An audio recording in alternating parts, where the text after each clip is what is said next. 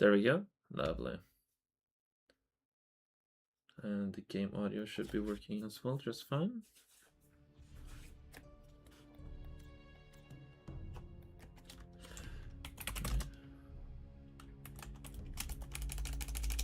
Hey.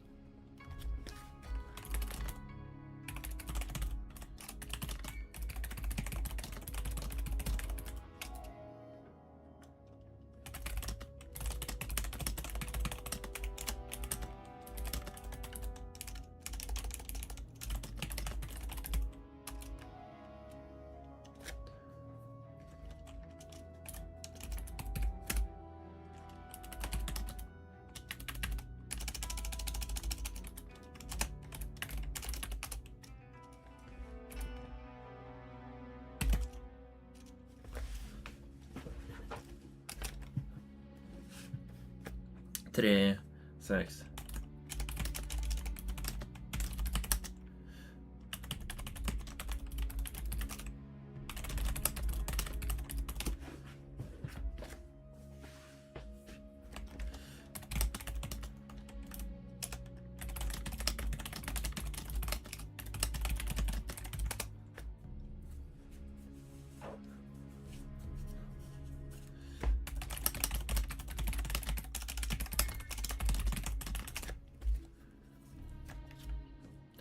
Okie dokie. Let's check that the stream is working.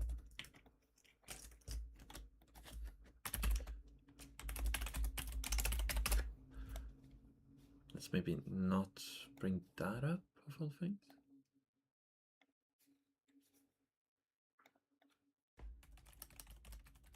Yep, seems like the audio is fine, and my keyboard is very loud.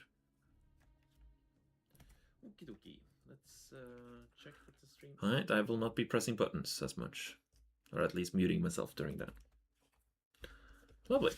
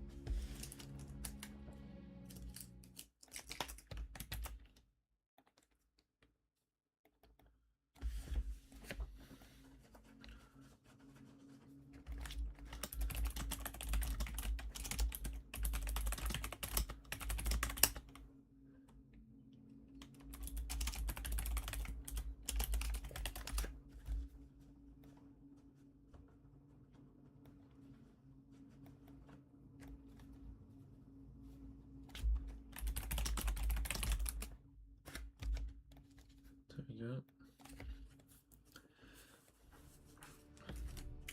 And where's my phone? So I can keep tabs on Discord.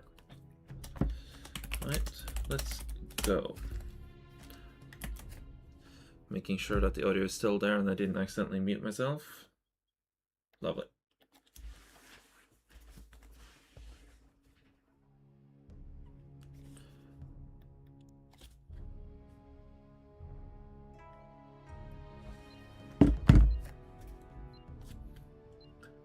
And now the stream is gone on my right screen. Lovely.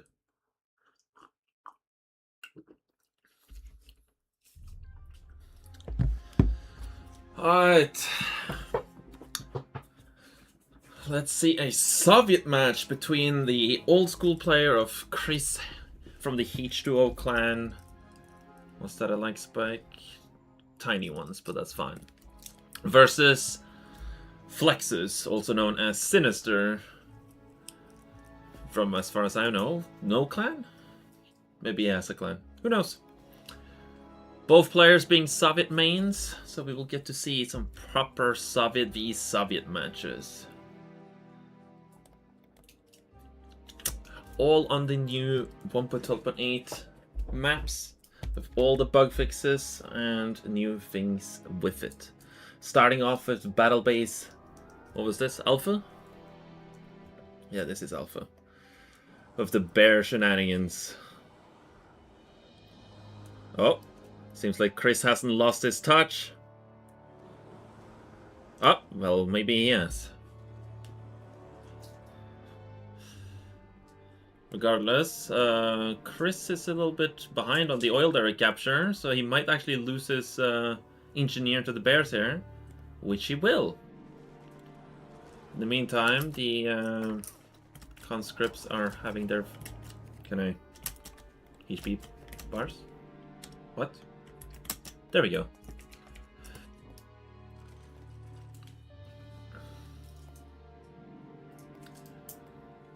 Just so much conscripts. Straight into the war factory. No super reactor just yet, so this will be terror drones and sickles versus most likely a terror drone and maybe 1 or 2 sickles, but straight into a super reactor. Chris is a bit low on money, but that's not really a surprise with the amount of bears he has had to produce.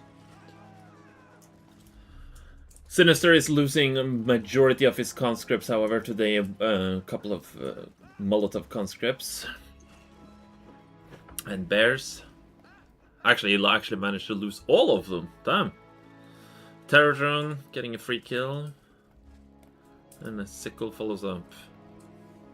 Still no super reactor. Chris opts to go straight into expanding instead, whereas Flexus, or Sinister, I mean, opts into going for tier 2. Oh. No hammer tanks as of yet.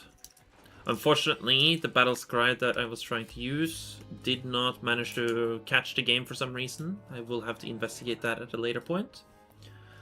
So we will just check their money the good old-fashioned way.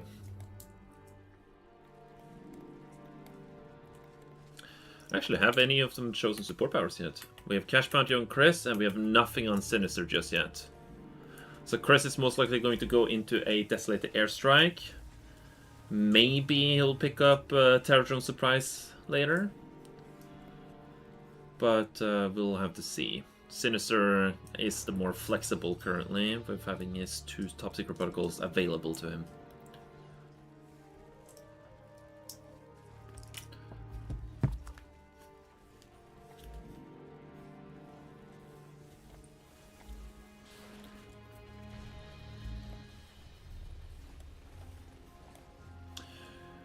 Getting a beautiful kill with on the terror drone there, and a return on the kill there as well from Sinister.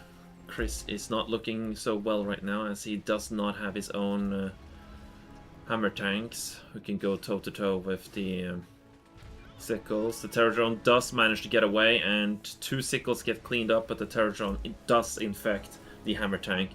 The walls are sold off, which just makes it so that the ore collector will potentially take damage a lot quicker.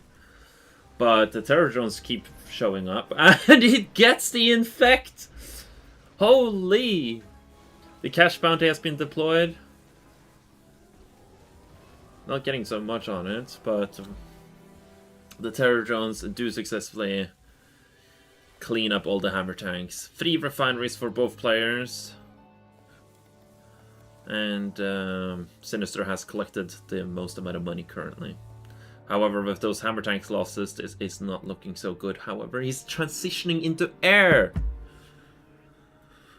So we'll see some terror drones getting sniped by the twin blades. As a terror drone from Sinister rushes in, unable to find any target, but does find that the super reactor is still not built. before it gets locked down by the other Terror Drone and soon will be cleaned up by something. First Twin Blade is out. Already killed one Terror Drone. And a Bullfrog needs to be created ASAP. The Sickles clean up the previous Terror Drone. And 2 more Terror Drone fall alongside it.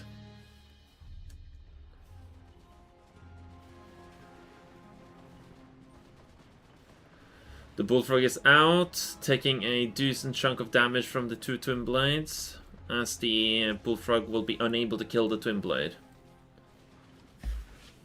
And no reactive... There is the reactive armor, losing half of its HP. In return, the Sickles... Oh no, the Terror Drone fails to infect the Sickle. The Art Collector is almost dead. However, another Bullfrog has arrived. Sinistra has opted for Orbital Drop, but Chris does spot it and gets away in time.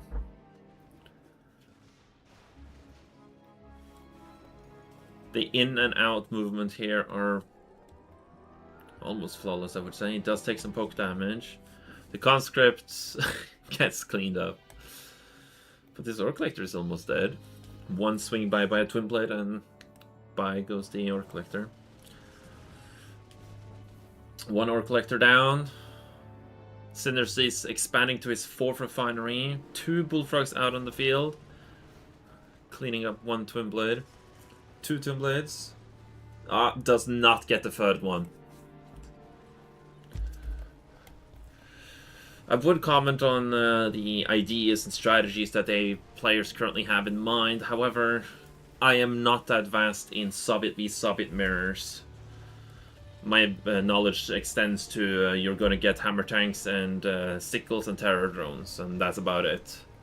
So me seeing some Twin Blades in here is already making this more exciting than I had anticipated in the first place. Ooh, almost got it. Hammer tank leech beam? No? Free kill nonetheless. All the terror drones gets cleaned up. This does not look good at all for Chris right now. And there's the GG. Chris loses game number 1.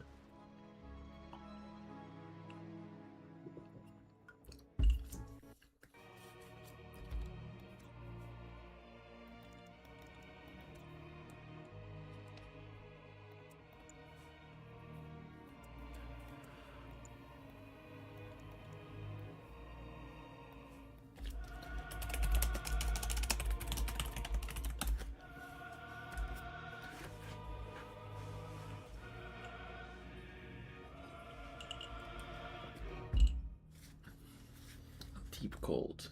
All right.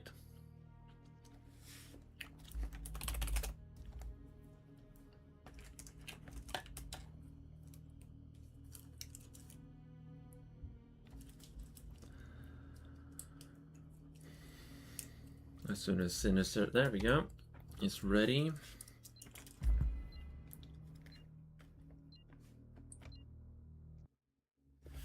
Let's see. I've gotten 6 pings. Jeez.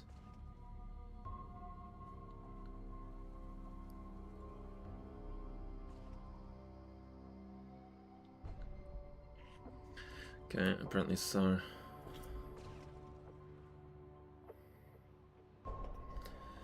You move up.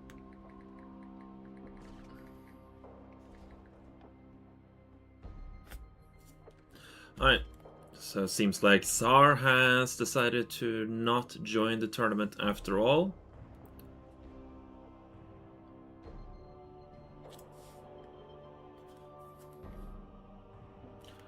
So we will move Speransky versus Green Alert then in the meantime. Alright. Welcome to Deep Cold, where we have the industrial power plant. One of the three new tech structures introduced in Wumpa 8 provides any player that captures it with a total of 300 energy to power their base with, as well as 300 power to their teammates. However, this is a 1v1 tournament, so there won't be any teammates there. Most obvious shit ever. Seems like both players trying to go for a very similar build this time. Both players going straight into a super reactor. Chris seeming to lose some of his conscript. Sending one bear will be able to... Oh, no. Ah, he still lost it. The bear did manage to get its attack off. That's unfortunate, but it does happen.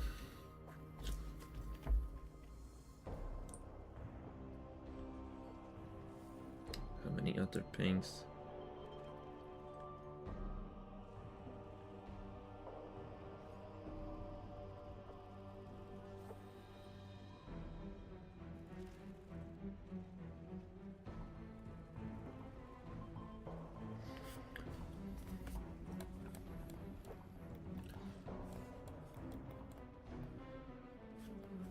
Seems like there is some level of fuss in the tournament scene with who has shown up and who has not. That is a bit unfortunate.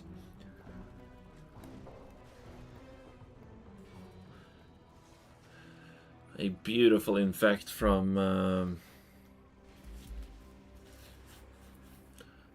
Sinister. However, with the cash bounty, this is not really a loss for Chris, because Chris gets to keep the hammer tank gun in play and use the cash bounty to offset the reduction. Well, if he... No, actually it's still a loss. I was thinking about the crane now. Oopsie daisy. Well, he reduced his loss at the very least and kept the gun in play. Both players sending terror drones around the side.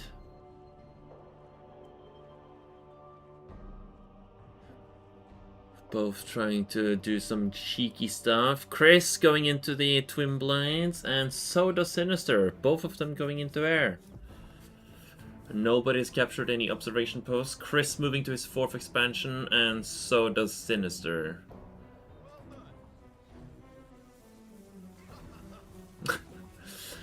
Terror drone shenanigans. But Chris will show up with his twin blade a little bit late to the party, but shows up nonetheless. Sending the terror drone through, and it will get caught eventually itself. But in a more safe position, probably.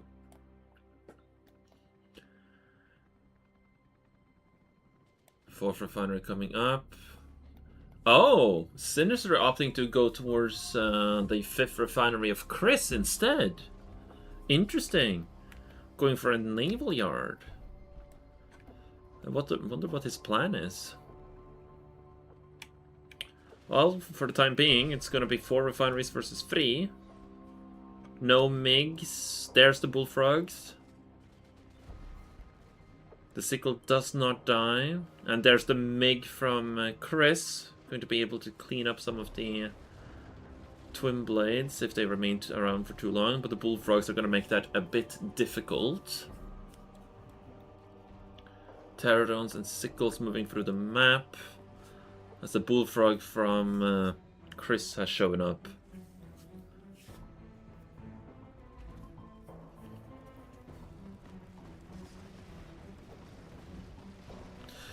One twin blade goes down, a second one follows soon thereafter. Chris getting the upper hand, killing the bullfrog in one fell swoop as well. The double hammer tank is still around. And who's going to get the money? Chris is getting a lot of value from the cash bounty currently. The 4th refinery is up. A little bit of an awkward position, not gonna lie, but it is up. Battle Lab is being constructed by Sinister now. Is there any attempt of that on Chris? No, there is not. The MiGs catching each other out guard. However, Sinister is the only one that actually follows up on it to try and go for a kill. But he only finds the twin blades instead. and loses a MiG. Trade favor, Sinister. Chris going for his 5th refinery now. No Sputnik in sight, so there won't be a economy advantage towards Chris in the long term. Orbital drop being placed on the hammer tank, and the twin blade goes down as the MiGs clean up the terror drone.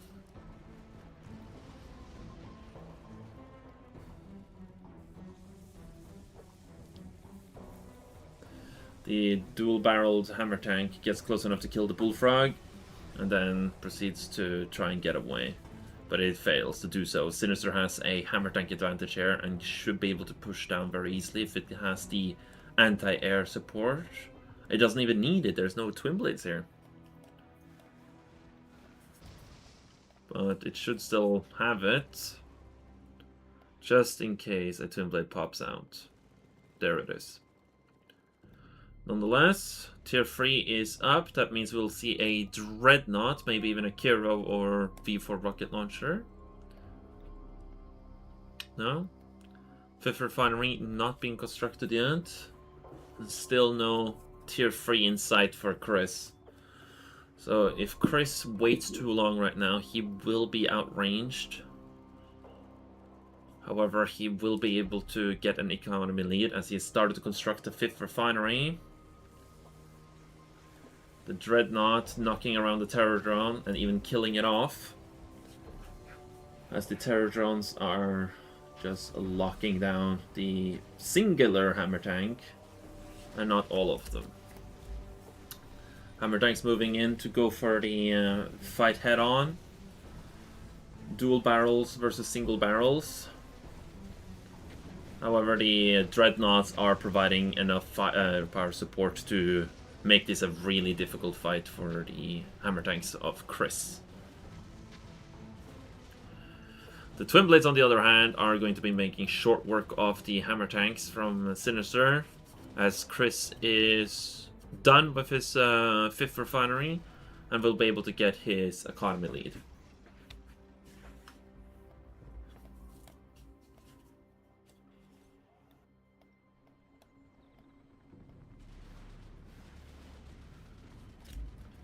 Let's see. Anyone asking for any help?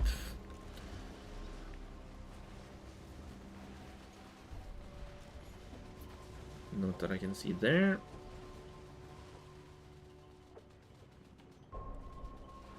Maybe here. Nope.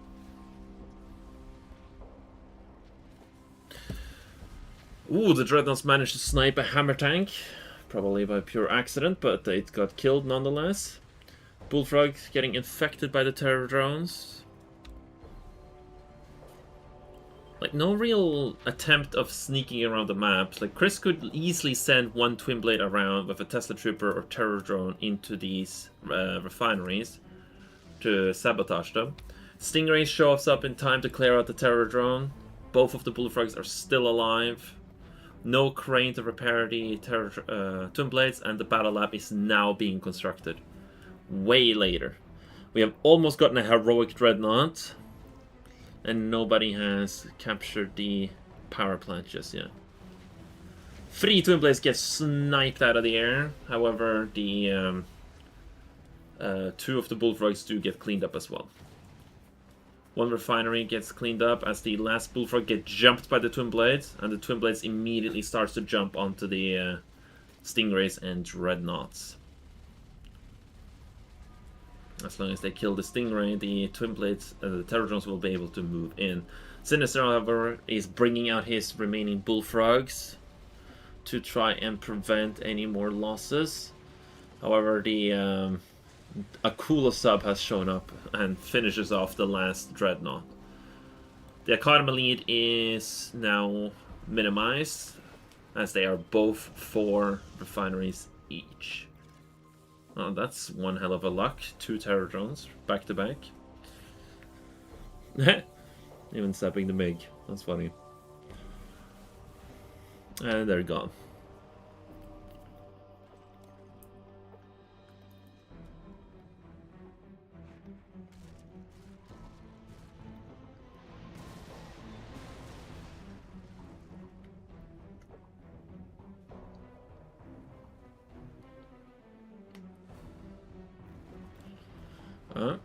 Almost a Twin Blade down. Still no attacks on the other side. No flanking. One Twin Blade goes down. The Bullfrog tries to run away, slowly getting killed by the machine guns. As the MiGs show up to clean up Sinister's Twin Blades, taking some heavy hits with the Flak Cannon and Bullfrog. Is there any crane for repairs anywhere? No? Oh, no, there it is. Dreadnought. We're gonna get a flank attack from Chris. Sinister takes the opportunity to move his Bullfrog in to do a lot of damage to the Twin Blades, but not quite finish them off.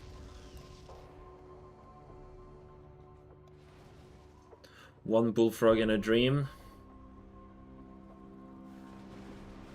As the MiGs take heavy damage. One goes down.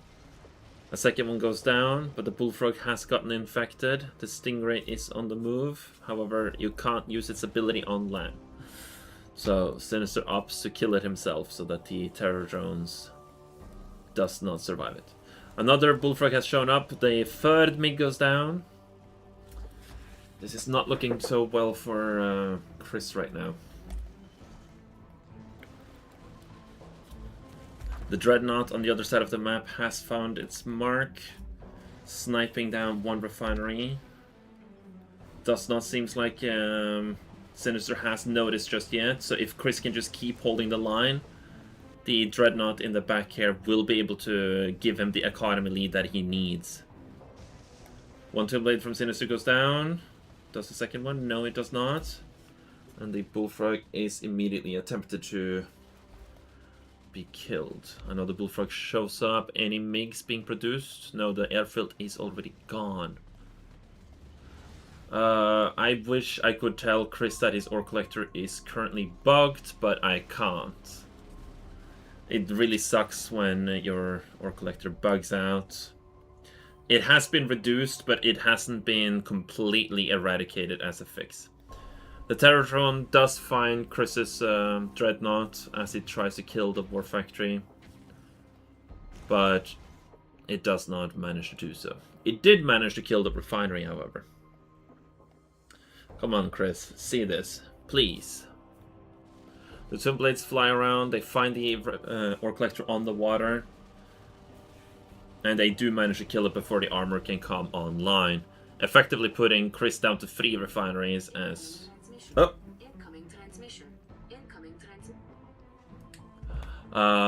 As he reactivates his starting refinery.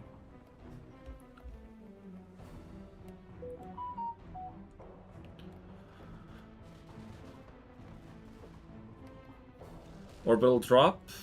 Or no, orbital dump? Downpour, actually. Orbital downpour being dropped straight onto the super reactor. Crusher Crane getting killed. Barracks gets killed in the process, and as such, the rockets from the Twin Blades will be enough to blow it up. Putting Chris into low power, allowing Twin Blades free reign to ignore any and all flak cannons around the map.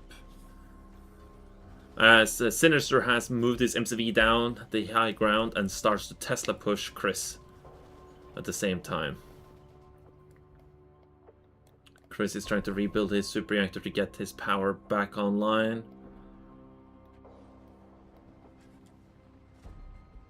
Stingray walking through. There's the Tesla coil. Chris is now down to 4 refineries. Sinister has lost his... No, he never expanded here. Never mind. I forgot about that.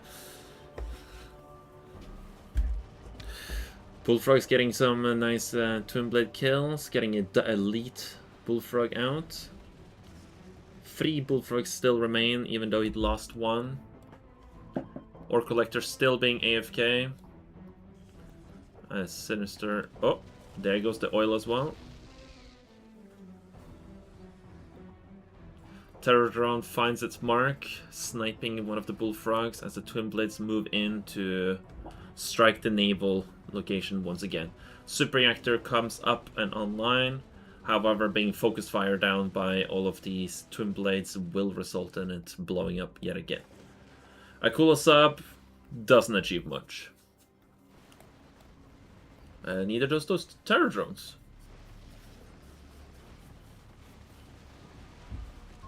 And down goes the super reactor, and down goes the bullfrog. A couple of twin blades lost in the process, but damage worth nonetheless. No secondary attempt on more dreadnoughts from Sinister just yet, as the Stingray is all the way on the other side of the map, crossing the entire land trying to catch the bullfrogs, just dying in the process. Ugh, that is unfortunate. Still no crane from Sinister, so there will be no crushing of that ore collector. And Sinister has not rebuilt his starting refinery. Power offline. Tesla Coil is not able to do much as the reactor is being constructed. Ooh, that might have some high value. Which one is it? Orbital dump? Orbital downpour. If he saps these bullfrogs correctly, he will get 3 kills there. But he does lose a couple of terror drones in the process. But he does clean up 3 of the bullfrogs very nicely. Tesla Coil is online, focus firing down the power plant from Chris.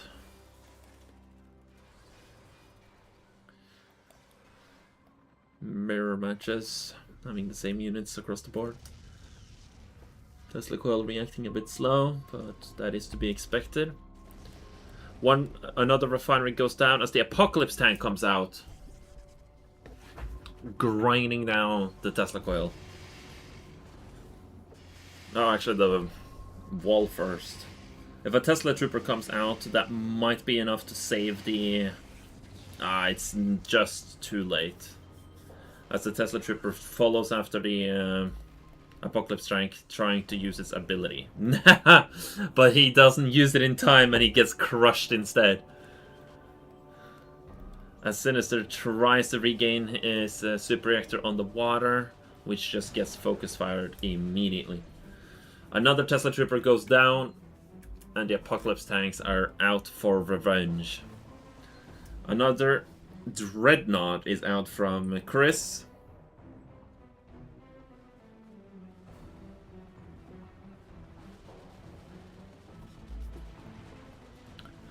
And Sinister has gotten out of Kirov, striking straight at the naval expansion from Chris, and will be putting soon major pressure onto the MCV as well. As the flight cannons hasn't been microed yet, the MCV isn't being protected by the flight cannons. The Tesla Coil is getting cleaned up. That seems like the reactor. The MCV has gotten away, however there is no crane. Sinister needs to move his MCV straight to the water to clean it up with the Stingray. However, the conscripts are shredding through the terror drones, one after another. As the MCV manages to survive, as the Kirov gets completely cleaned up. Where is that MCV driving? Nobody knows. As the Apocalypse tanks show up to clean up the MCV from Chris. But has to swing by the barracks first. In the meantime, Sinister is trying to clean up the remaining ore collectors from Chris to eliminate him from all the remaining money. However, Chris has 4,000 in the bank and will be able to do a decent chunk with that. Sinister has opted to rebuild his MCV from the naval yard, instead of simply getting a Stingray and moving the MCV onto water, which is a lot cheaper. 5 times cheaper to be exact. In the meantime, the Apocalypse tank cleans up house very nicely. And the Kirov airship comes to find its mark onto Chris. With 1 naval yard left and only 1 refinery, this does not look good at all for... well, that Kirov is going to die. But so will the super reactor and so will the war factory. This does not look good at all. There's the crane. He will have 2 MCVs. That's great. That is just great. Apocalypse tanks versus Apocalypse tanks. But one of them is heroic Chris throws in the towel. The score in favor of Sinister is 2-0.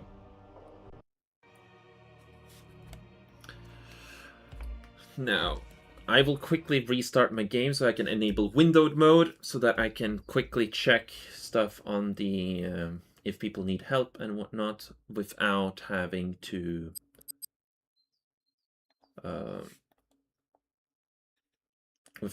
check it on my phone. I will also have to update the brackets as long as I go. So just stand by.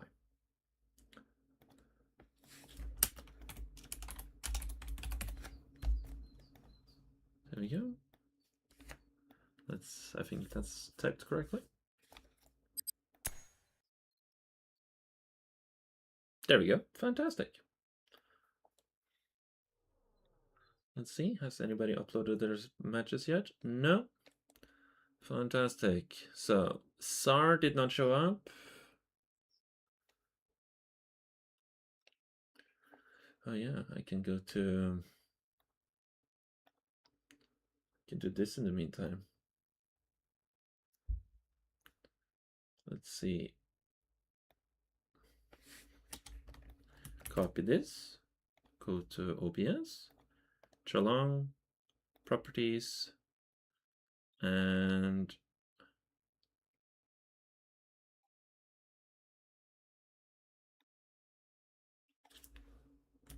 Cool. Okay. Seems like Chalong is not happy. Let me give that another try. Interact. Ah, it needs me to verify something. Lovely.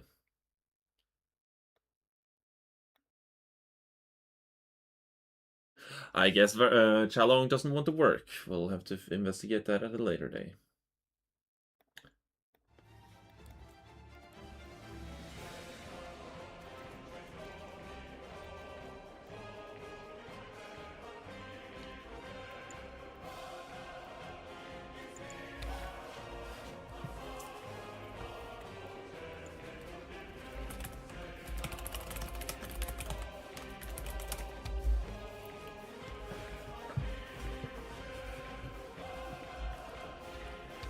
Alright, I will also disable my stream Discord overlay.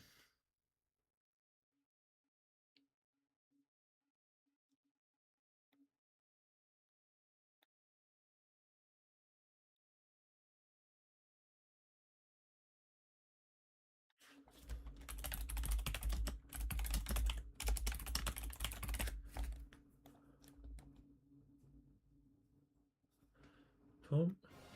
Fantastic. Yes!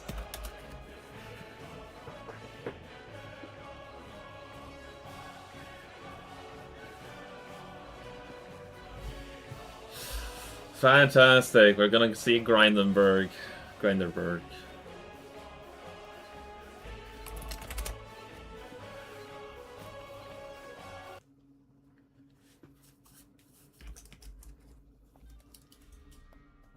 Alright. And now I will be able to quickly... Oh, now it's working! Look at that! Oh, right. I can't move the game over to that screen. Well, guess who just froze their entire game? Whoops.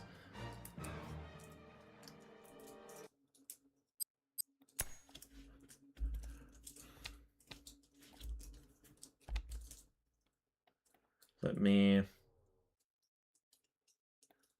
Hey, Flexus, I accidentally crashed my Red Lift Free.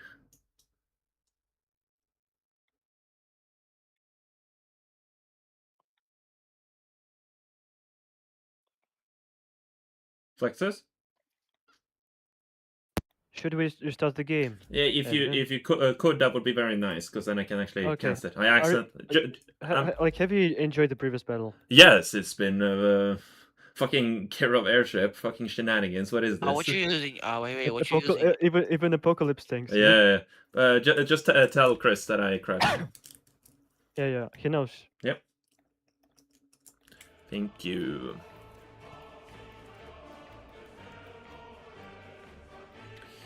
Sorry about that. I'm sitting in the public call. And the Discord overlay is still not gone. How about that? Random bird.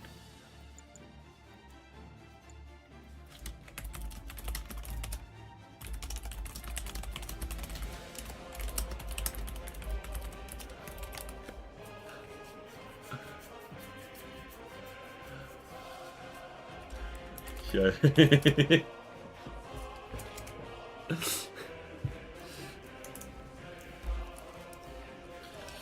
Alright, there we go.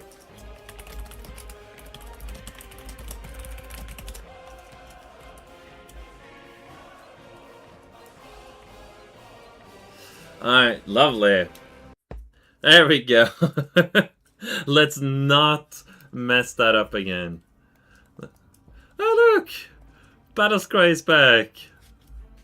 Oh my god, I'm so happy that it's actually working. I thought it was completely not working. Alright. Well, that's just amazing, not gonna lie. Lovely. Oh, right, I can't... Oh, I'm fucking stupid. I was testing it earlier with Chris before I started the stream, and I forgot that Battlescry hides itself if you try to be one of the players, so you can't cheat. Which which makes a lot of sense to why I couldn't see it. But now I can actually keep tabs of how much money each player has. Lovely! Alright, we're going for an engineer play into the Swiss bank rather than going for bullfrogs into conscript. Interesting choice. The Swiss bank is another new tech structures introduced in 1.8, which you do not need an engineer to capture. You can use any infantry that can garrison a building, and it will give more money than an oil derrick over time. If he were to capture it, that is. Let's see. Alright. However, Sinister has successfully gotten his firebase, which is the other, or the third and final new tech structures introduced to 1.8. Its main anti-ground cannon is extremely deadly when it hits. It is a traveling projectile, so you can avoid it. However, the closer you get to it, the more difficult that becomes. And if it does connect, it hits very hard.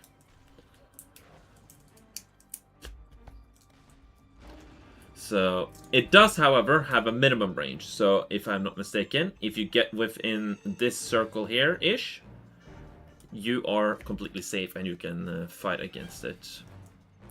It also has an equipment of 4 anti-air turrets, which is enough to kill a Vindicator that does go for a bombing run.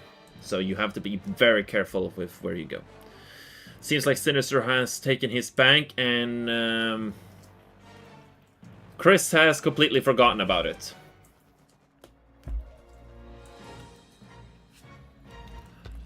Which sucks because he will not get a lot of money from this. But he can do some silly stuff. Oh. If he micros this correctly. Oh, there we go. Look out, Chris. My boy. Well done. He has not captured the firebase just yet.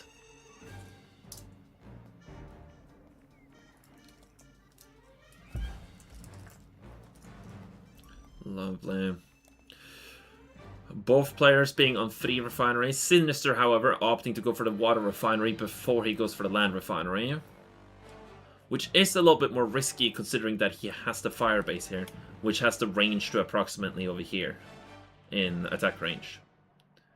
Which makes it so that the this area of attack for Chris is going to be more difficult for this refinery. The water, on the other hand, is the perfect path for Chris to attack across the land path or the water. Chris now capturing his own fire base. MCV not moving, but packed up, wanting to go... Oh, there we go. Somewhere. Probably to his 4th refinery. In the meantime, Sinister has opted to go for Twin Blades and MiGs, while Chris has not. Chris seems to have had more money income than Sinister for some reason, though. Has he had the... Oh. Has he had the third refinery for longer? Oh, yes, he has. And he has been delaying the ore collector for a very long time as well. The sickle gets infected, and Chris is opting to steal the weapon from the sickle.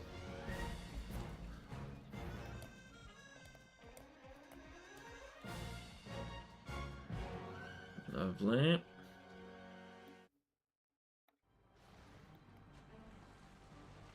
Fourth refinery up, but immediately upon the adaptive armor. As the bullfrogs from Chris chase down the twin blades, which are not able to do much. One twin blade, oh, almost goes down. Reverse move was not needed there, but it was used nonetheless.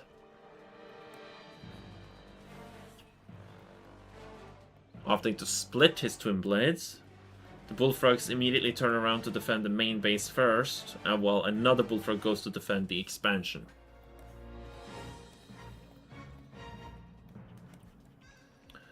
No player having opted to go for the 5th refinery yet. No further attempts of stealing the Swiss bank has either been made. Even though all Sinister has to do is to launch a 1 or 2 conscripts over here and then run down here. Akula subs in the lake in the middle. Trying to use their ultra torpedoes as orbital drop comes down. Level 1.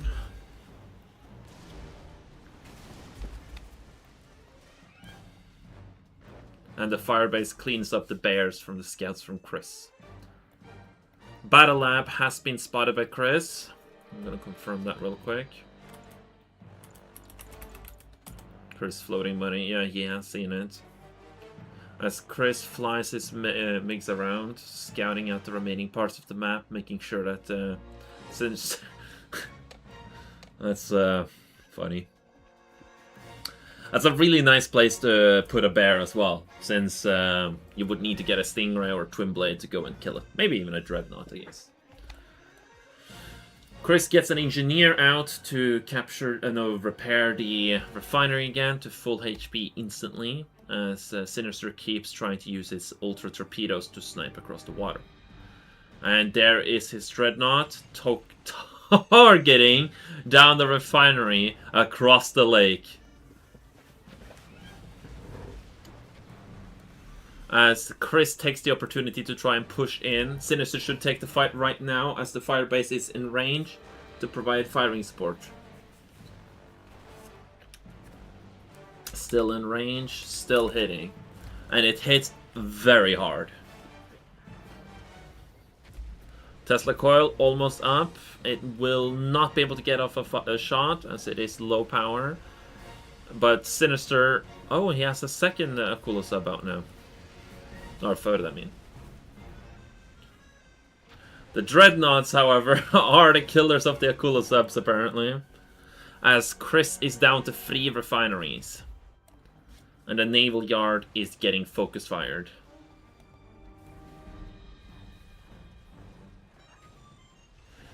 No more Akula sub, and the fire base for Chris will get cleaned up. And will then resolve... Oh, jeez. My mouse really doesn't want to follow my commands today.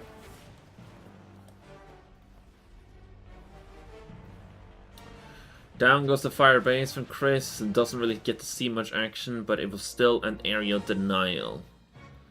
Chris, in the meantime, is building something. He's building the crane on the high ground for repairs for Twin Blades, most likely.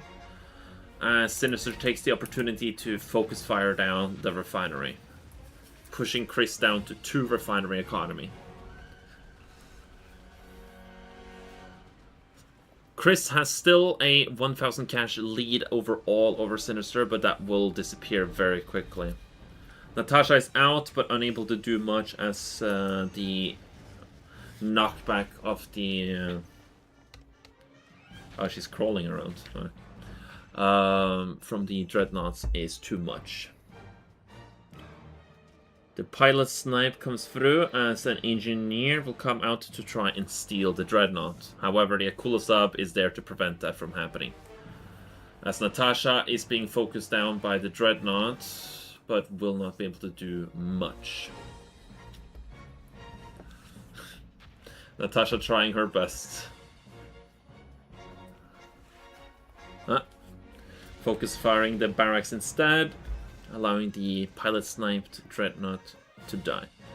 Chris is in the meantime sneaking through with a Kirov airship, which will probably get spotted.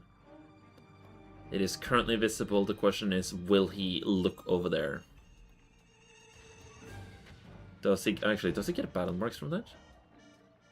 No, he didn't take any damage. Twin Blade and Biggs gets cleaned up as the Apocalypse tanks. Does he get the harpoon off? Almost no. That is so sad. Chris, in the meantime, he is opting. He's not out. He's not giving up. He might have lost the middle area, but that doesn't mean he's out of the game. So he is taking the opportunity to expand to the corner of the map. As Sinister shows up with his Twin Blades to clean up the Swiss bank. I will quickly refresh to see if anybody's reported any scores. No. And as mentioned, SAR forfeited. So Kagri moves up. And then someone else seems to have forfeited as well. Lovely. Kiro airship sniping through a Sinister space, sneaking its way all the way in, cleaning up War Factory into an airfield, already being profitable, trying to go for the super reactor, but the amount of bullfrogs there prevents that from happening. Once again. Sinister coming through with the Sputnik expansion and the Ore Collector kill as the MiGs show up to push Sinister's way and the Bullfrog shows up to clean up the MiG, allowing Sinister to almost push through. Chris and Sinister opting to fight face to face, Sputnik v MCV. As 2 Tesla coils are being built by Sinister as he has the superior economy right now. But for how long? Flak Trooper comes through.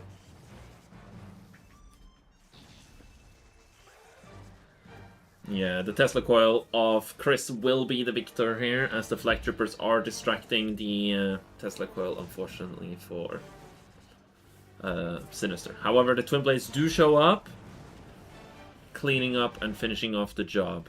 The MiGs show up to clean up the Twin Blades. And no more Tesla coils are currently being built. Oh no, there is one. From Chris. As the Bullfrogs show up, cleaning up the MiG. Transferring the elite status over to the Bullfrog. What is being built? A Tesla Trooper? Oh yeah. That was a bit many roars, but it'll work.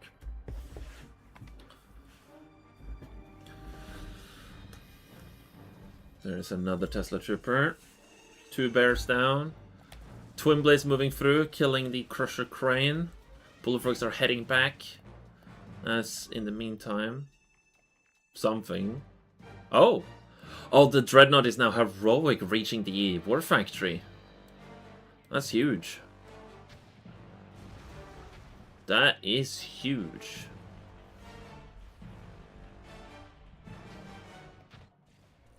Natasha is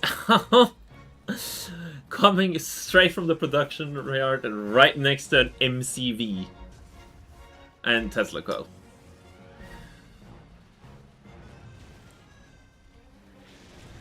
Oh, Pilot Snipe. Oh, almost. And he didn't cancel. So Natasha just used its Pilot Snipe. And it's on cooldown. So Chris can keep messing with that Natasha as much as he likes. However, he can't really take his eye off that MCV. If not, it is going to die. He sends out a couple of bears, but Natasha can make short work of those bears. This is going to put a lot of pressure onto Chris.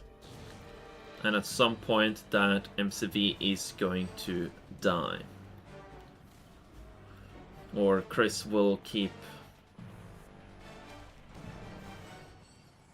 losing its money onto the bears. However, the twin blades, there we go, there's the GG called. Seems like someone has finished their matches. Lovely. Sinister takes the game to 3-0. And as such, if Sinister wins the next match, Sinister is the victor and Chris will be eliminated from the tournament.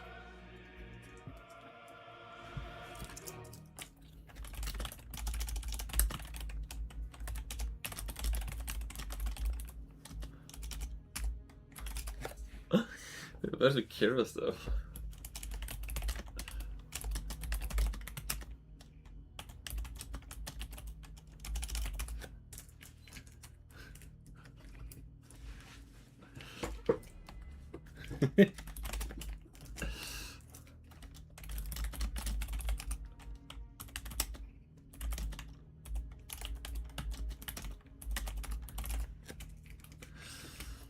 There we go.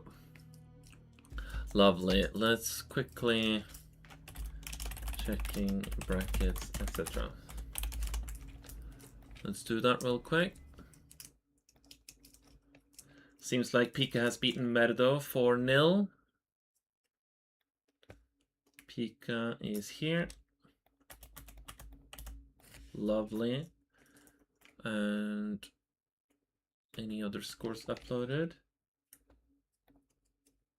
I will quickly ask.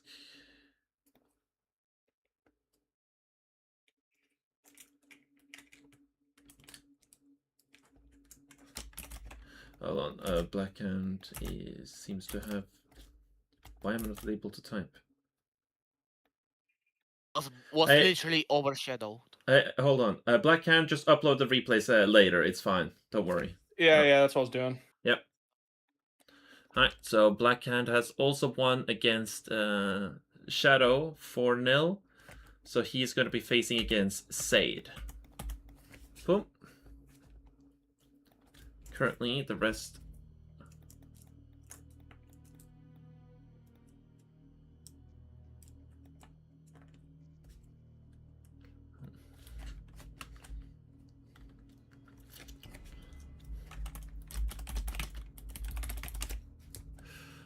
Lovely.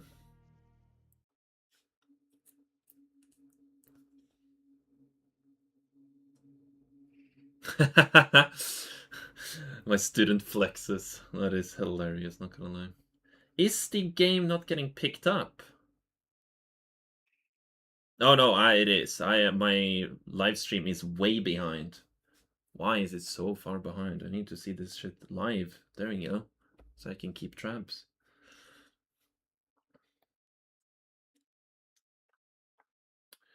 Let's see.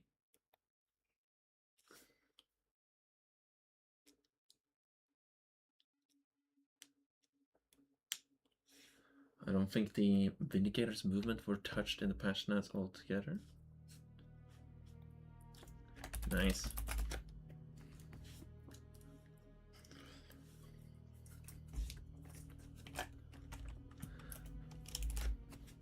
We're low anyways, I haven't played competitive in years. My dude, I'm playing so fucking well.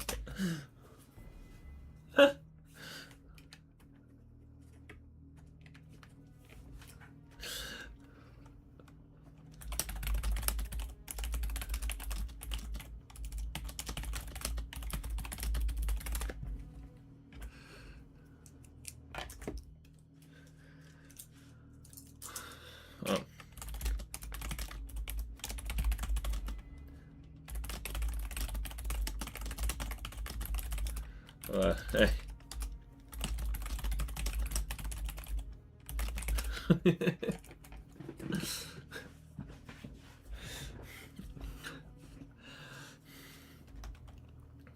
Oh my god. Sinister is trying. Agreed.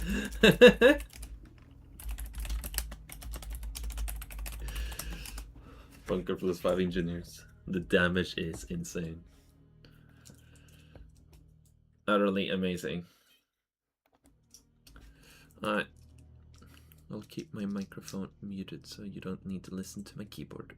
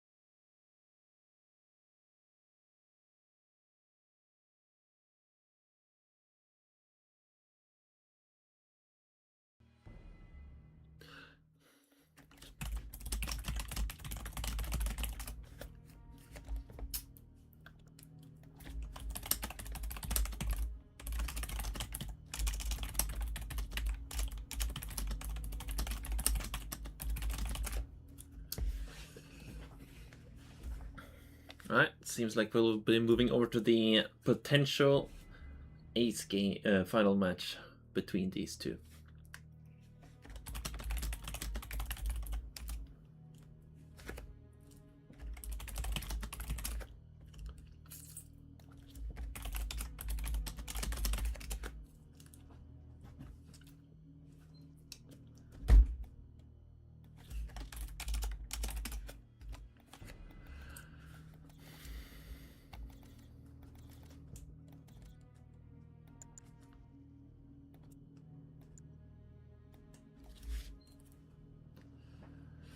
We will be taking the match to Battle Base Delta, it seems.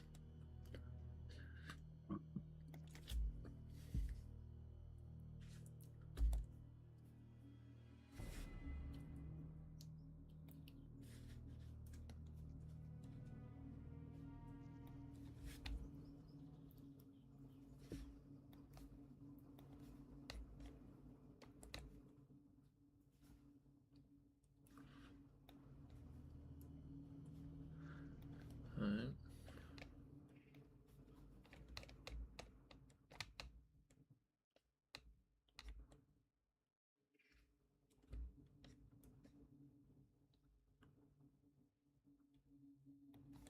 Dark Age.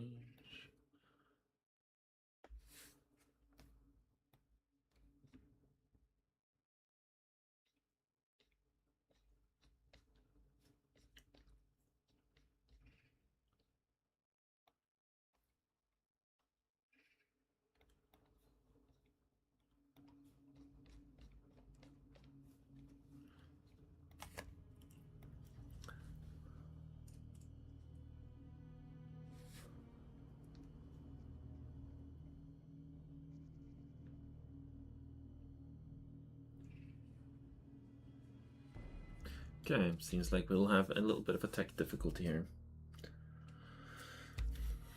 Alright, I will see if I can clear up some matters then. AC to 2025 seems to be non-existent.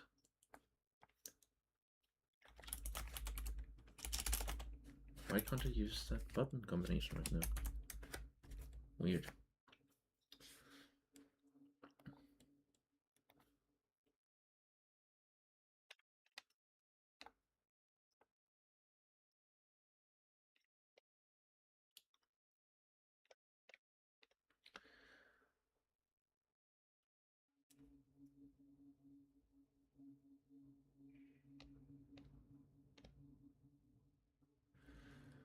Alright.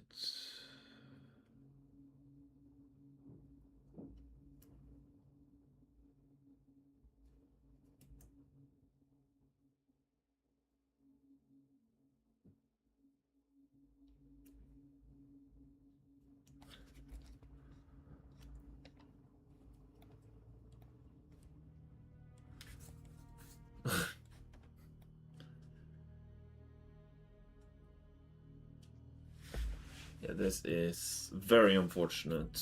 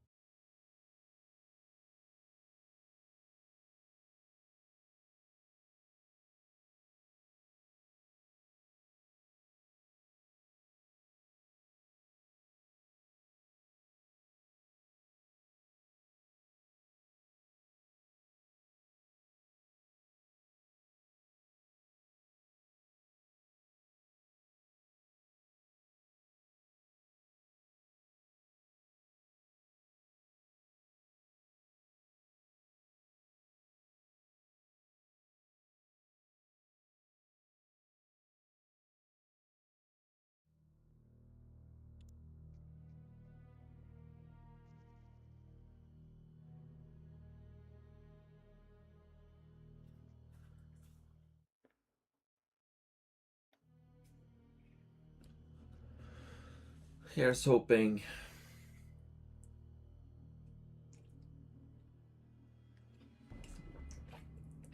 Son of a bitch. Accidentally spilled some hot cocoa over myself. Whoopsie daisy.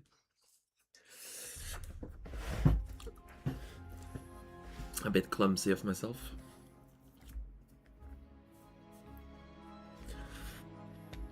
There we go. Finally into the match point match for Sinister versus Chris. Let's see.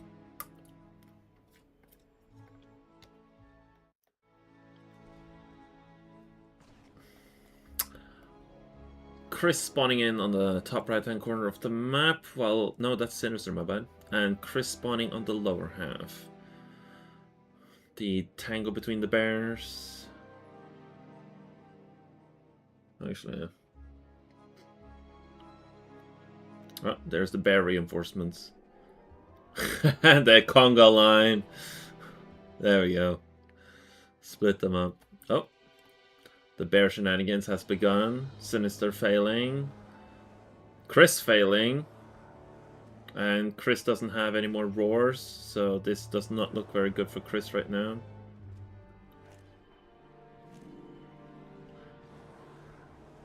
The transferring of ownership of the Veteran C status has been deployed. And the bear doesn't even get a kill. Sinister is getting some massive value from this. However,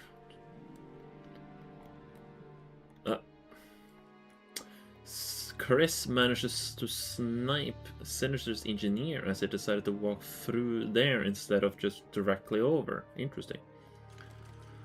We might have tried to avoid any sneaky bears from the land path, but it backfired.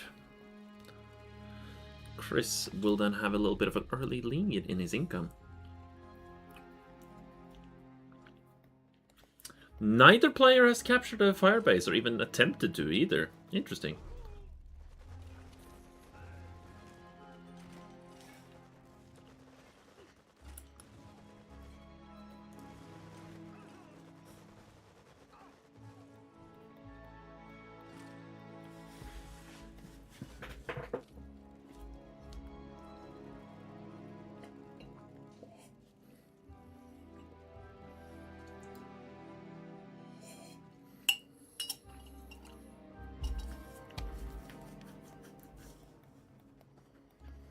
And Sinister will get the ability to kill off the oil derrick from Chris.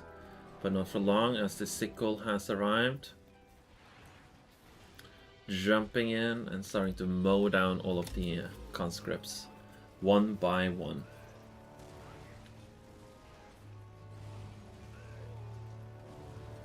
Saving the oil derrick, but barely doing so. Sinister, on the other hand, has opted to go for his third refinery a little bit quicker than Chris has. But still no oil derrick, as Chris manages to... Oh, no, but he did kill the sickle. He didn't put his sickles on hold fire in time. Sinister is tier 2, having the ability to build some hammer tanks. 4 sickles ain't no match for a hammer tank. But catching the sickles is going to be tricky. As the sickles find their terror drone, they jump in and fail to land on the terror drone, but the terror drone moved back in regardless. They didn't run away. No walls? Interesting.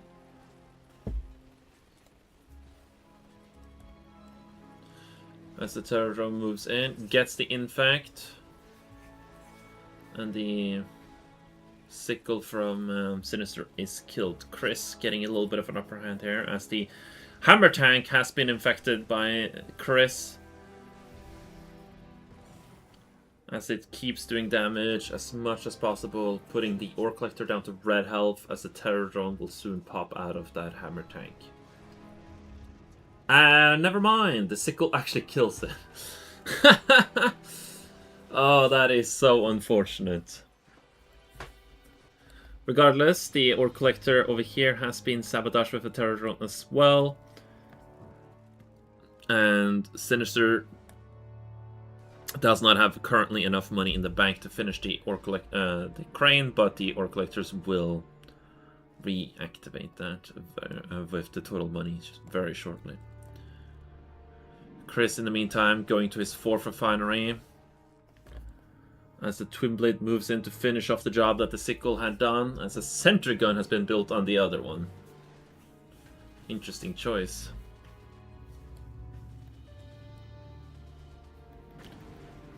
And another crane will be built too. And a cash bounty being dropped down by Chris, earning him 350 additional cash.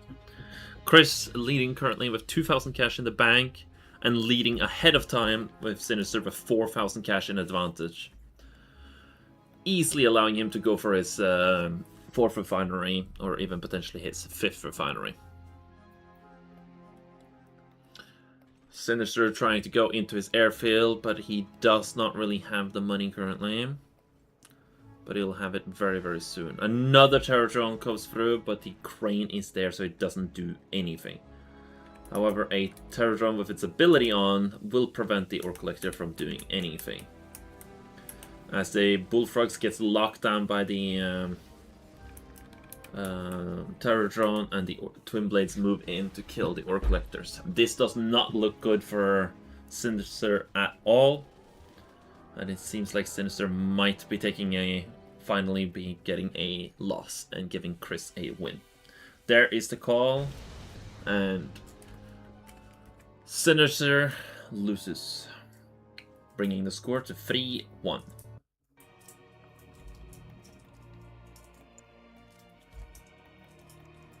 Oh. Hopefully it doesn't disconnect again.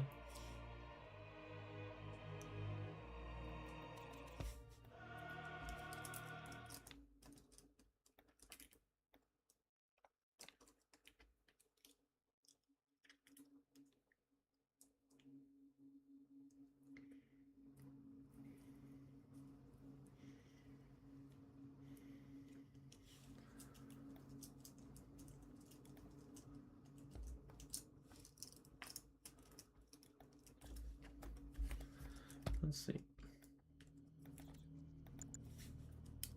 There we go.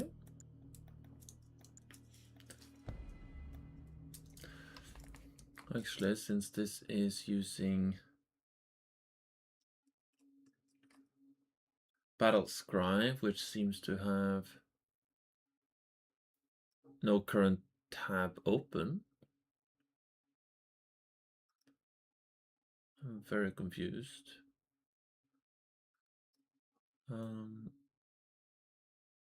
Where is my Battle Scribe?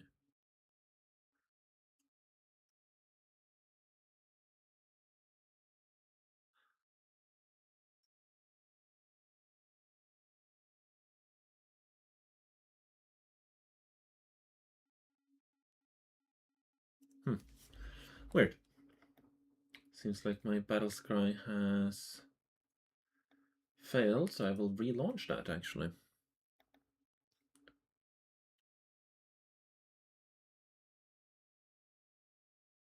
There we go. Track, thank you very much. Can I enable the team score?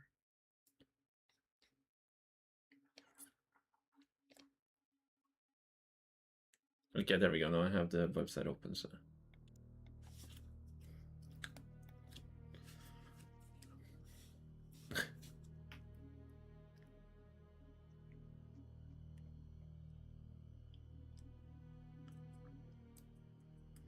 It happens, Chris.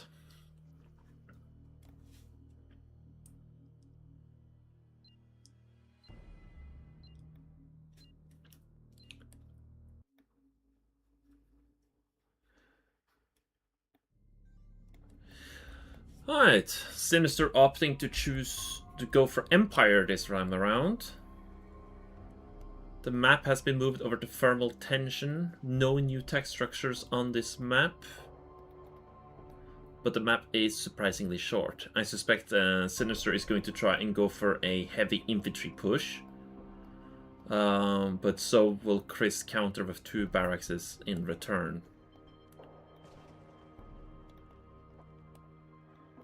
There's his 2 refineries, and there's going to be a lot of Imperial Warriors and maybe some tank busters as well.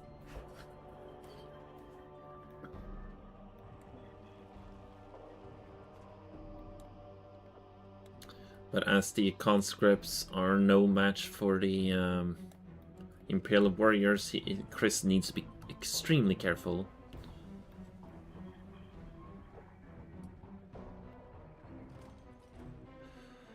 Throughout this. The Flag Trooper tries to use his magnetic mines. It fails. The Imperial Warrior gets a free kill on the bear as it tries to roar. The mines get switched to barely in good time as the conscripts from the civilian structures shoot down the dojo, but the dojo does manage to get a final crush onto the bear as the Imperial Warriors are slowly getting gunned down, but even killing a few more conscripts in the fell swoop. Couple of tank busters being produced, but not being sent up for some reason. I don't really know what he has in mind, but we will see.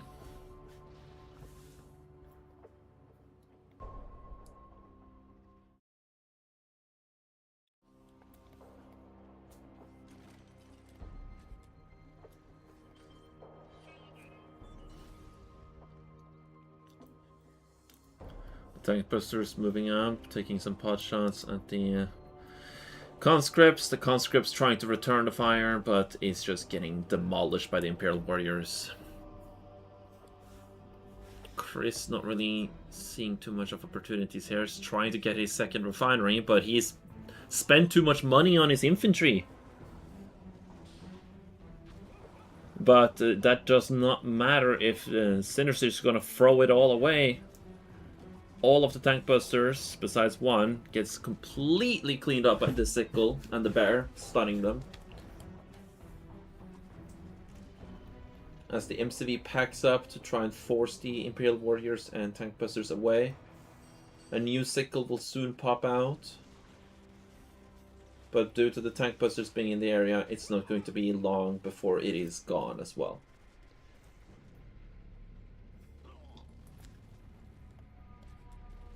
He needs to put a tank buster into the civilian structure so that he has essentially a tiny turret.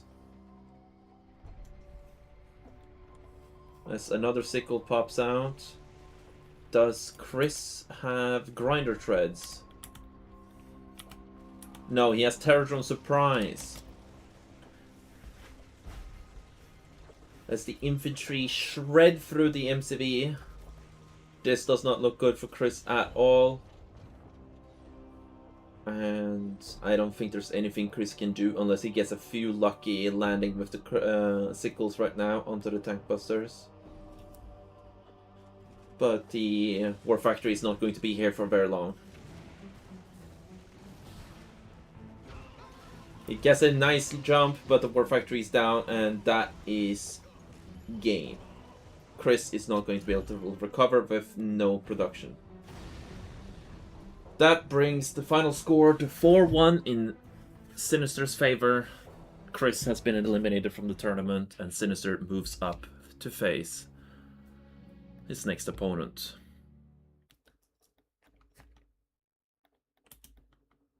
Oh, -1. There we go. Has anyone else reported the score? So we will be right back. Why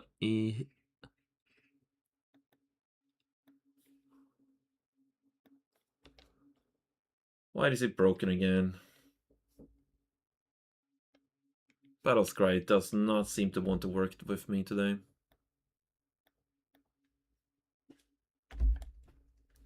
Could not reconnect to the server. Reload the page to restore functionality. Roger that.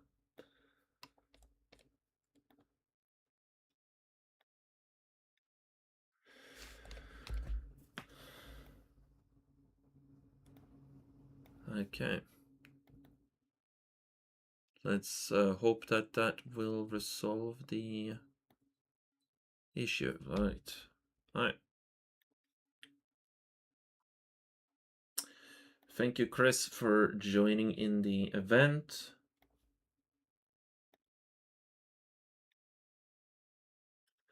Okay, Dark Mage actually did play against his opponent, so it wasn't a forfeit. Lovely.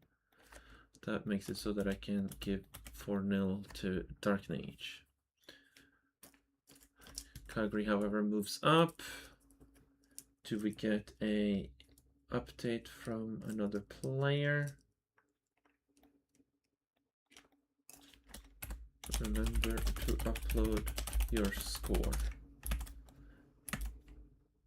Okay, so Opishishao is already underway.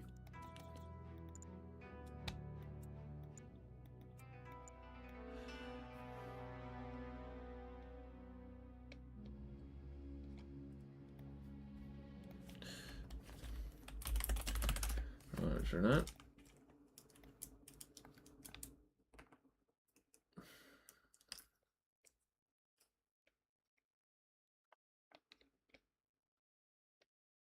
I've been pinged again.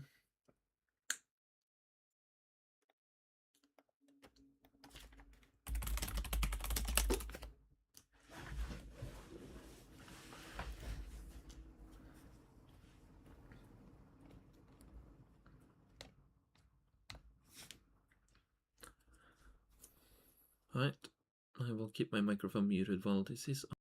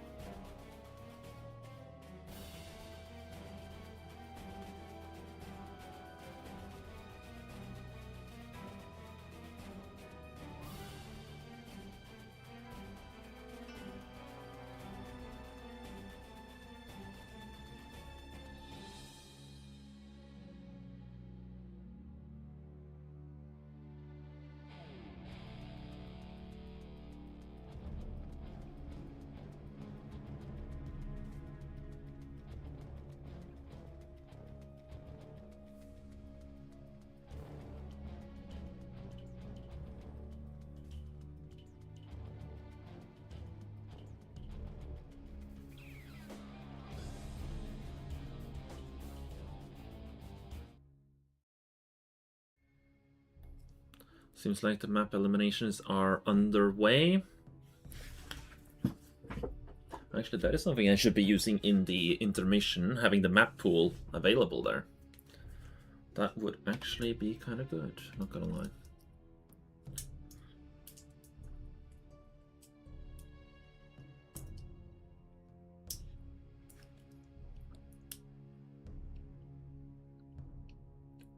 Scorching Sands. Okay. Database Alpha, that is probably BA.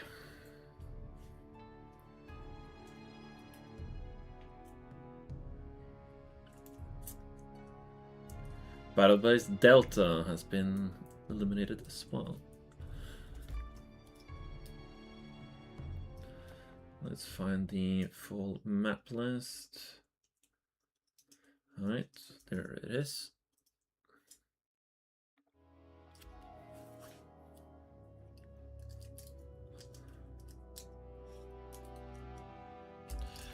Let's see.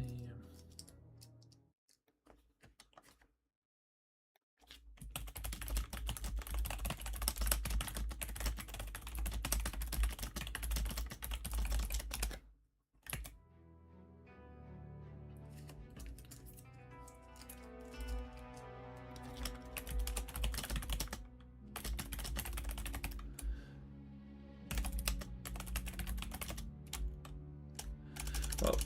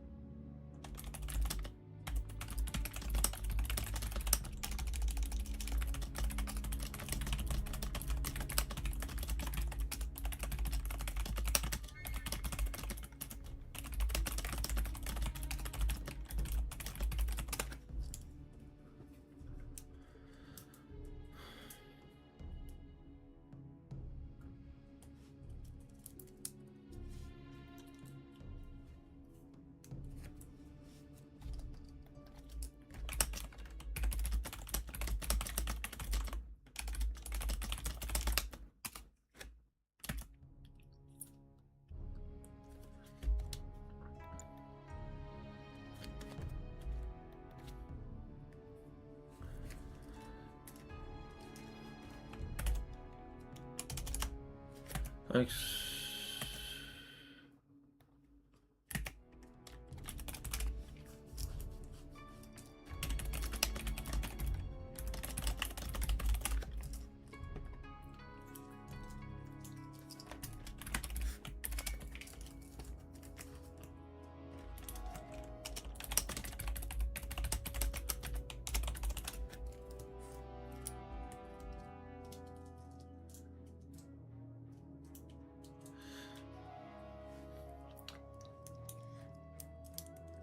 Seems like Calgary is a bit new to the elimination system.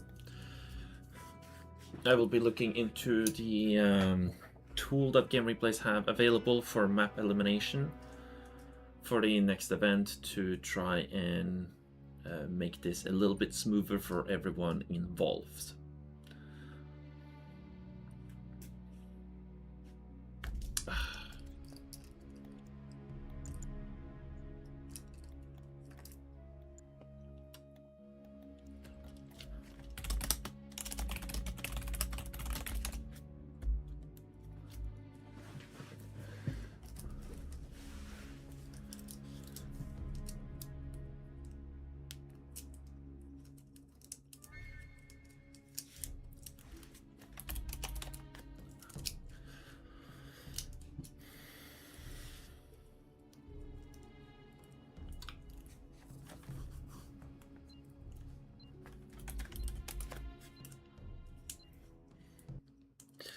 Alright, there we go.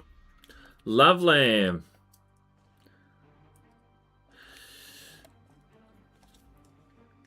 My mouth immediately closed itself. There we go. Spawning in on the left side as the red allies, we got Dark Mage.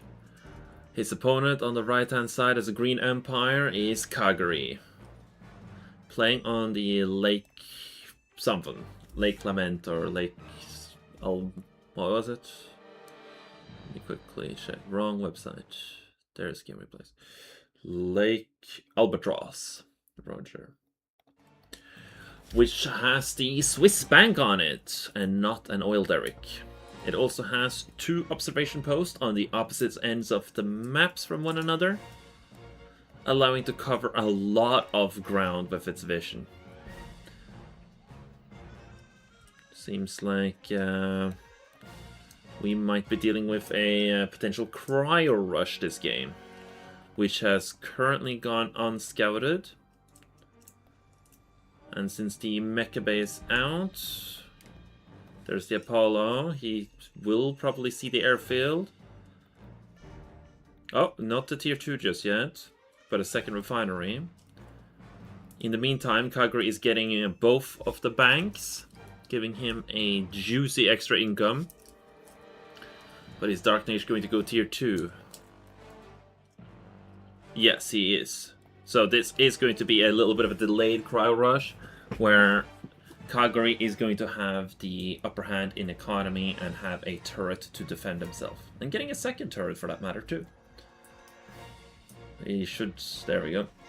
And he has his first Tengu as well, which is going to be having its little fun time versus this Apollo. The Cryocopter is out, which will probably turn this into a MCV push at the same time. If Kagura had kept his barracks here, he could have built a couple of Imperial Warriors, 1 burst drone to kill off this refinery, to make it very difficult for Dark Mage to do much. However, he is opting to push his MCV across the lake to try and drop off turrets in the face of Kagura. In the meantime, however, because of the extra 2 banks that Kagura has, Kagura should be able to do a significant amount of damage here. If Kagura starts to spam Imperial Warriors, that would probably be his best bait right now. Oh, there we go. As the Cryocopter shows up, the turret is active, but the power plant will be the target. VX shows up to the party, getting shrunk down, but there's only 1 VX in the current party. A power plant has been dropped down on the front line, as a airfield will probably be dropped down soon thereafter. There it is, to relocate the reloading. As Kagura is getting harassed on its economy and is going to be put down to 0 income very soon. This is going to be all or nothing at this point for Dark Mage. As the Cryocopter and Vindicators has to return home, the Imperial Warriors will be able to clean up this multi-gunner turret. The economy is currently shut off completely, and which will allow Kagura to completely decimate Dark Mage. And since it only has 1 Vindicator, it has to... it should use the Shrink to kill, and then the Vindicator to kill the other one. But it opts to go for the freeze instead to save and conserve the bombs. Kagura, in the meantime, is currently not really producing too much. He could just walk over here and kill the airfield, but he doesn't seem to want to just yet. As the Vindicators, the Striker VXs camps the airfield, making it very difficult for for Dark Mage to do much. Well, I wouldn't say it's the map there, Dark Mage, but you opted to not try and have your bank, giving Kagura a massive economy lead. For those of you who haven't really messed around with the bank yet, the amount of money that the Swiss bank is giving you is around 40% more than an oil derrick. So having these 2 banks is almost like having 3 oil derricks, which is a major amount of money. However, Dark Mage does not give up. He's probably going to get himself a 3rd refinery. Kagura, in the meantime, is opting to get more Tengus. He should be very careful about putting his VXs up in the air, as Dark Mage still has 3 Apollos. But now the ability should be off cooldown, ready to land at any given time. And he will probably to try and fly around to do the damage that he needs to do.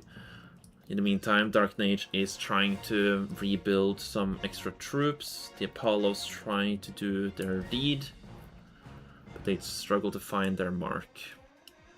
However, they do find one random Tengu flying around and clean it up.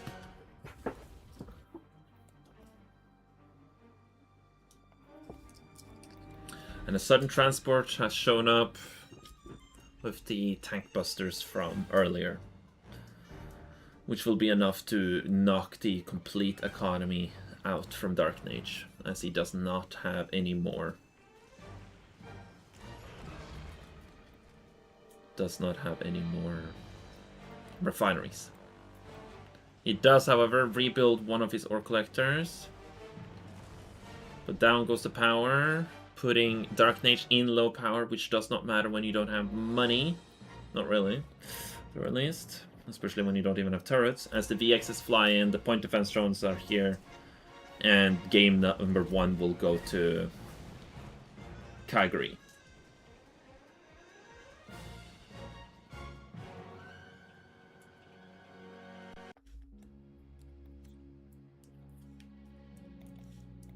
Oh.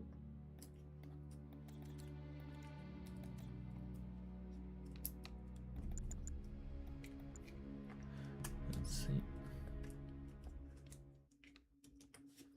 How do I...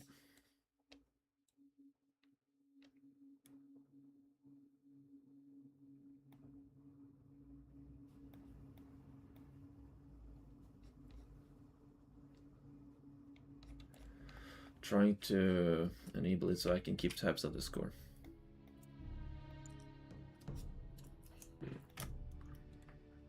Oh, there goes Dark Mage.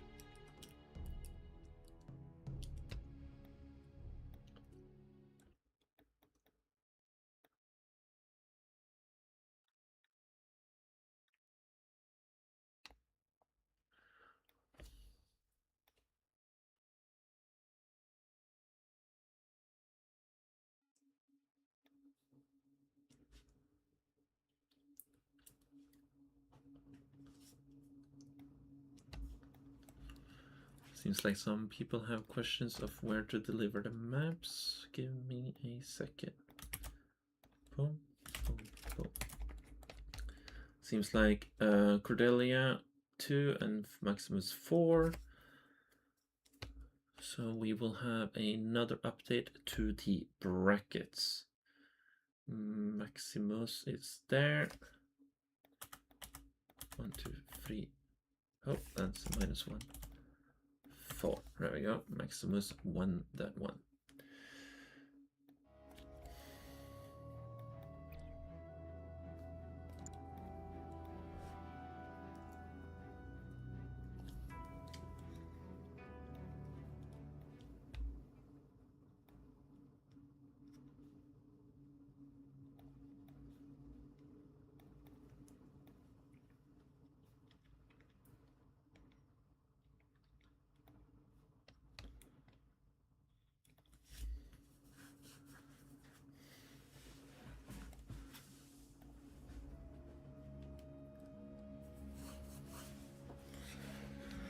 Alright, Grindenberg, I guess.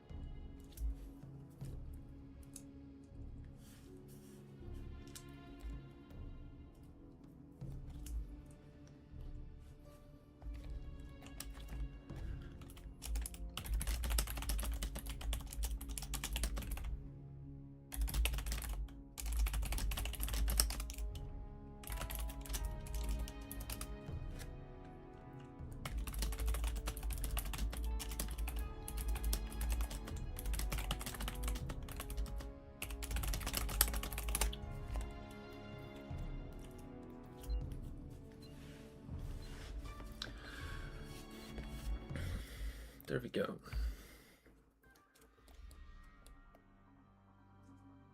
Oh, there we go. Now seems like Battle's Cry is doing as it needs.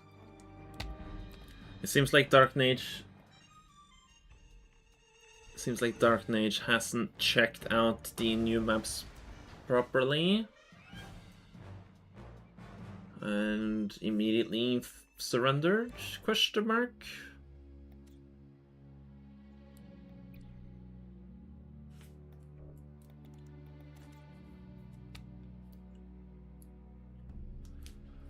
Even though my current suspicion of Brandenburg is that it's an allied favored map, or at the very least a very even favored map.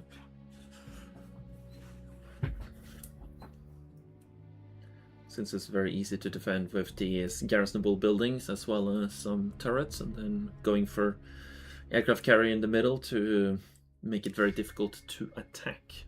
The Empire, on the other hand, has the advantage of getting both banks in the beginning, and then you will have to send a Riptide to retake it with some peacekeepers.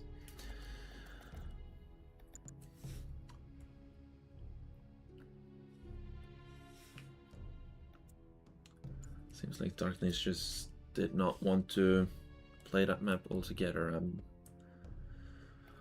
really not sure how to interpret that.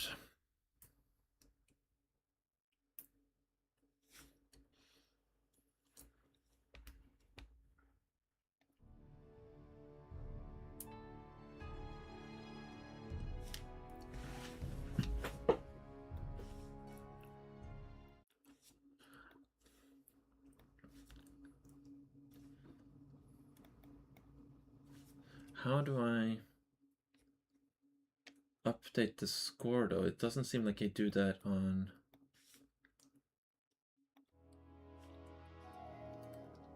Do I do that through here? Interact maybe? No, there's nothing to interact.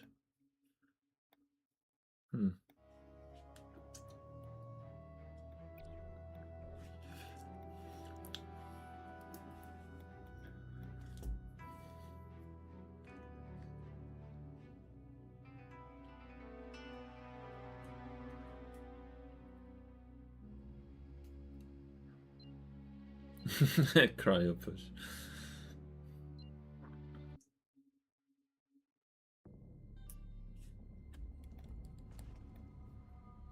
Oh, there we go. There we go. Now I can update the score. Alright, so I can't update the score unless they're in a match. Gotcha. Good to know. Very well. I immediately forgot what the name of this map was.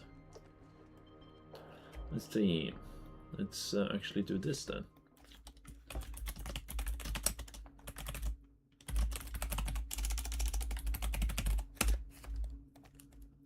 There we go.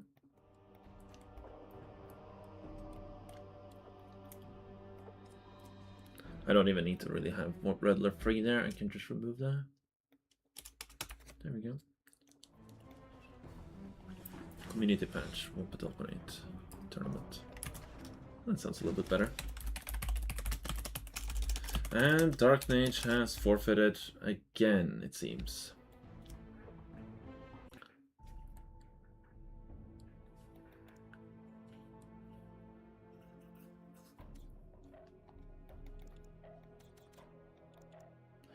I think Dark Mage is going to tell me to count these matches all together, or he's going to just type them.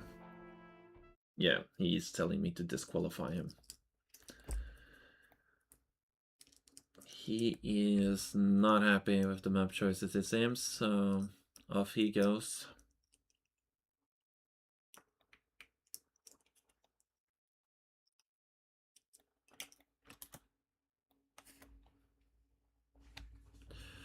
Very well.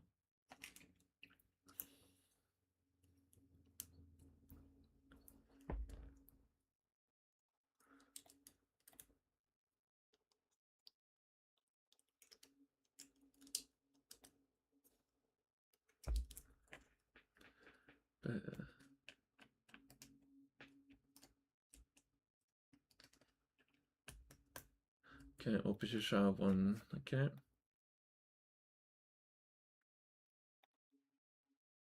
But who's who?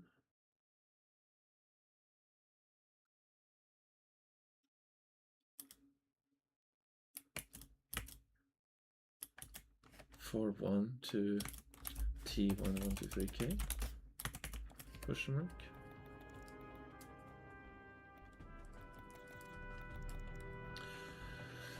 Unfortunate, but it is what it is. Dark Knight forfeited. The cast is going somewhat okay. It is not the easiest right now. But it's not the worst either, Blackhand.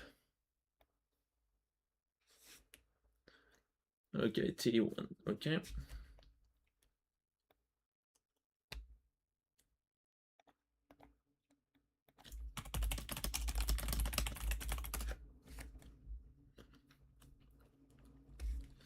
Okay, seems like Sinister and whatnot are underway, so I will update the other side of the bracket. Not -11. TY123K beat Beskas Pantro, and Opishisha beat TY123K. And currently Sinister and Opishisha are versing each other. Sade and Blackhand are most likely already done as well. I will quickly check that. Yep. So the bracket there is updated. So it's Sade versus Pika, Opishisha versus Sinister, and I am currently uncertain about the Speransky versus Master Hand. Has that been uploaded? Let's see.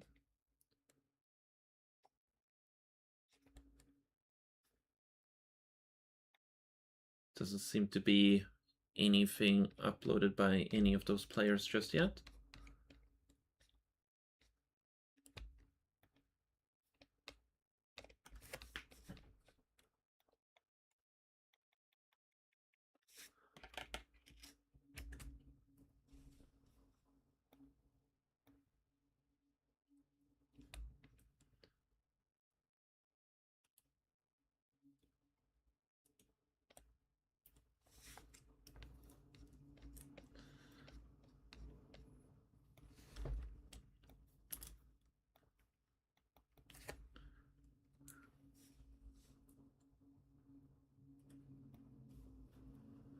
Seems like Flex's Sinister has taken his a 5-minute break versus Opishisha. You will probably be able to join that.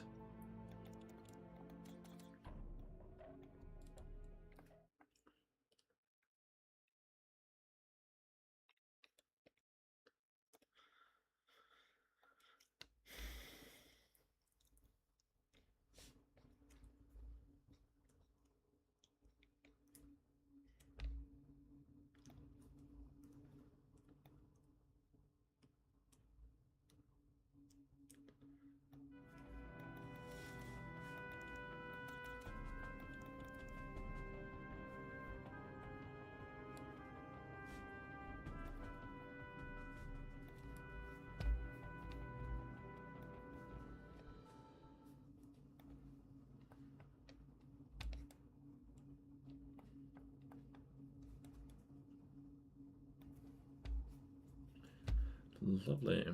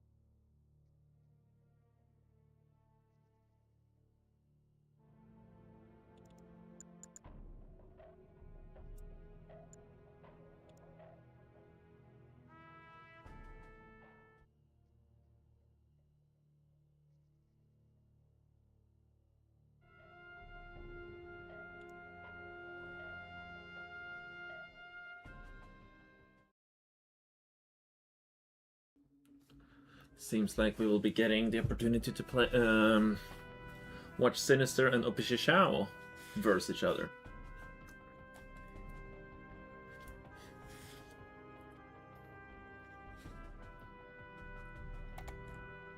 Both wanting to play random, it seems.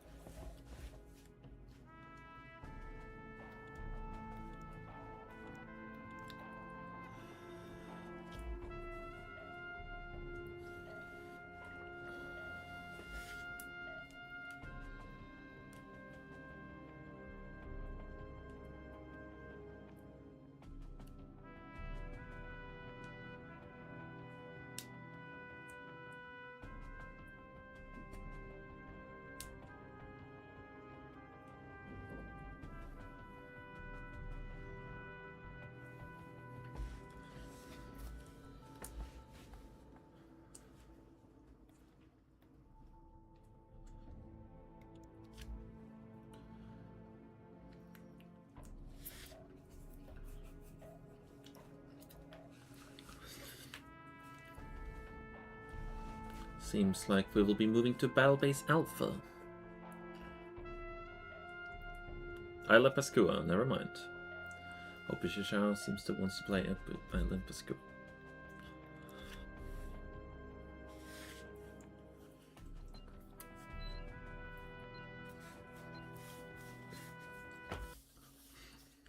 We got Sinister as the Empires. Sinister spawning in the bottom left corner as the Green Empire versus Opishishao as the light blue allies. Let's see, let's change that back to the game screen. There we go. And now there is no score, so let's update that correctly. Oh, I forgot to actually ask if they actually played some previous games, but we'll ask after the match.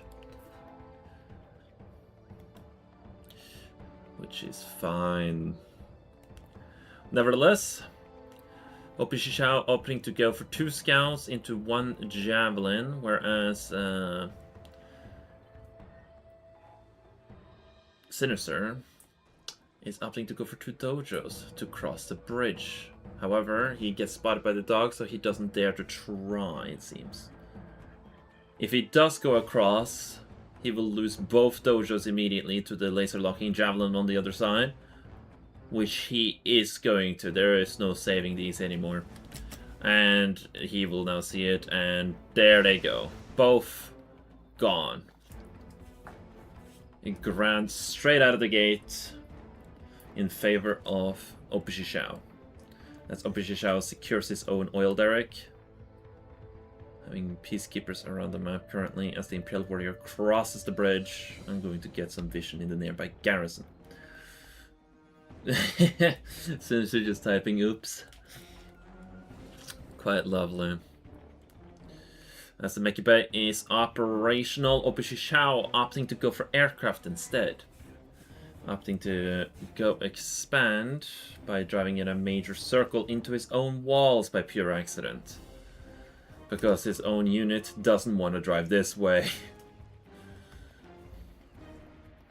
That's why I love to micro my Vindicators, no, MCVs a little extra. Oh. As the Apollo shows up to clean up the burst drone, Opishishao is now able to start expanding, having the money to do so as well. As Sinister has gotten his free Tengus, which will be able to go head-to-head against the first Apollo. However, a second Apollo is on the way, so Sinister needs to be extremely careful about how he goes about this fight right now. Opishishao will be able to go for a bombing run right now, force them up into the air, and then take the air fight head-on. However, losing those 2 Tengus is going to equalize and very much make that feeling of losing the Vindicator much sweeter. A beautiful play from Opishishao. As the peacekeepers push down the oil derrick, Slowly applying pressure, and Sinister is still not on his third refinery, but Opishishao has gotten his. Opishishao will be slowly getting the lead in economy, but as soon as Sinister has a decent chunk of Tengus, he will be able to return the favor. But 3 Apollos are going to make that very difficult. As Opishishao tries to take the fight, but he loses 1 Tengu. The Vindicator will come in and clean house. He might be able to get 2 Tengus from this. Oh, leg spike.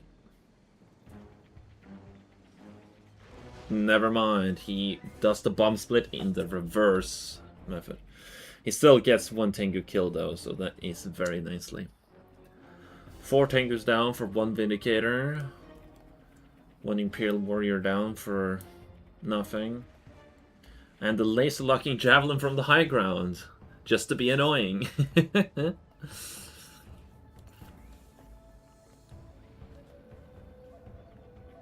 As the Apollo finds their Tengus, and even 2 more Apollo show up and clean the house with no Apollo losses.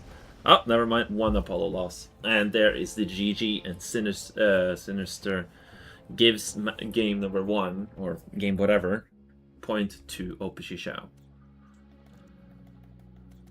Seems like Maximus is hosting his own lobby.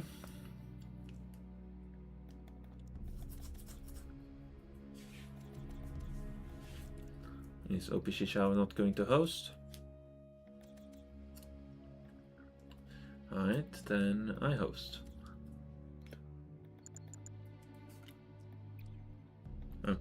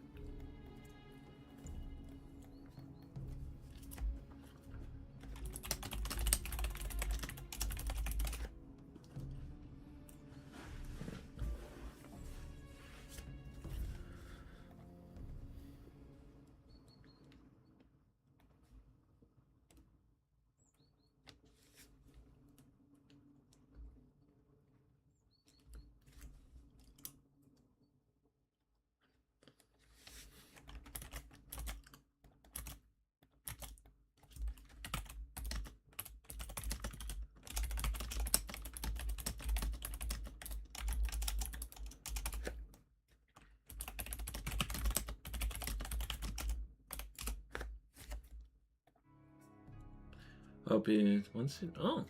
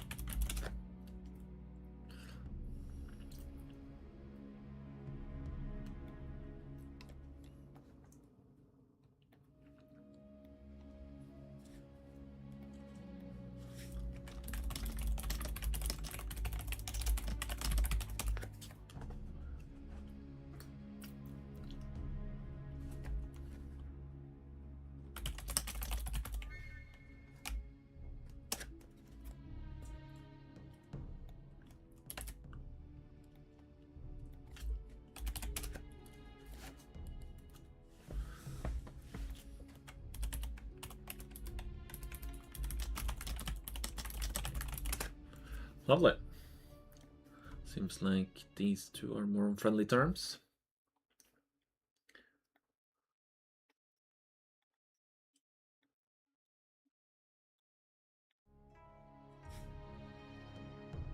Battleways Alpha, alright.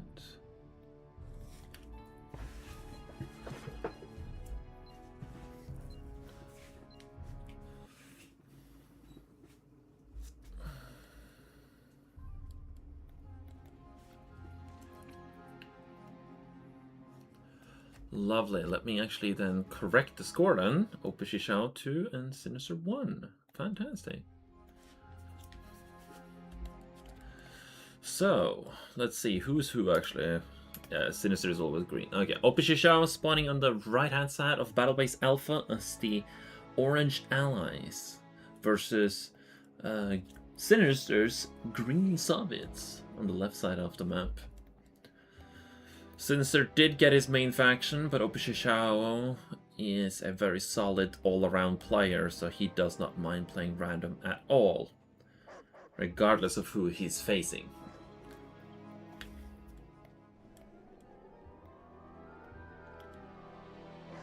Oh, wonderful. Oof.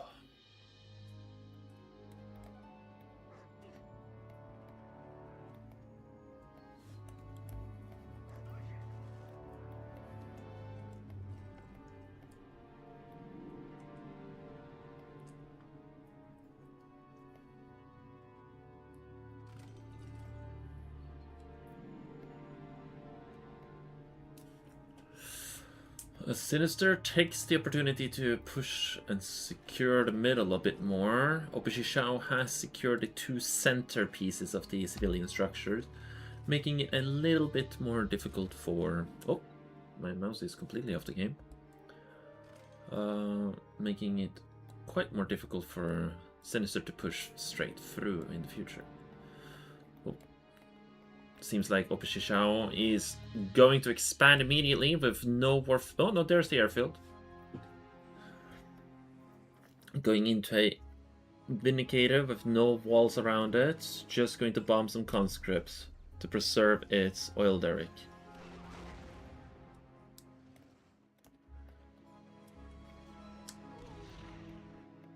As one dog scouts the base, the peacekeepers return the favor of trying to kill the enemies. Oil derrick, 3 bullfrogs are already on the map, present and existing.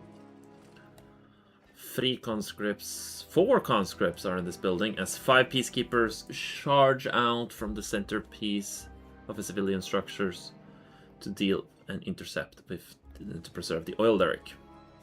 Dog cleaned up as the sickle pushes out. The oil derrick gets cleaned up as Sinister deploys to the high ground instead of the low ground to expand. Sinister expands immediately to the low ground, getting his third refinery up and running.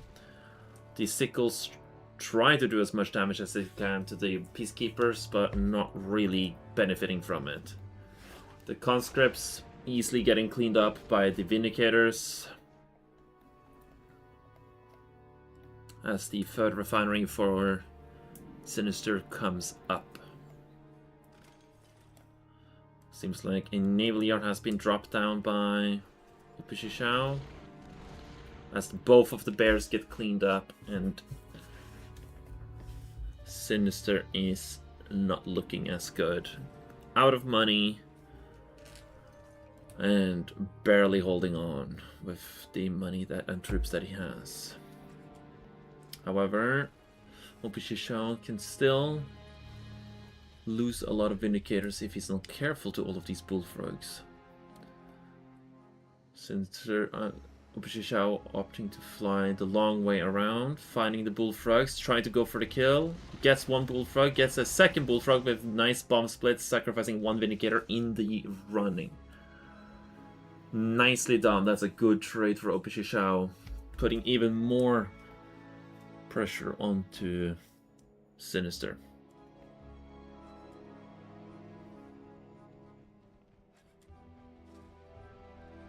There we go. Seems the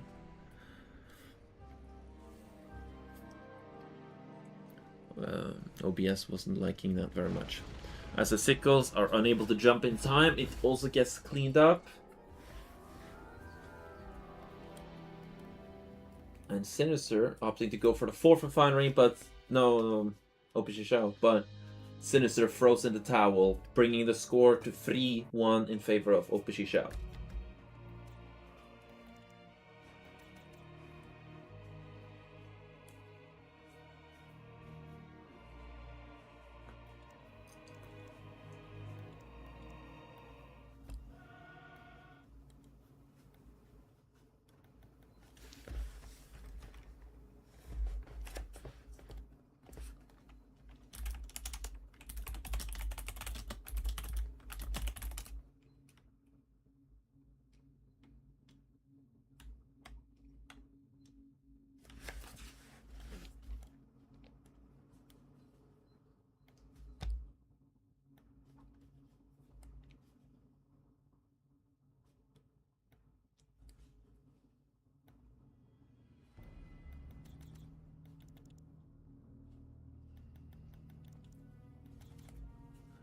Let's see if Green Alert... Now, Green Alert and Maximus has had some technical difficulties with their matches, so I am uncertain of how many matches they have been able to play in the meantime.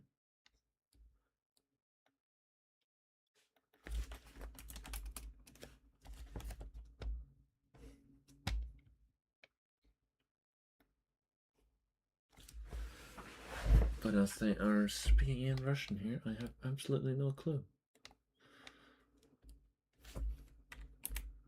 Let me quickly translate this stuff to check if there's something I should help with.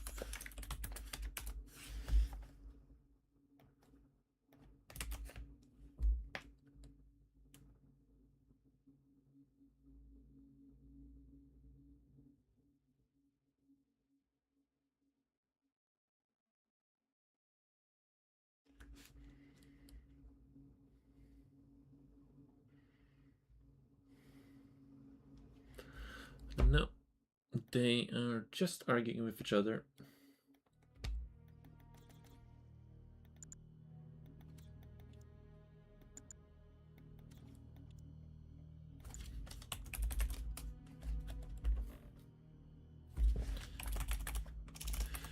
Please.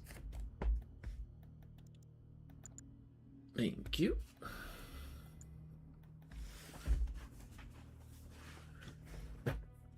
Seems that that will bring us to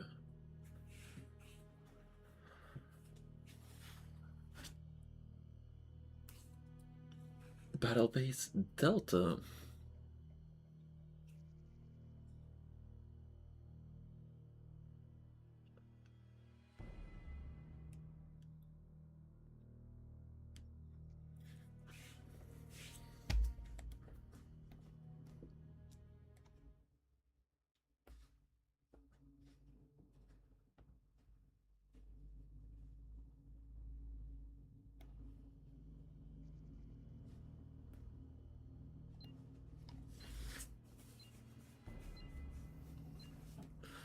Oh, that's a more lovely approach to each other.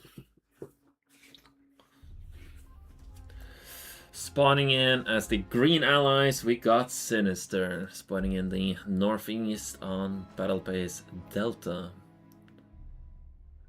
And the orange Soviets, we got Opishishao. Flipping the factions from the last match, but a different map. A little bit more cramped in the middle in comparison, but this map has the firebase on it. So we will see how this goes. Immediately into an airfield, a little bit late on the deployment, but another airfield nonetheless.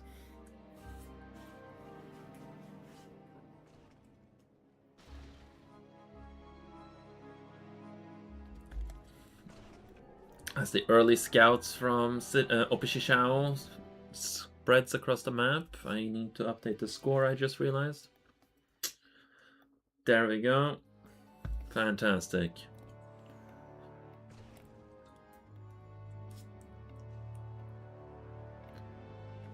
I think it's actually, I realized also, best of 9.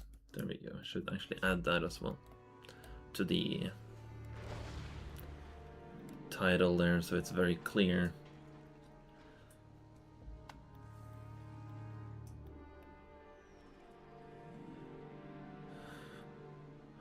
Let's see. The Vindicators trying to find anything and everything that they can bomb. Struggling to find the engineer hidden somewhere from sight. As Sinister seems to be wanting to be a little bit aggressive here. He doesn't push up immediately to expand, but he might deploy and still build a refinery. Or he might just opt to MCV push. Which seems to be the case. If one terror drone... No, here comes the bombing run. A well-placed bombing run, but another Bullfrog pops out, and that is not as good of a bombing run as it could have been. However, it's not the worst that we have seen. As the MCV gets deployed, and there is the engineer to force it to pack up. The bombing... Oh! Oh, that is unfortunate. He should have flown forward and bombed the terror drone so that he could have driven away. However, he will be able to deploy the barracks in time. And no, that was a power plant and not a barracks. And he infects the MCV to prevent it from deploying again as another bombing run comes through, killing the Bullfrog, but losing both of the Vindicators in one go. And there is the GG called. A well-played defense from Opishishao, bringing the score to 4-1.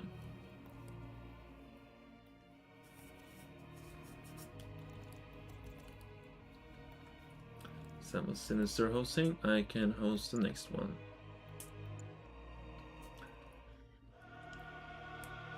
I don't know how they played Grindenberg.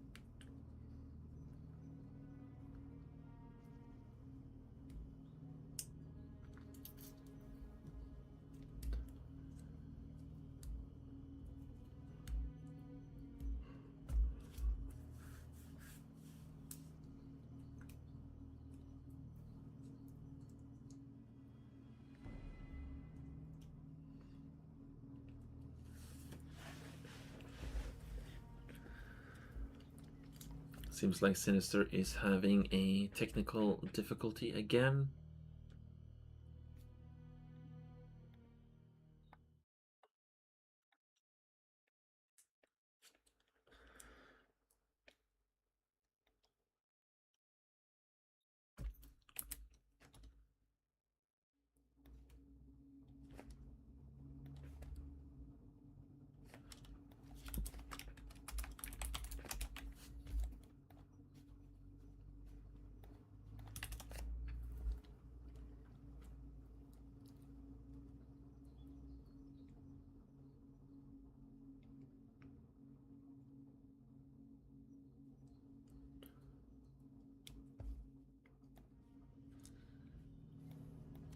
Oh, there we go. No response. But doesn't seem like they are against it, so Brandenburg it is. Oh, and it will be a mirror match. First and foremost, let's up the score. As the red Soviets on the left-hand side of the map, we got Opishishao. And on the other side of the map, as the green Soviets, the co-commander in the mission, we got Sinister. Well, Sinister did prove himself earlier in the previous Soviet mirror matches, so maybe he'll prove himself again. And he has already beaten Opishishao once already, so it seems that there might be a chance. Going for double barracks is a bit of a gamble. But so far, good trade, so net profit, I guess. But he is not versus allies, so it did not really benefit him. No engineers just yet to capture the firebase. Only bears flying around. Opishishao going for the engineer to the Swiss bank, as well as to the other one. It's not on the way to the firebase, that's for certain, but the bear from Sinister will find it. And down it goes. Opposition seems to want to go with engineers to the Swiss banks instead, as Sinister is getting his war factory up and Opposition already has it open. Successfully killing the scout as the terror drone flies by, looking for any and all possible attempts of getting that bank. Opposition getting that additional Swiss bank is giving him an additional some additional cash per minute. 600 cash per minute to be exact, considering it's 10 cash per second. Which is a decent chunk.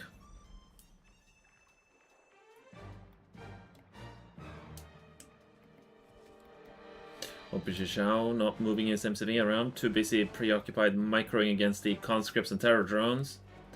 As the firebase has been captured, the terror drone gotta be careful now as it gets immediately sniped by the firebase. The firebase, I believe, barely can't reach or barely can reach. I don't remember exactly.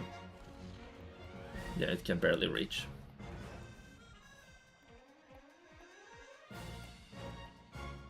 Sinister and Opposition are both expanding to the third refinery now. Neither of the players are having captured the last Swiss bank. Opposition is still not tier 2, however, but Sinister is. There is his hammer tank.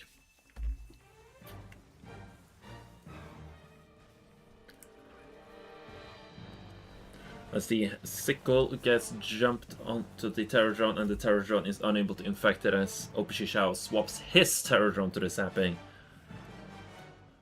What even is that ability called? Who knows? Maybe we'll see it here.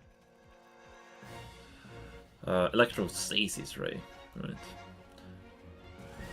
There we go. As the sickle gets infected and Sinister clears out the problematic situation in his own refinery.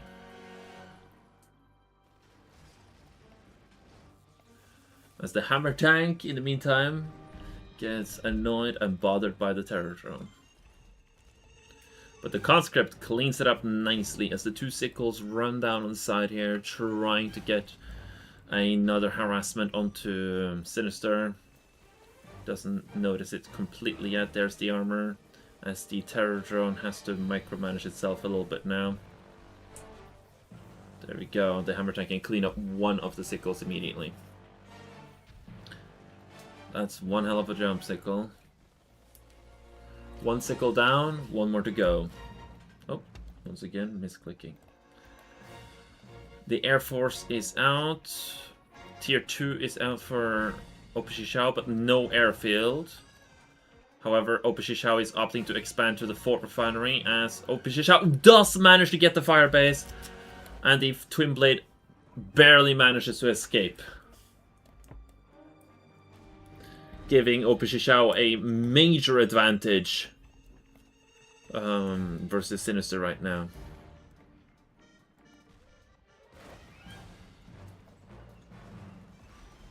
And the Bullfrog showing up, not killing the most injured Twin Blade, but still, this is not looking great for Sinister right now. As one Twin Blade goes down, the Bullfrog runs away and will clean up the other Twin Blade immediately. Hammer tanks facing off against each other as the firebase is making this basically impossible for Sinister now, preventing him to send reinforcements downhill and in the towel, which means Opposition will move up in the bracket. Well played by Opposition capturing that. Let's see. Boom, boom, boom, boom, boom.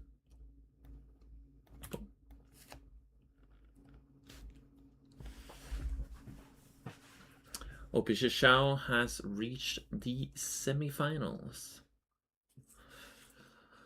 where he will be meeting either Green Alert, Maximus, or Kagari in the Grand Finals. But before that, he will either meet Pika or Said, who should have their matches underway currently.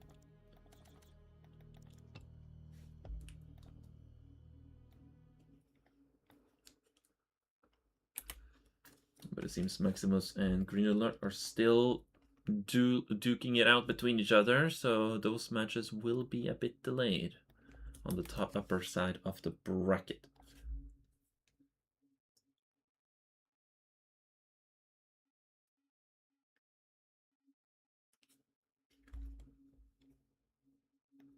It seems like they are lagging outright.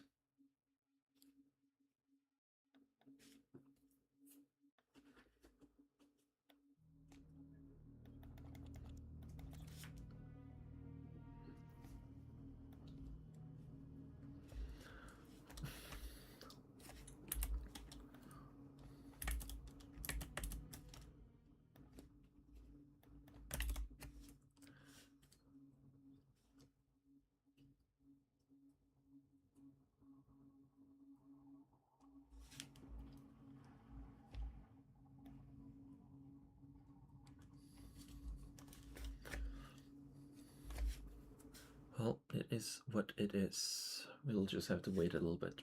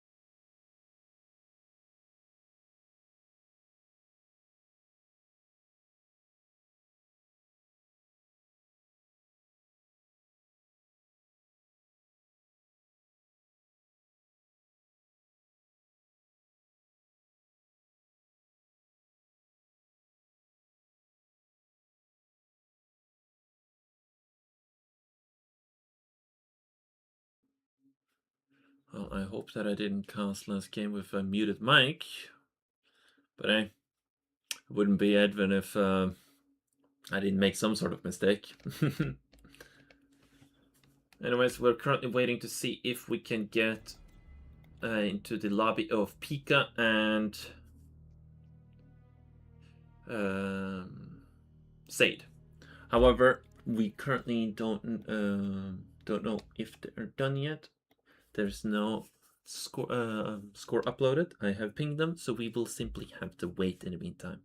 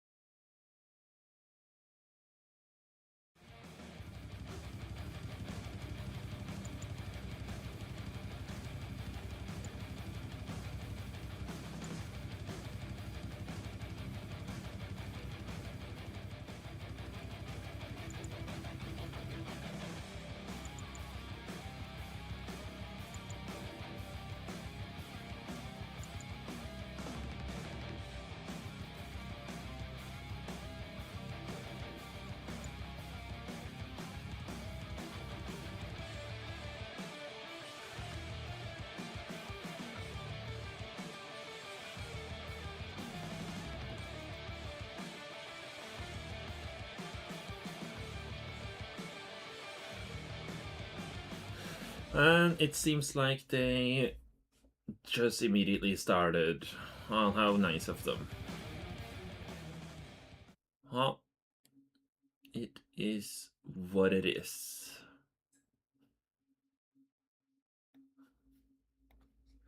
At least their matches are underway. We don't know the current score just yet. What we do know is that they're currently live streaming. Green Alert is live streaming as well. How about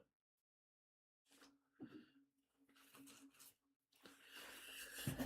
They're complaining about lag and then they're live streaming still. That's fucking hilarious.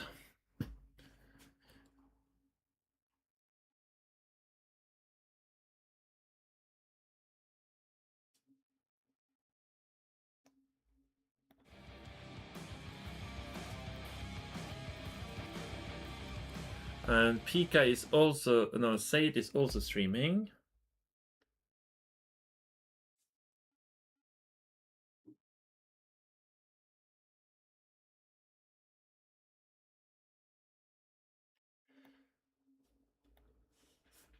So, if you want to watch something currently, there is technically to go.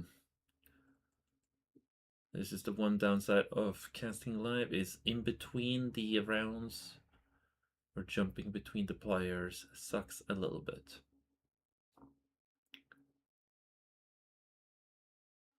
But there's not much we can do about that.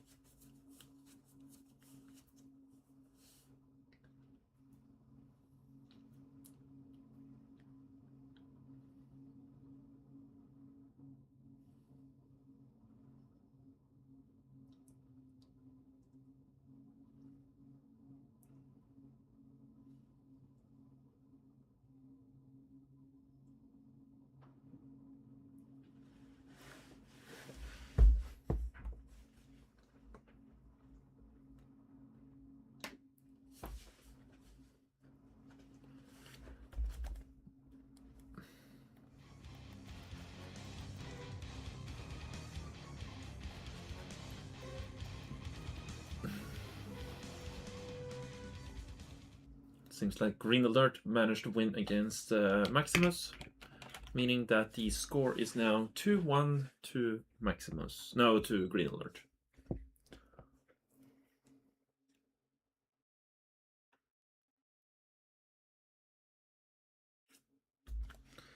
Very nice.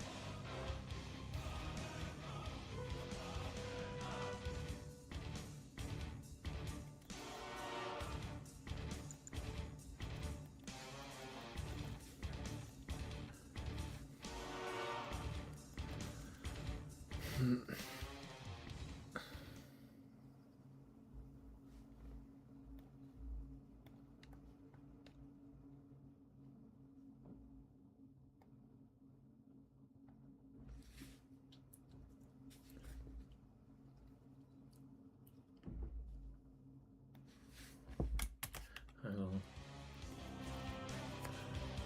Well.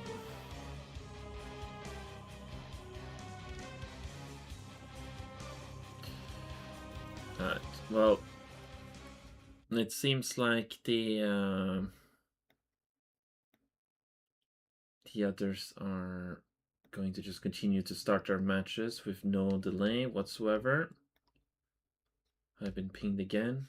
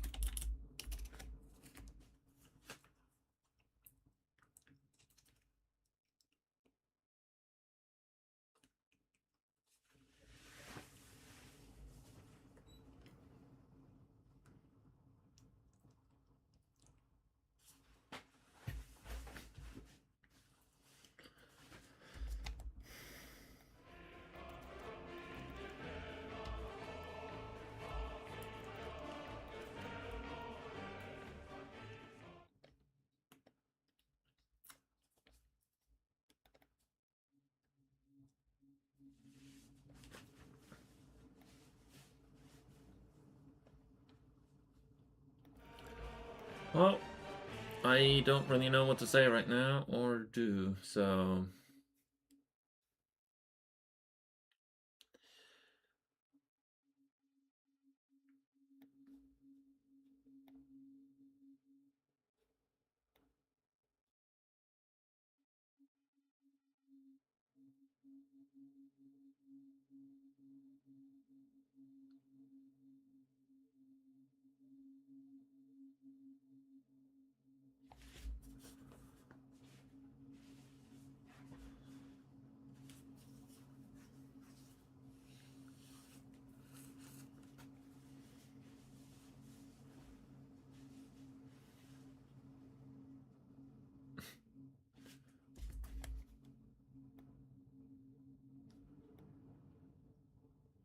Okay, Maximus and green is...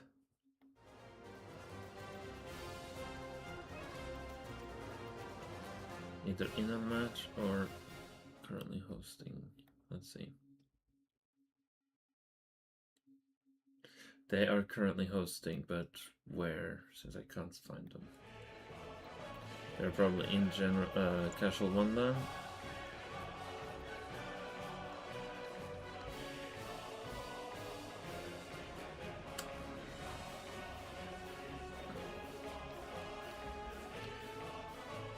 There's green, there's green. Send a replay if you could.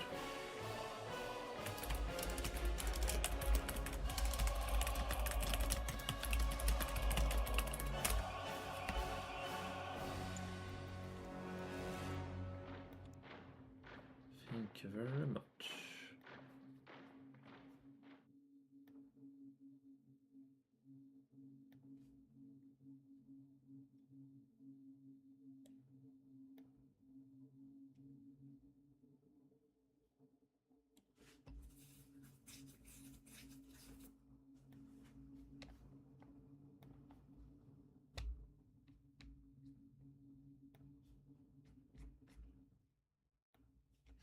Thank you very much. Let's see. Documents, ruler tree, notebook profiles, replays. There we go. Fantastic. We've gotten one replay from Green Alert. GM3.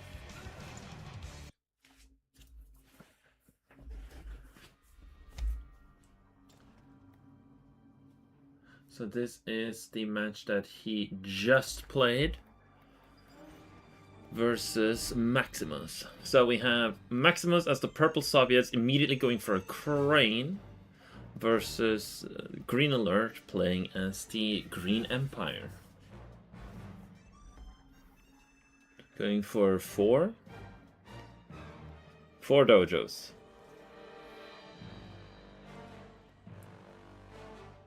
Yeah. I still think that the Soviets and Allied players should build a dog and a bear and come here to deny this here. Because then they can send a engineer across the river and go for the capture. Because the enemy units can't shoot you from here or here, so you will just have a free capture of the firebase. As the Empire player can't do anything about that. The Empire player can of course try to capture it first, but if you send a dog and a bear straight ahead, then there's very little they can do about it. Which is what I'm very curious to, like, why are they not just simply trying to do that, you know? That way they can also send one bear out like this to both locations immediately, and that way you make it so that the Empire player has to send 2 dojos to each bank immediately. If not, they just immediately get nothing from it until they send a Tengu to assist the thing. Maximus is opting to go for the MCV push. Probably building a super reactor at the same time. Yes, he is. And then straight into an airfield. As the flak trooper is there to assist on the journey. The bear sitting in his base. No walls built, no walls needed probably. As a flak cannon is being constructed. Not even a Tesla coil. But as he no longer has the vision on the high ground,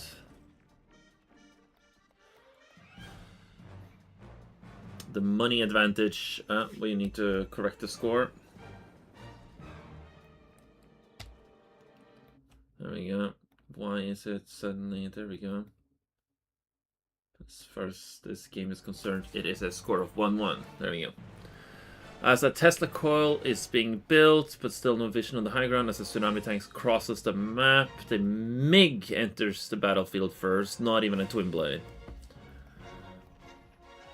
Shooting down the VX chopper before it gets to safety. Very beautifully.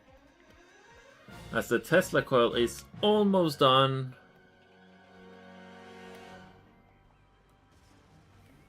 And the MiG died? Oh, it flew too close to the firebase. Oh, but the refinery core goes down. And it flies straight into the fucking firebase.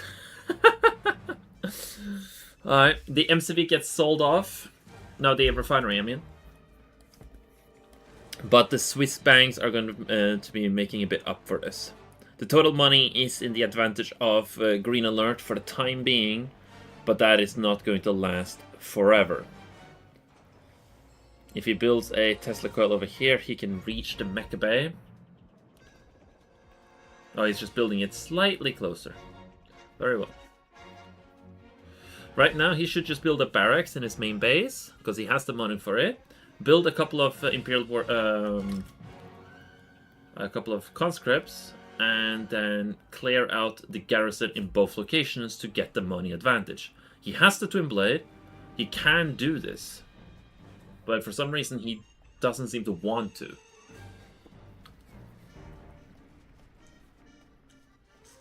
Or he can even just drive his MCV here and just build a barracks. Like, that works too. Regardless, he should be spending his money to try and get those banks to reduce the amount of money that he Green Alert is getting. Like, he managed to kill the refinery core. Maximus is having a major advantage here. Even for killing this tier 2 Mecha Bay. No new Mecha Bay has been built just yet, so Green Alert is just going to end up with a lot of money.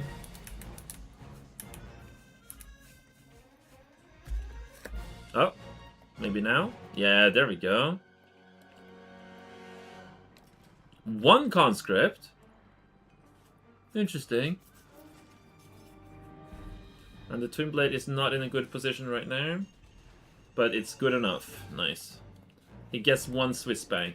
Beautifully. As the flat cannon is protecting the MCV.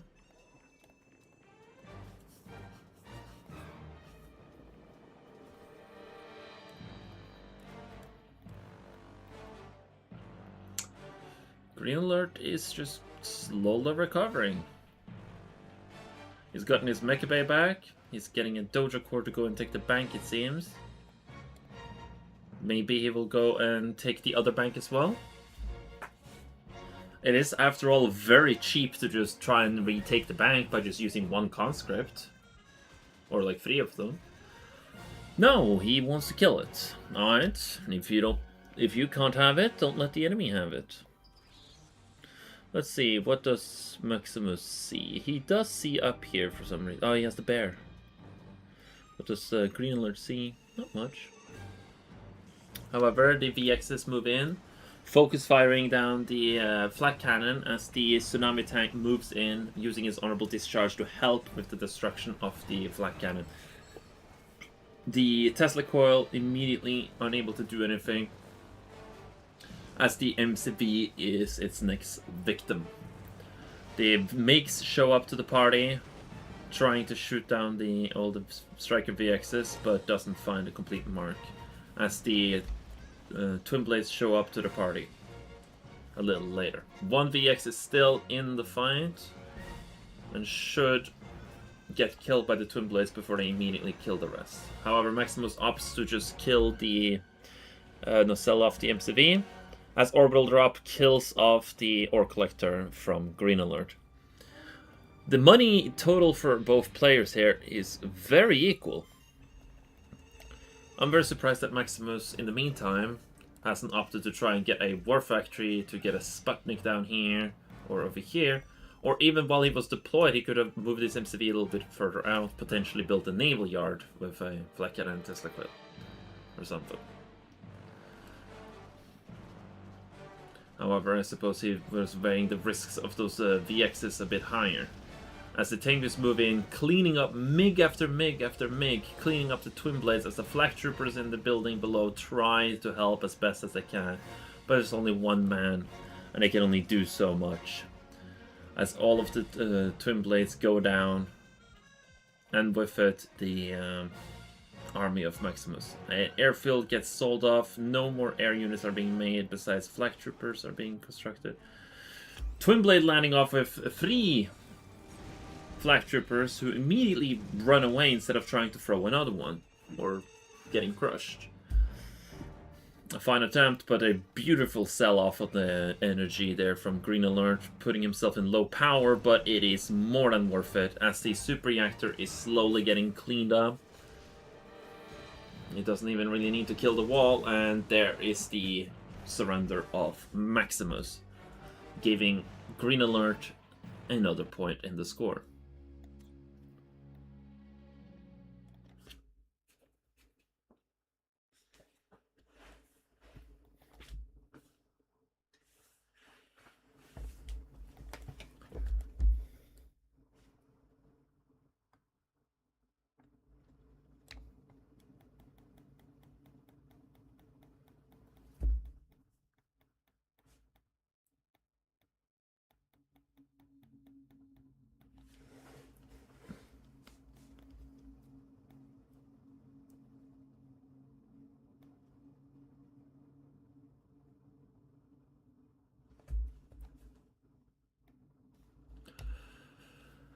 There we go.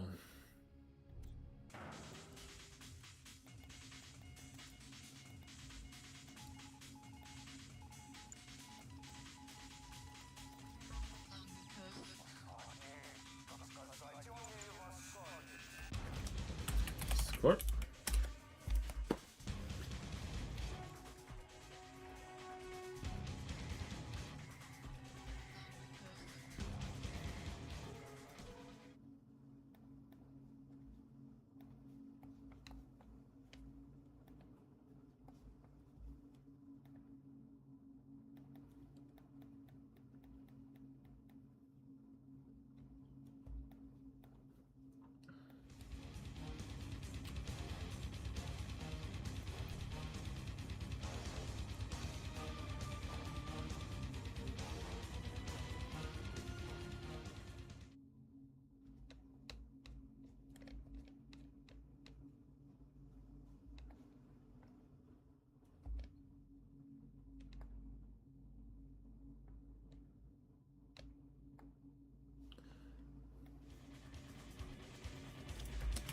Alright. Seems like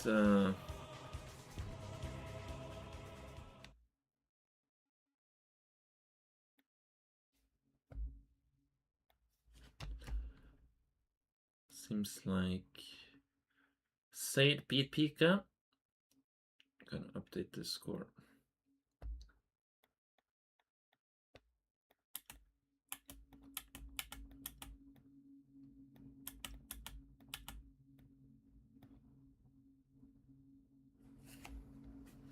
That brings Said and Opishishao to verse each other in the semifinals.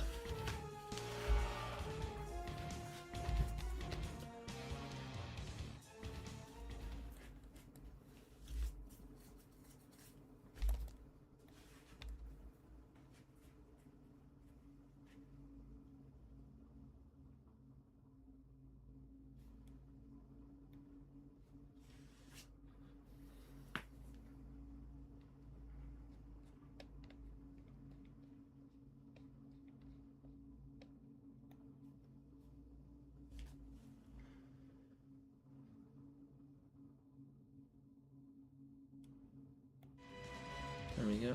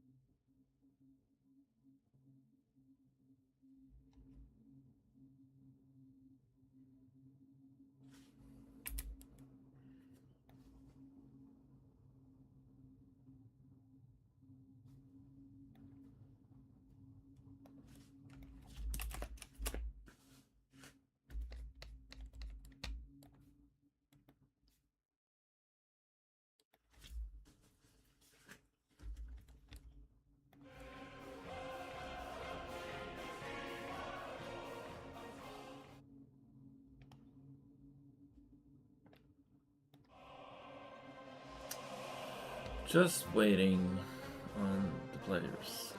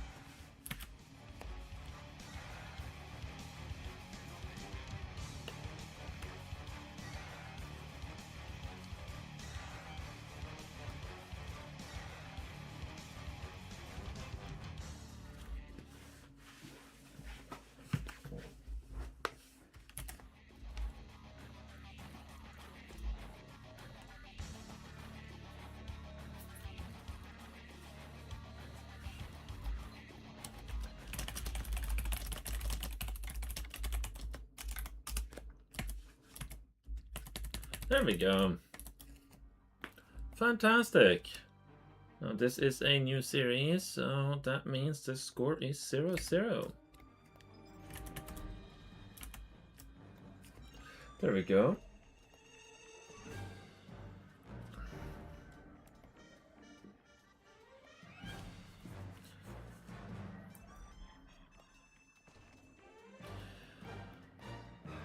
And let's see who's who on the colors. Sage spawning in as the Light Blue Empire versus Opishishao's random Yellow Empire. So it'll be an Empire mirror match, and only Opishishao currently is aware of that.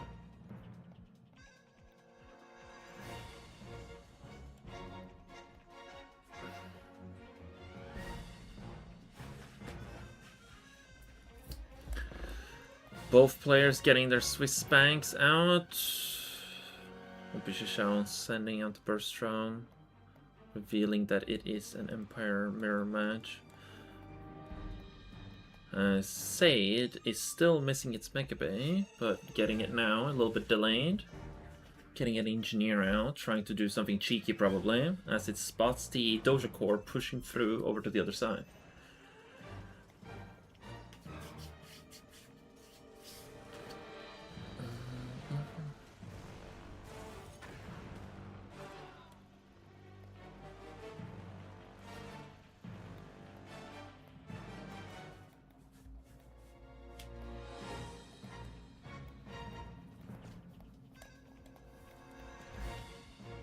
As a burst drone slows down the economy, Opposition deals with it. The sudden transport goes straight across as the engineer hides in the civilian structure.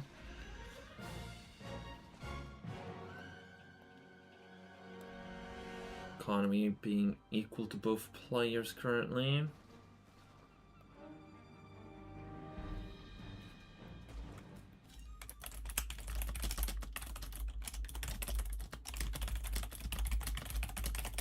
Sorry about the typing. There we go. Opposition takes the opportunity, lands on the tank buster, gets a free kill on it as the 5 other tank buster pops out and loses 1, but kills the ore collector in the process, sacrificing 1 Tengu, however, gaining an advantage on the next Tengu fight. As the yellow Tengu star in the sky has the upper hand. However, there comes the Imperial Warrior from the sold off refinery. Down goes another Tengu. As the tank busters move forward to kill the wall on the next refinery to pressure the last ore collector. The Tengus move forward. Another Tengu goes down. A second. And a third. Sade is not looking so good right now, as Opposition takes the lead in economy majorly. Sade going for the MCV cell.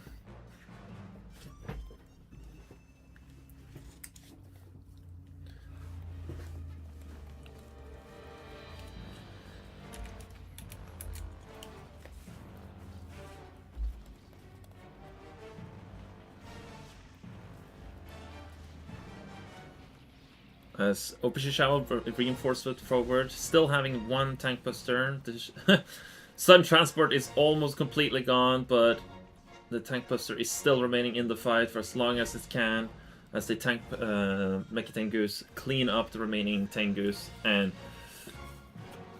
down goes Sade with it. Opposition has a major Tengu lead advantage right now. He can just send Tengus back for repairs and clean house in a little bit. But it seems like he will take the opportunity to just land instead and take the fight head on, as the Tengus will not be able to do much against Opposition right now. He can simply focus down the Mecha Bay to finish the job, but he's going to focus down the economy, it seems. Prioritizing to kill off the ore collector.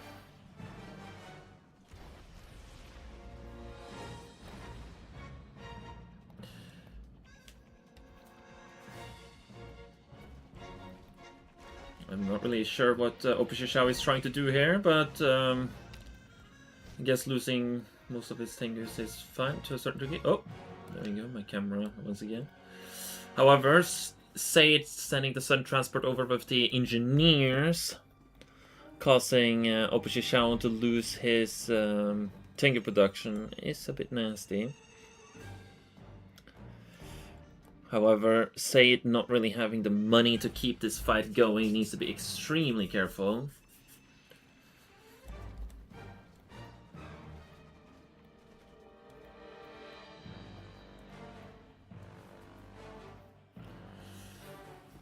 But in reality right now, Opposition can easily go tier 2, bring 1 VX or 1 Tsunami tank to just finish the job, really.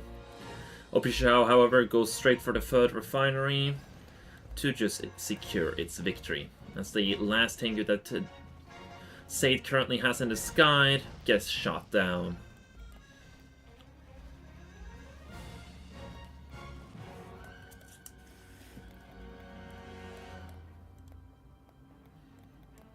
And there seems to be the fire sale from Sade. Game number 1 goes to Opposition.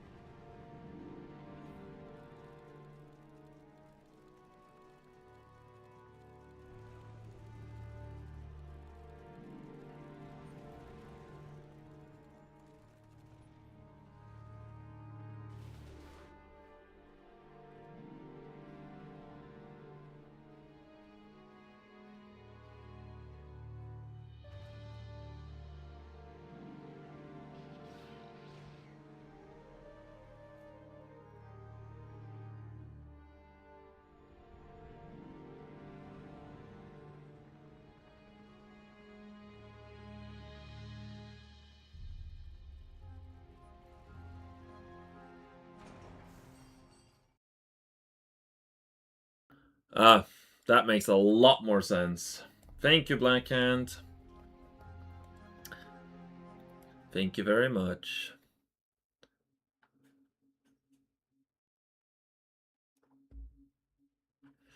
I love it when I accidentally forget to unmute myself. But it is what it is. I make some slip-ups here and there as well.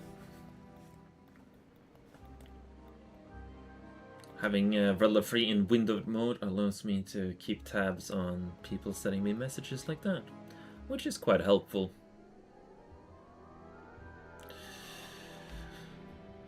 Nonetheless, Opposition isn't in a bad spot here, leading a total of 11 grand ahead of Sade, having the ability to have 2 MCVs essentially ahead of Sade in troops. As the Twin Blades move in to kill the first of 2 Ore Collectors, Sade immediately starts to rebuild it preemptively. The 4 MIGs makes it so that the Tengus can't really fight back, as the walls of Opishishao has made it very difficult for Sade to push out. The money from Sade is completely dried up, as he does not have a Ore Collector anymore. He needs to play this extremely well. Yuriko, V-Forces, and the Tengus and VXs is going to be a formidable force. However, the sheer numbers of Twin Blades and Hammer Tanks are going to make short work of all of this. Opishishao doesn't really need to care as much about his losses, as he can just jump on any and all units from Sade and just call it another win. He doesn't even lose a single Twin Blade in that fight, which is amazing for Opishishao, and there is the GG called. Once again, apologies for forgetting to unmute my microphone.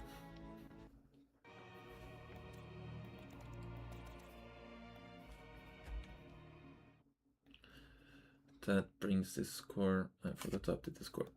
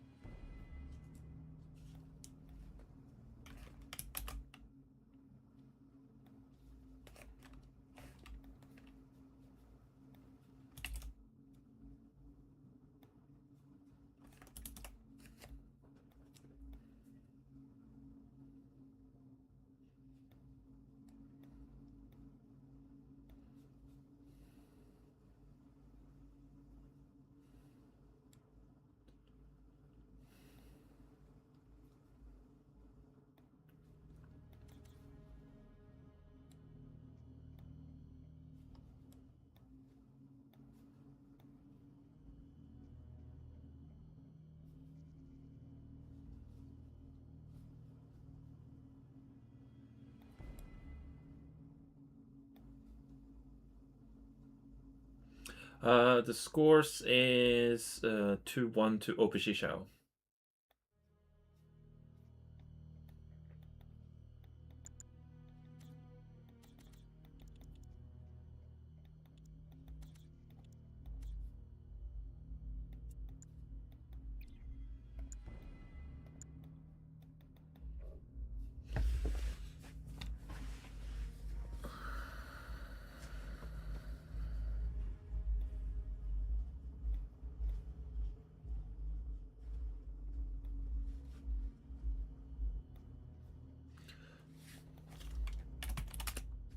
Okay. I like the score.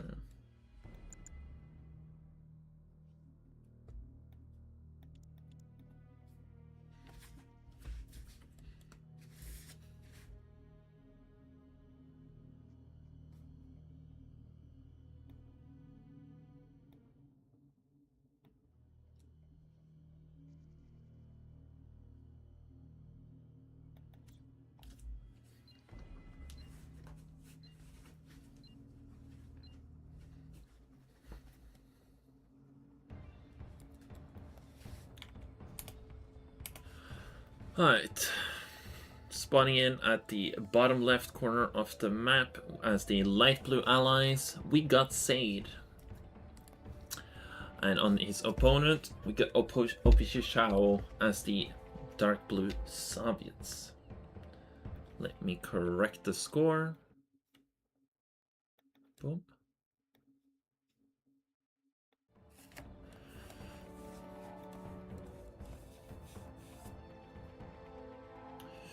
Lovely.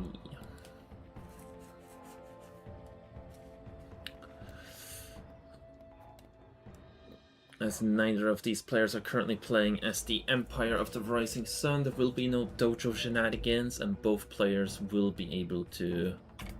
Was it? No, yeah, no, there was pre-picked allies and random Soviets.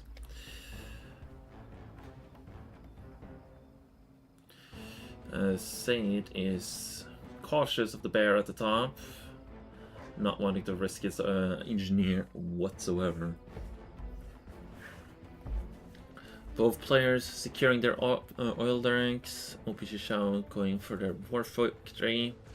As Said traps the bear very nicely and then drops down his airfield before he expands to the high ground. I will take it. Yeah.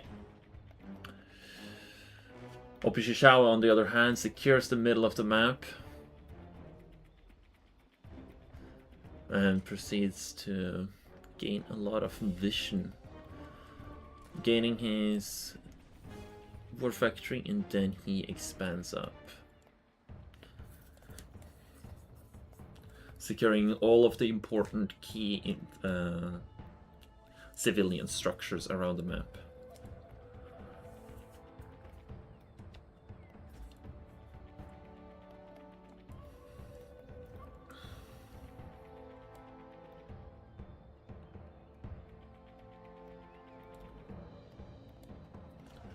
As the first Vindicator flies out, finding a few conscripts it can bomb, but there's the Bullfrogs very close by, so it needs to be very careful, losing half of its HP. As both of the players get their third refinery up and going, I have Opishishao waiting on the money. Said, on the other hand, having 2 Vindicators already, has a bit of money to utilize on any and all units it would like. Be it more Vindicators, or be it over to a multi-gunner turret or war factory, like an armor facility. Conscript gets shot in, which should reveal a decent chunk of Said's base, which it does.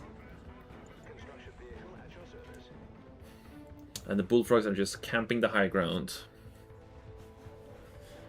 Even taking a couple of pot shots if the Vindicator gets too close.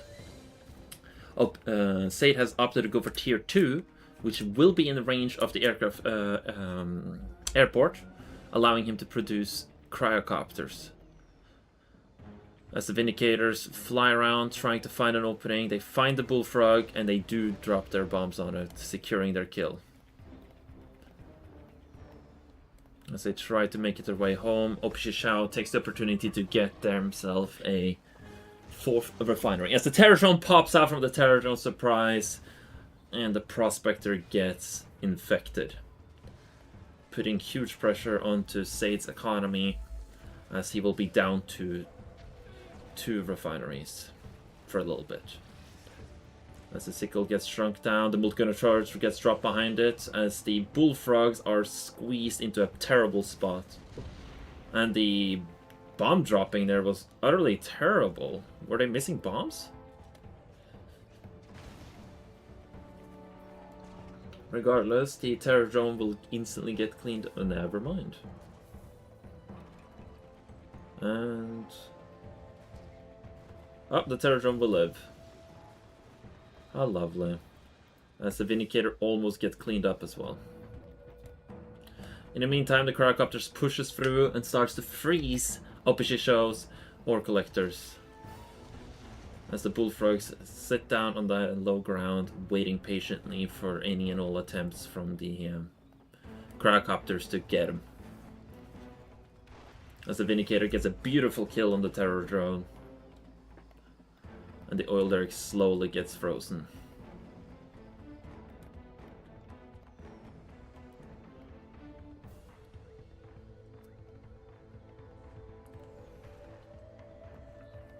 The Vindicator flies out, trying to find something to bomb. It does find the Bullfrog, but it goes down. So it's a terrible trade, but it is how it is. As Sade opts to get a Prospector to expand with, shrinking it down and pushing it out to what seems to be towards the water. Maybe the high ground? No, it seems to go towards the high ground. Alright. As the conscript spots this, revealing that Sade is trying to get its 4th refinery. Opishishao, on the other hand, is pushing through the middle with his MCV, going to deploy it, as the Bullfrogs are soon to follow right behind. The conscripts all get cleaned up, as the Hammer Tank is on the way, and the MiG are out.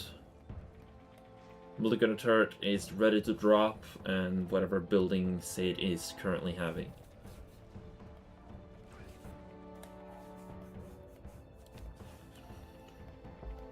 As Opishishao continues to build up a rather strong ground army, he's also building up a couple of twin blades to get a powerful mobile army.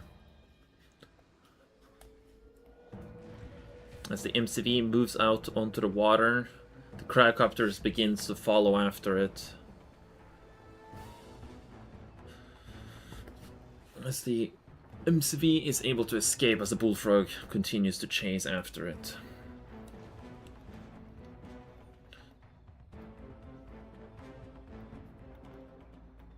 Even a heroic Peacekeeper. And there's the 4th refinery from Sade. As the MCV arrives and the Apollo gets completely cleaned up. And a Cryocopter gets cleaned up, and maybe even the second one as well. Yes. As another Apollo... Oh, he gets away. Sade goes low power, preventing him from having the multigunner turrets help him there. As the... Ooh, the Apollo barely lives. Opishishao, however, takes the opportunity to just get his money lead. Continuously expanding, continuously harassing, and applying pressure.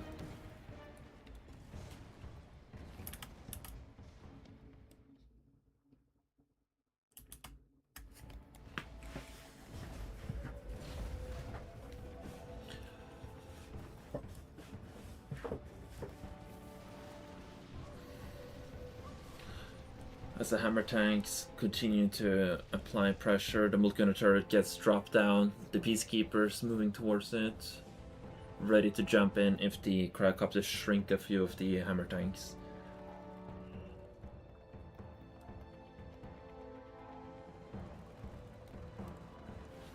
As the Vindicator gets shredded through, the MiGs also gets focus fire down.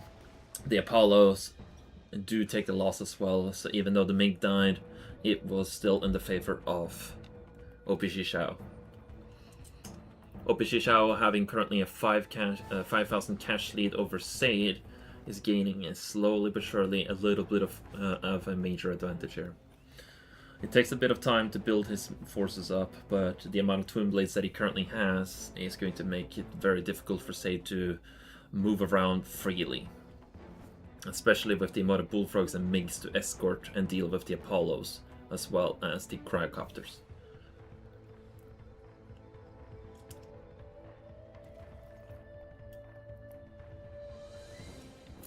As the MCV heads back ashore, the Hammer Tanks looking for an opportunity to strike, but currently has found none.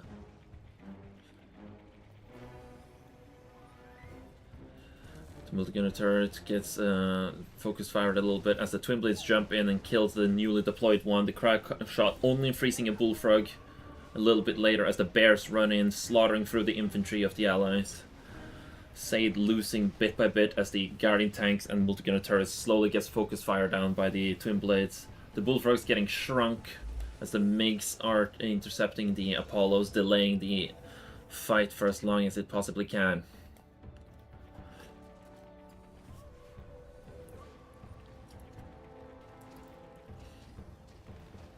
As the Bullfrog seems to be very preoccupied using its ability to shoot for some reason.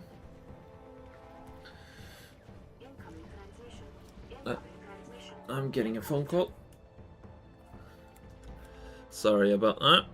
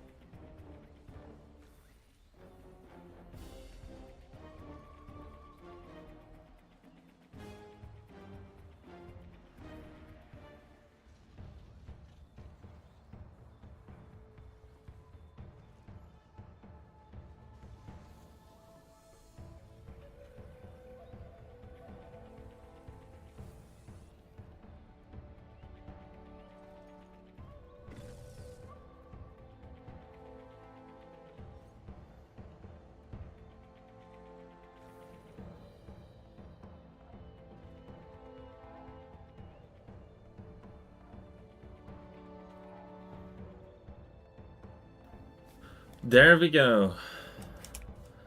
Whatever, hit enter. One purple. Unfortunately, I got a little bit distracted there. Sorry about that. It was a tiny bit of an emergency, but it got solved rather quickly.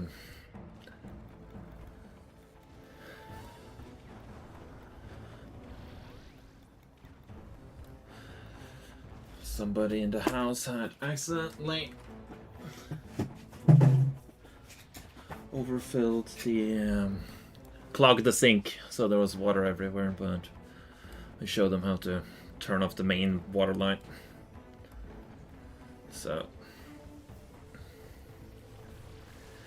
nonetheless, let's see. OPC Shao is moving in with his twin blades, shredding through the Guardian tanks. Multi-gunner turrets goes offline as soon as the power plant is destroyed. This does not look good for Sade whatsoever, as Sade is utterly devastated by the 15,000 cash gap, as Sade forfeits the match with a fire sale.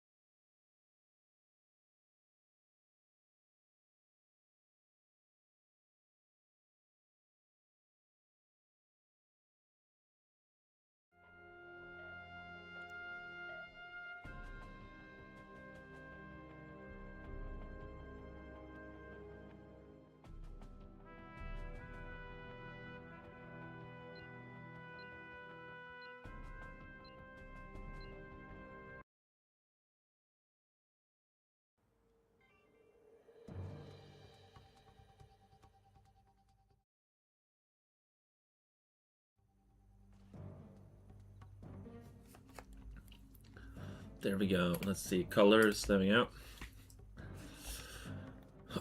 Spawning in on the left-hand side, southwest side of the map as the light blue empire, we got Said. And his opponent, with 3 wins in a row, we got Opishishawa as the purple allies.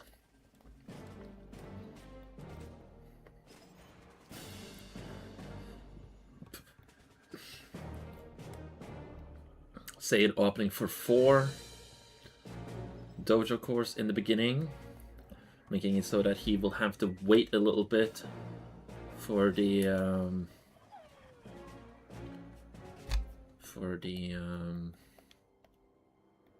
Mecha Bay,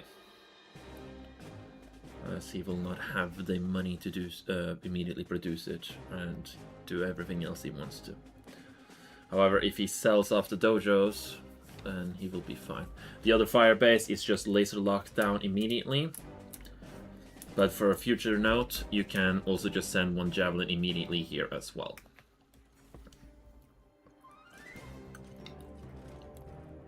To kill both fire bases.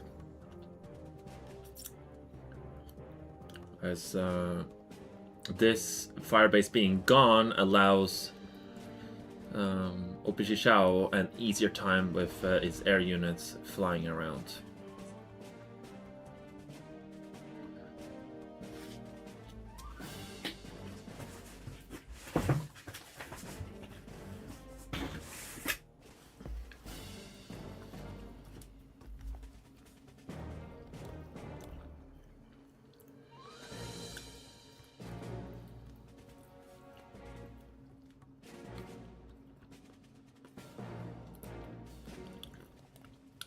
Indicator finding their mark, bombing nicely and cleanly.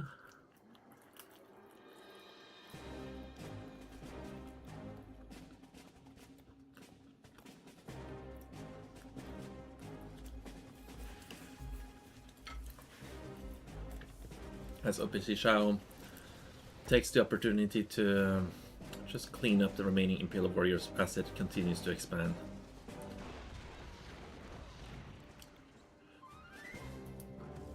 Said, on the other hand, has already successfully expanded at the same time as Opishishawa.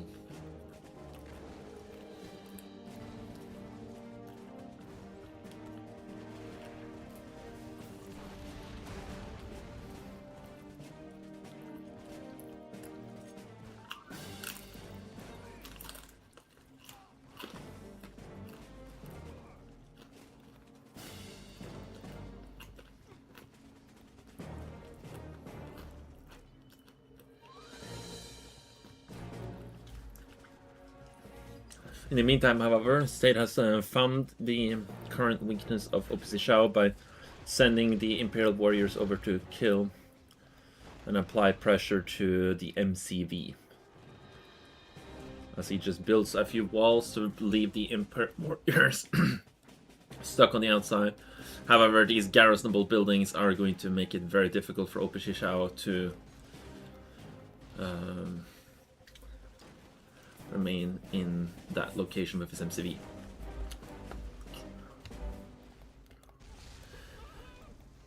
As the oil derrick finally explodes, Said in the meantime has opted to go for the Mecha Bay immediately into Tengu production, and he's preparing to get his large army built up.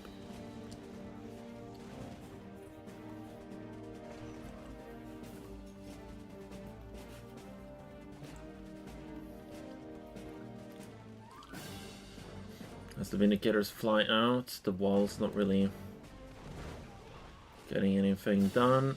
No, the tank buster's not really getting too much done, but the secondary line of wall has been constructed as they broke the line of sight. The Tengu goes for the crash land, willing to sacrifice its own life to slowly kill the MCV, as multiple walls are being constructed to prevent this from happening. As the engineer comes through, pops out, and repairs the MCV as the Vindicators go for a nice clean bombing run However, the Riptide, ooh, barely gets away. As he puts the tank busters onto aggressive stance so that they will automatically start shooting nearby stuff. It doesn't really seem so. But they seem to be struggling. As a lot of the tank busters all get cleaned up. Opishishao playing this extremely well, as Said is just building up his massive Tengu empire. Opishishao, however, has gotten himself a secondary airfield to make it so that going up into the air is a very tough choice for the empire. The firebase, however, will provide a safety point for the empire player in the middle of the map. And as the Imperial Warrior production has now been interrupted, there's very little they can do. Burstrand sacrificed itself earlier to blow up the wall on the starting refinery, allowing the Imperial Warriors to take some pot shot at it. Unfortunately for it, the Imperial Warriors are not the best against a Prospector, as top of that, the Prospector is getting some repairs. The Tengus, however, are slowly pushing in with point defense drones. And as they do, here comes the Vindicator for a nice clean bombing run. However, they lose one Vindicator immediately, an Apollo escapes immediately, and a Tengu dies. The Apollo, however, gets sniped down alongside it. As Opishishao gets his 4th refinery going, the Vindicator takes off for some reason, as the Riptides slowly arrive in the area.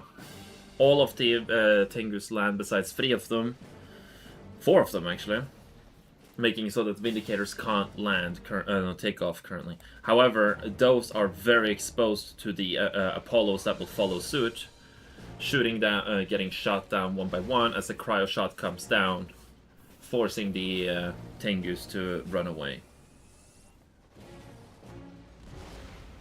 The Prospector gets deployed, allowing Opishishao to in the future deploy turrets. In the meantime, however, Said has not opted to get more refineries. He has, however, opted to get another barracks, resuming his his Imperial Warrior production and Tank Buster production.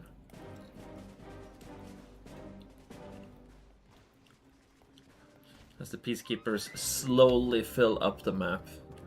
One Tengu hiding in the top right corner, going in for a delayed harassment, as Opishishao is still missing an ore collector from one of the earlier harassments. 2 of the ore collectors are completely empty, and as such, the income that Opishishao is supposed to have is not there. That the tank buster gets to that building uninterrupted makes it so that he loses his Prospector. He's down to 1 refinery in income, and he doesn't fully collapse on that just yet.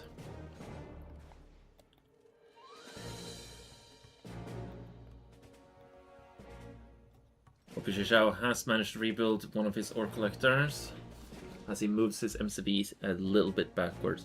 The Apollos and Vindicators move in unison, however the Vindicators all get cleaned up in one fell swoop as the Apollos are nowhere near to be found, and the Apollos are soon cleaned up thereafter.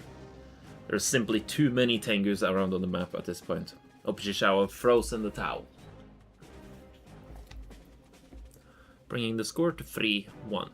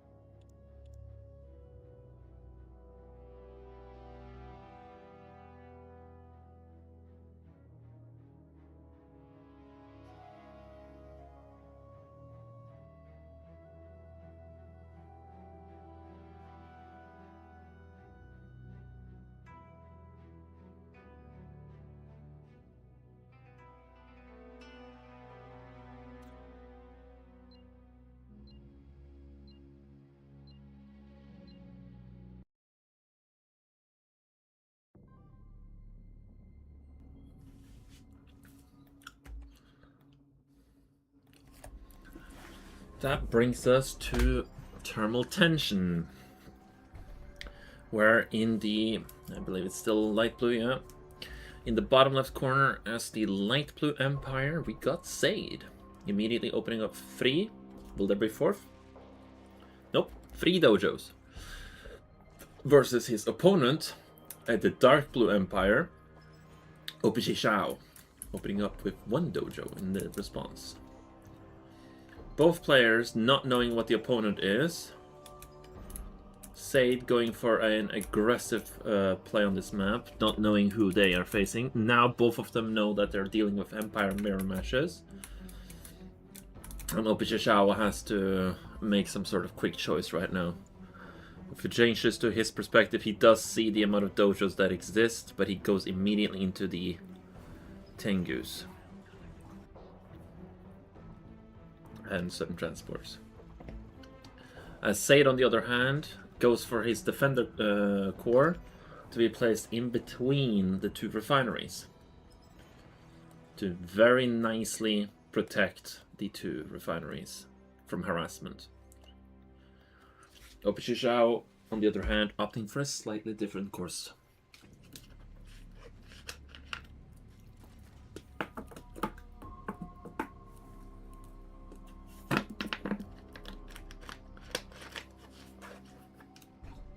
Lovely. The burst drone immediately gets flung around like a little toy. Does Opishishao see the dojo? Yes, he is able to see that dojo. As the tank busters immediately kill Sade's oil derrick, the sudden transport picks up the tank busters again and moves to find its next victim soon enough. Going back home to interact with the instant dojo that has been placed in Opishishao's base. As the Imperial Warrior runs away as best as he can, not getting very far. In the meantime, Sade has gone for an MCV cell instead. And he remains in Tier 1. He has his own Sun Transport, but the question is, does he even have tank busters inside of him? Opishishao does see that he has the majority of the Tengus on his hand. He does have tank busters, but only 4 of them.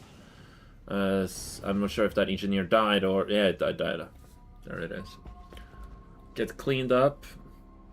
Sade having the money advantage currently, which will allow him to equalize against Opishishao, but as long as Opishishao continues to press his advantage, that's not going to matter. Sade having more money than Opishishao now, but having the maximum production penalty, so immediately forfeits. Unable to recover.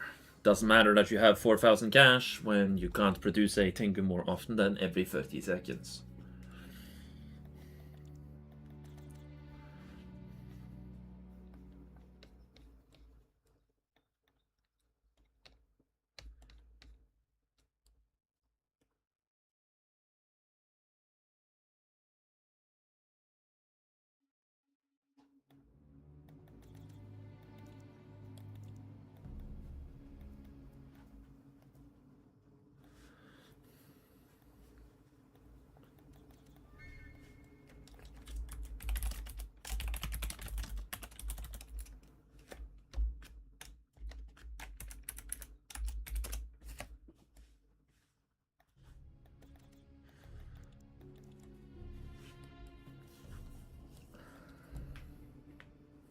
Let's see if Green Alert and the others are done with their current matchup.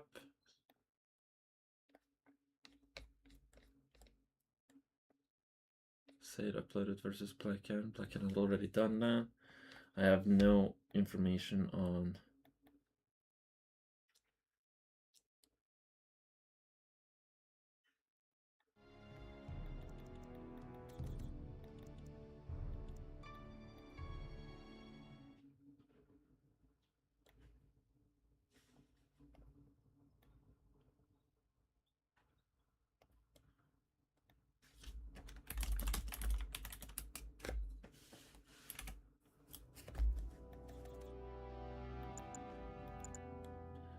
Fantastic.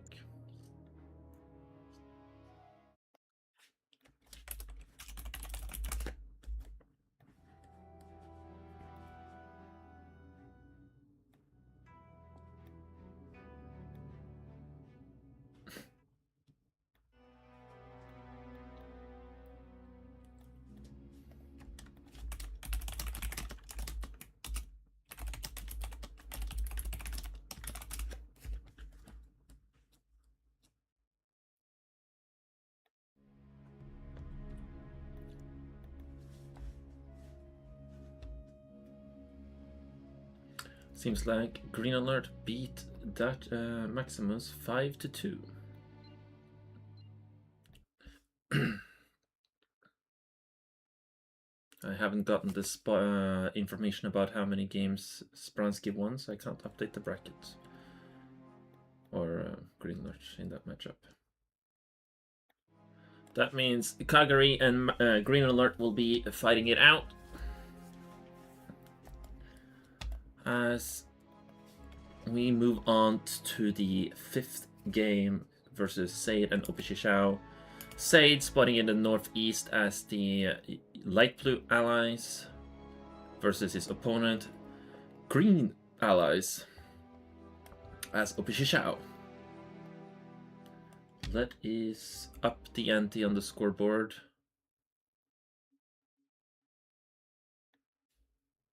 Fifth game, isn't this the 6th game now? I might be counting incorrectly here. Who knows? As Said, it does manage to stun the Peacekeeper, but doesn't even get to kill the Peacekeeper with the dog in time. He does equal his trade, and Said is, I believe, the first person that I have seen this tournament capture the firebase on this map. The firebase has approximately range to over here somewhere. So it doesn't cover the entire ramp, just parts of it. Ooh. Whereas the other maps, the firebases can cover a little bit more based on their position. Regardless, Opishishao has already gotten his engineer towards the oil, but not secured it, unlike Said, who has been way more efficient in securing his economy this game. Playing this extremely well. Going straight into a airfield, but on low power. Opting to go for the expansion, but producing slower. Opishishao returning the favor of going into low power on his own, as they both opt to go for airfield. The question is going to be, what are they going to be producing?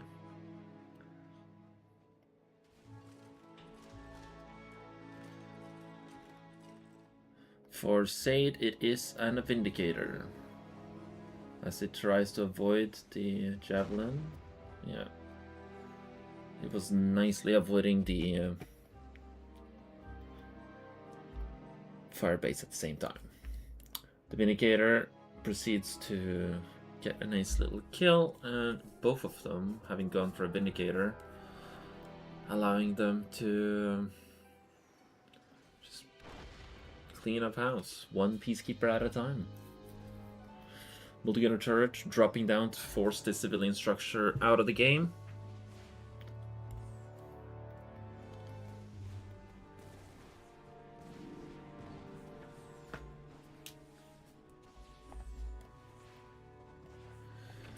And down it goes. But mistiming the bombing run, so the Peacekeepers inside actually do manage to escape. As the Vindicator shows up, doing a beautiful bomb split. As the Peacekeepers turn around to fight back, but it is simply too many Peacekeepers for Said.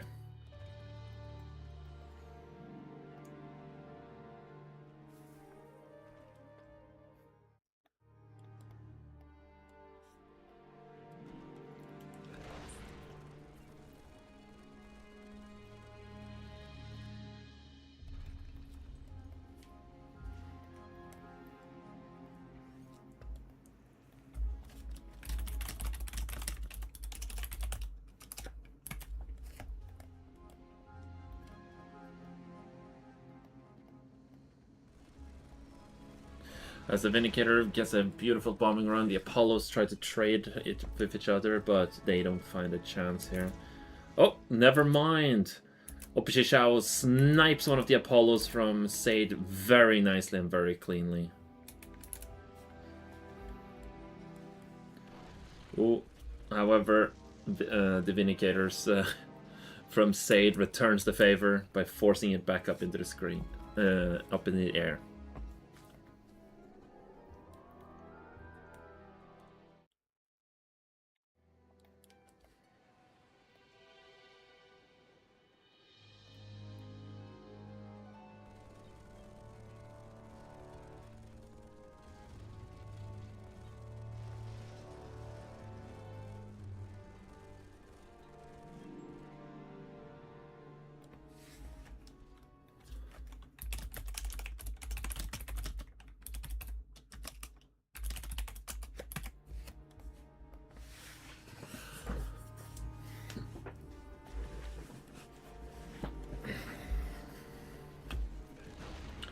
Seems like Green Alert and Kagri is getting tired. It's pretty late from where they are. So that part of the semifinals and then finals will be done tomorrow.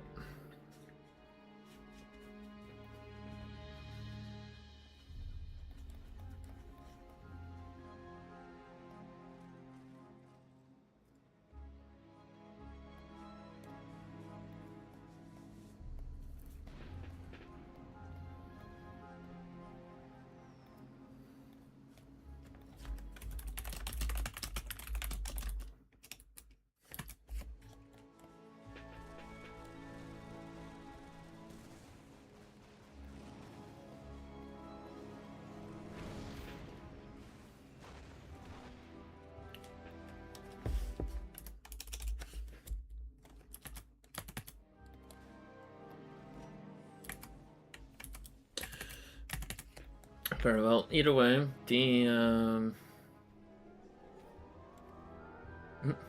our Green Alert seems to want to play in 30 minutes. Alright. Sade and Opishishao is still duking it out. Sade, on the other hand, no, Opishishao, having expanded to his 5th refinery, getting cryo-shotted as well as cryocoptered as the multi-gunner turret should be sold off, but it doesn't. The Prospector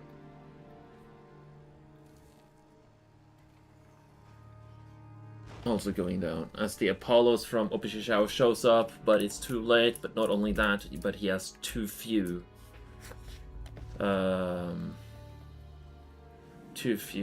Apollos. The Cryocopter, on the other hand, can't remain in the vicinity as it gets forced away.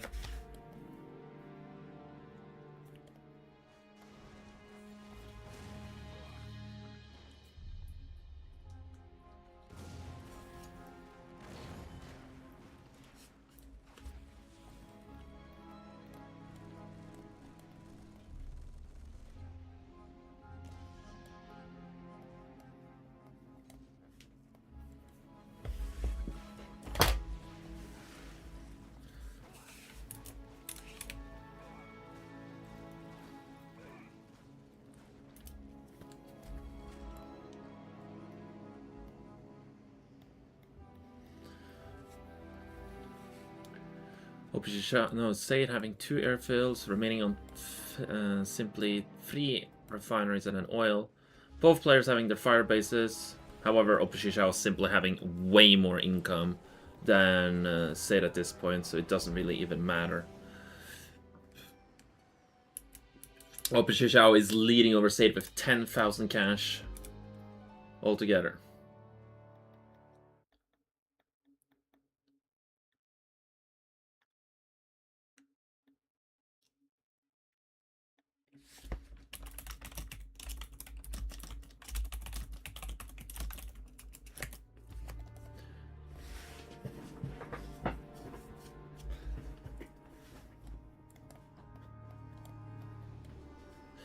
Opishishao.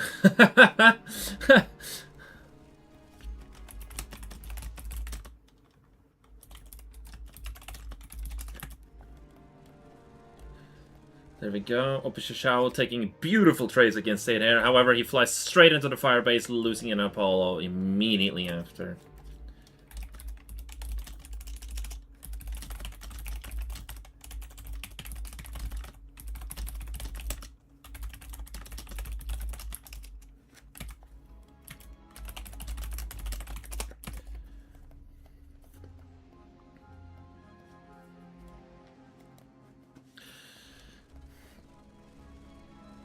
One Apollo goes down, another Apollo goes down, one each, two in the favor there. Opishishao loses another one to the firebase as the cryocopter barely escapes, and Opishishao is on 6th ref.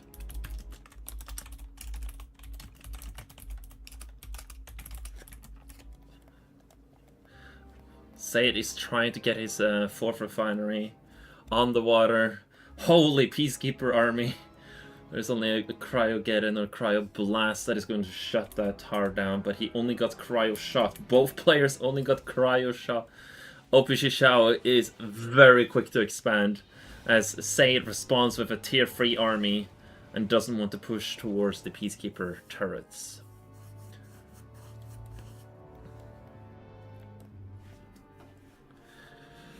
Sayed gets his 4th refinery, but 6 refineries versus 4 is not looking very good for Sayed at this very moment.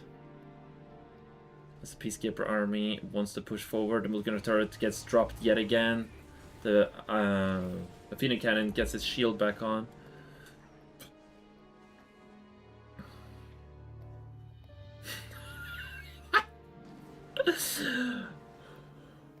Oh, Shao, what are you doing, my guy?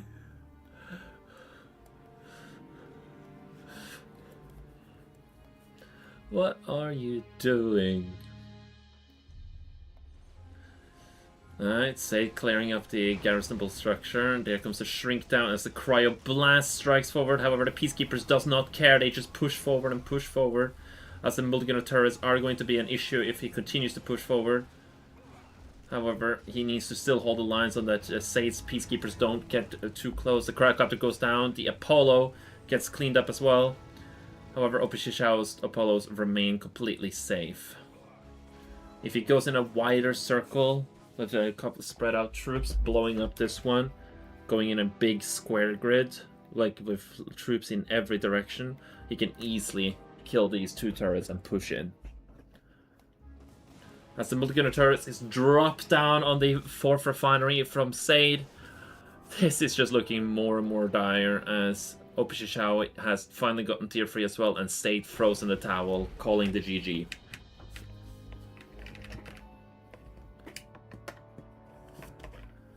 Which I believe will have been the final game. But I will still confirm, as I might have miscounted that.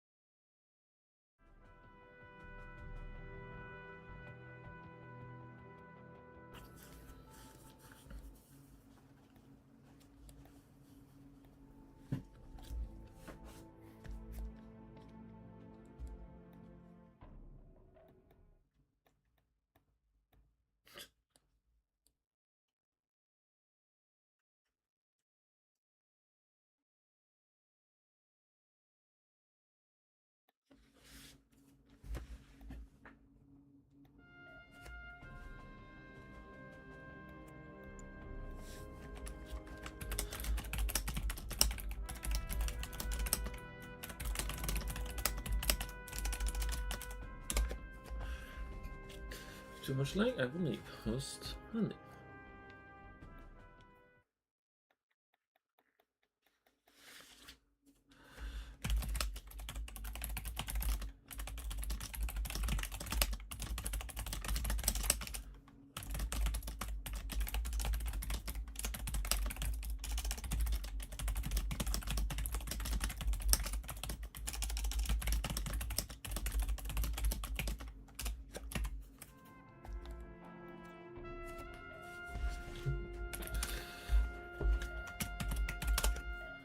Map.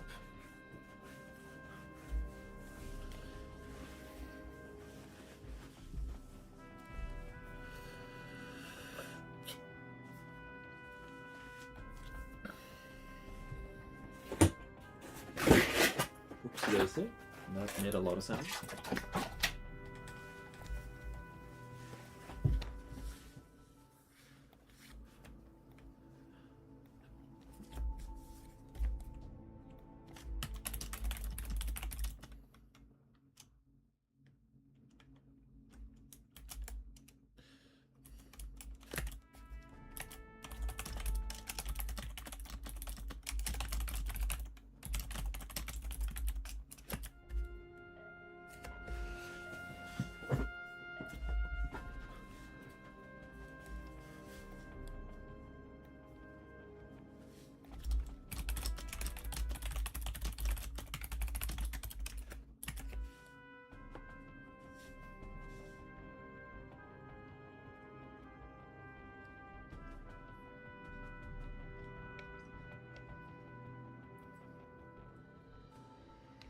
SS banned.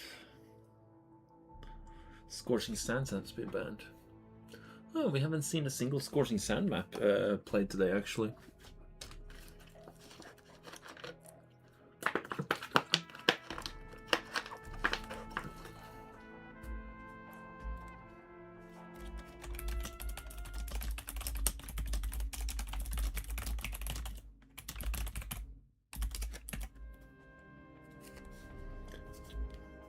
Mm-hmm.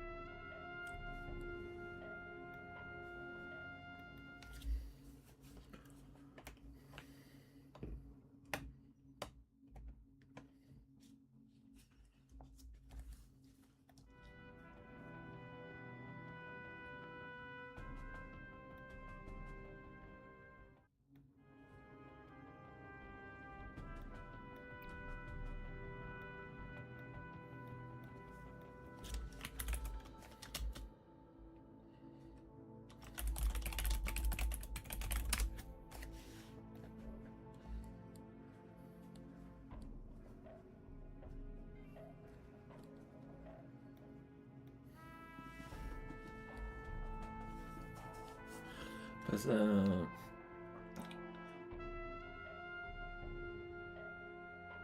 PP? Pacific Paradise. Oh yeah, that one.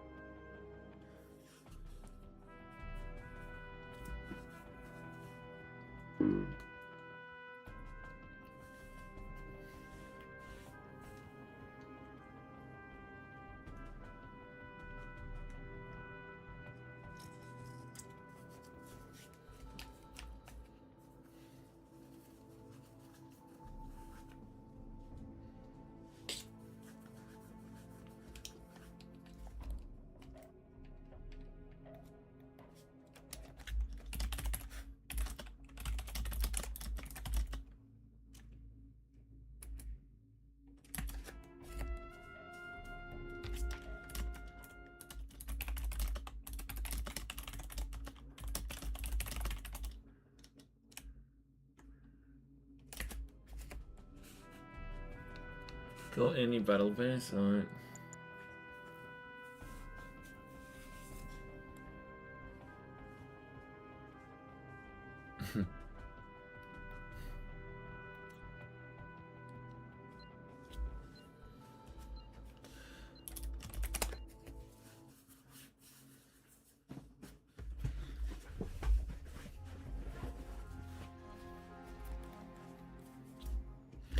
Alright.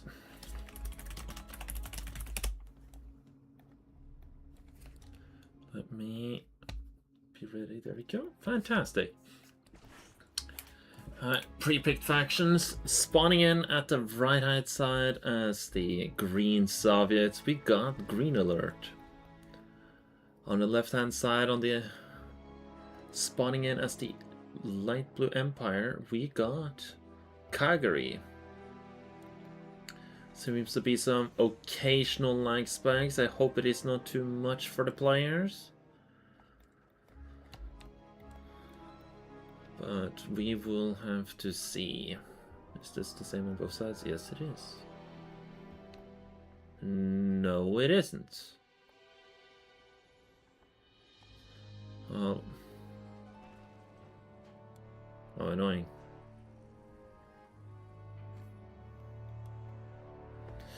Oh, we got battle-based beta all over again with wall shenanigans.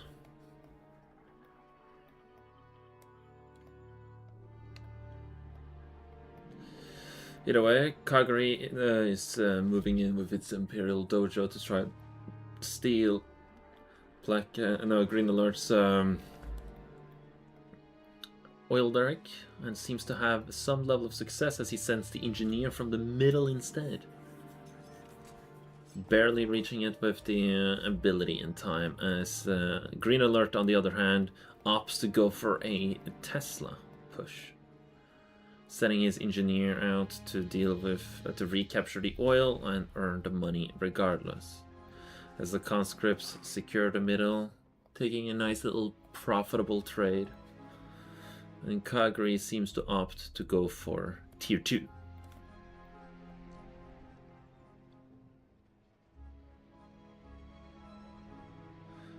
Yeah, these lag spikes might get annoying for the players. We'll see. But if they both can't host on Ravora, then I gotta host and leave.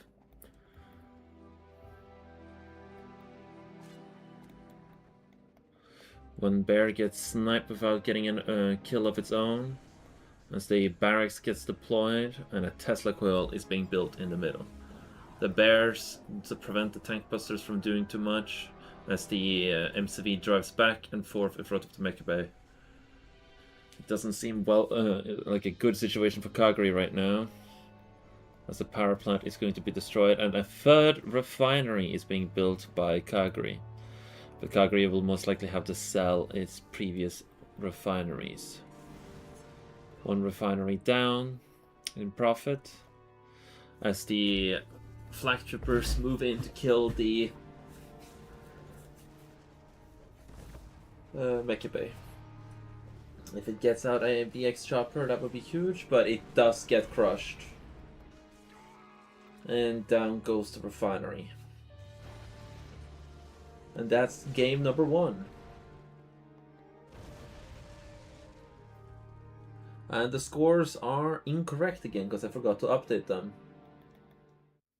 But there we go. Alright, since I will have to relog.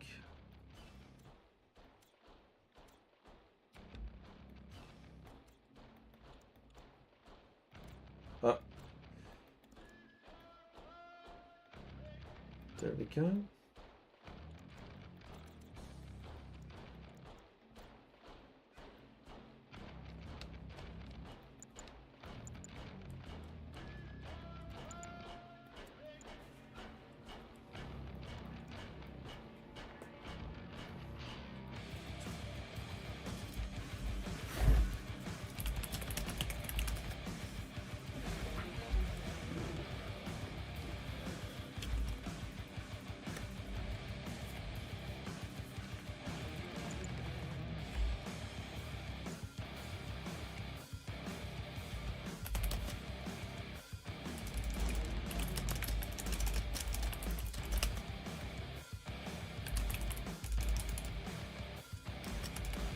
Yeah, well, it seems like both of them are ready.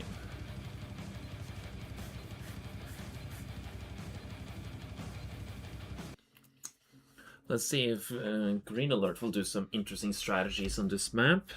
He had some success with this one as his own Empire, but now he is the one to play Soviets, spawning on the left side. As the Empire player, once again, is on the right side. As Kagari opens up with 2 into 3 dojos. Will there be a 4th? No, there will not.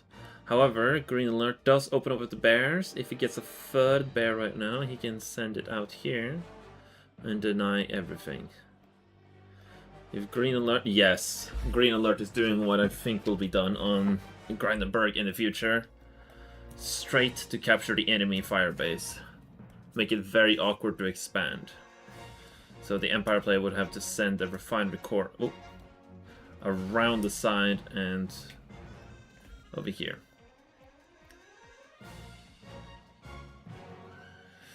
And there's nothing they can do. Both of the fire bases are going to be in their Soviet control. One... Yeah.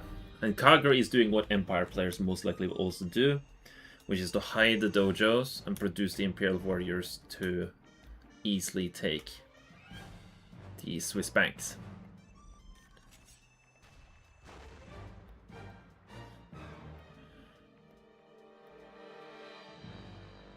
Now, Kagari could opt to capture the observation posts on both islands as well, outskirts as well, to have some major coverage of any side attacks. But that does put him in a great risky position regarding his economy. However, Kagari is going to have a little bit of an upper hand in the income game because of the Swiss banks. But Green Alert is taking the opportunity to push forward, and he can build his production buildings here and have a little bit of turret support.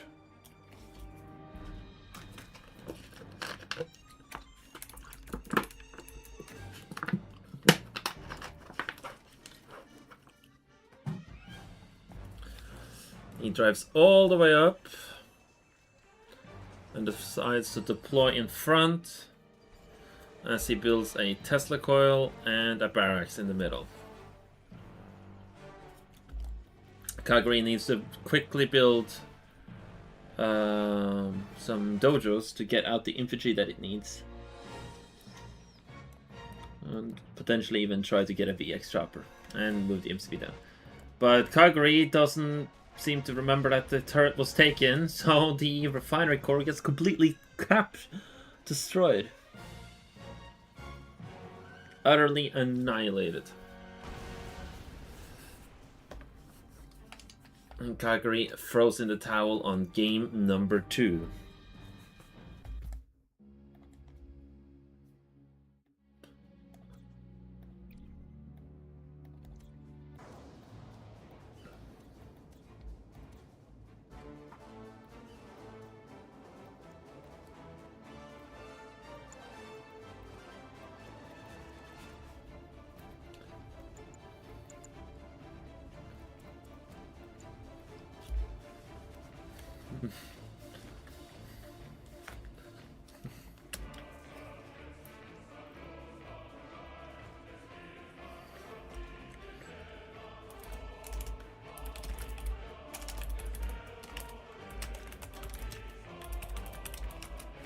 Dojo Tesla push? He didn't reload. Right.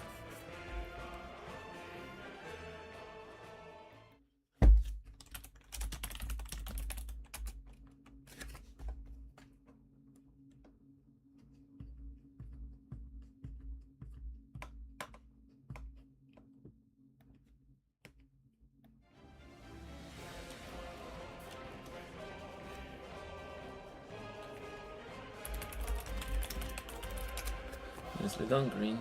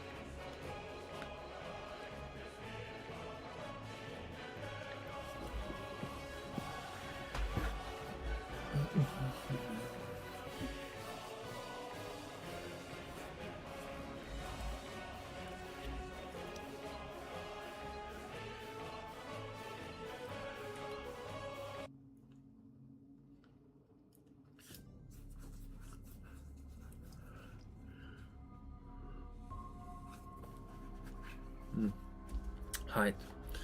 Moving the map to thermal tension. Let me correct the score real quick. That's another point to green alert.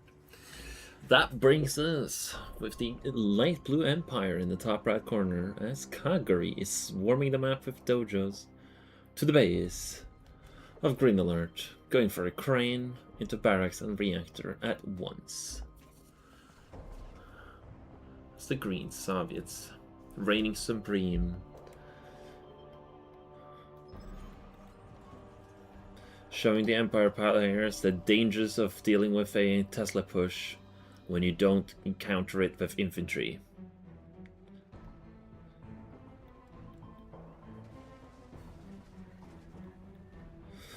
A Tesla push followed up with crushing of the MCV is rather deadly. The engineer immediately getting threatened, but not killed. As the Imperial Warriors pushes through, wanting to say hello. Does he pick up grinder treads, I wonder? Let's take a look. Yes, he does. So his MCV will be able to heal of anything it crushes. Kagari, on the other hand, does have 2 oil derricks, so he does have a little bit of a money advantage, but it doesn't really matter if he's going to lose all of it to a single MCV. Driving through, building its super reactor, capturing the oil derrick as the bears show up, cleaning up house. And once again, the exact same strategy is being deployed. But this time, Kagari does still have their barracks, so they can still be very, very deadly right now. And right now, Kagari seems to be opting for a Tengu instead. Losing a decent chunk of their Imperial Warriors is very unfortunate, as another one is killed. Instead of going for this Tengu here, it should have been sold off, and like 2 or 3 dojos should have been built in its place to just mass produce Imperial Warriors and Tank Busters to clear this stuff out and push him back. But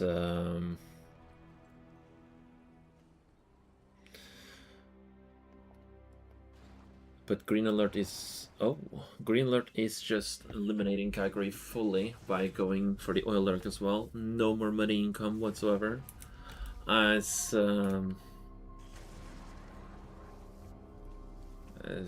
he goes for the airfields. Producing up the tank buster needed. As he slowly kills the M7 in game number 3. And we update the score accordingly.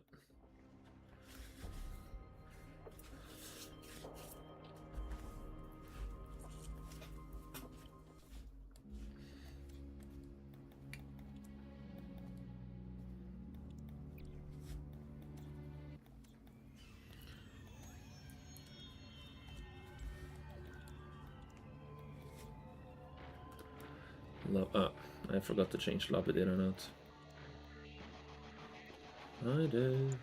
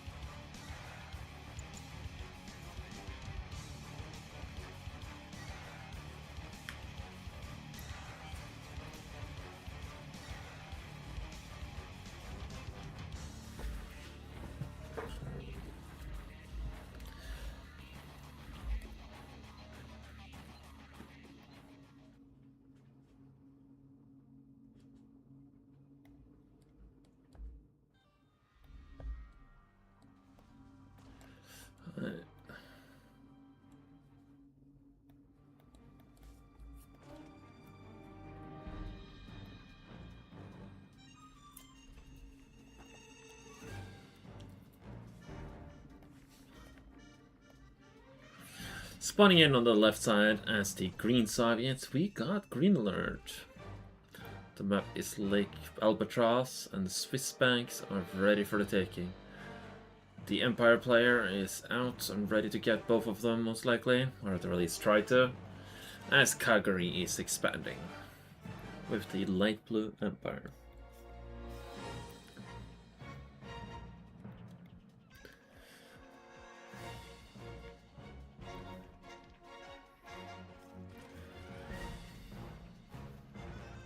So not needing to build an engineer at the beginning is gonna be interesting, to say the least.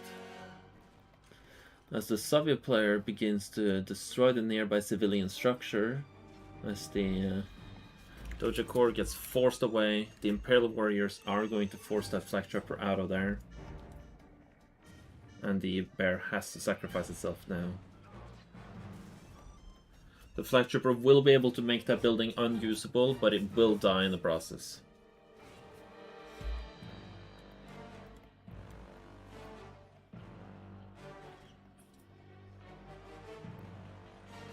As the sickle comes out, the Mecha Bay is up and running. The sickle forces the Imperial Warriors back, but there is no garrisonable buildings to utilize. As the Imperial Warriors try to charge forward, but it misses the jump, it gets the garrison cleared out. As the Imperial Warriors gets annihilated by the Molotovs.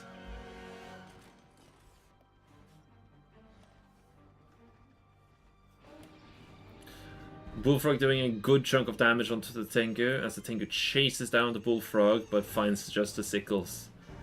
As the Tengu perishes in an attempt to get some value.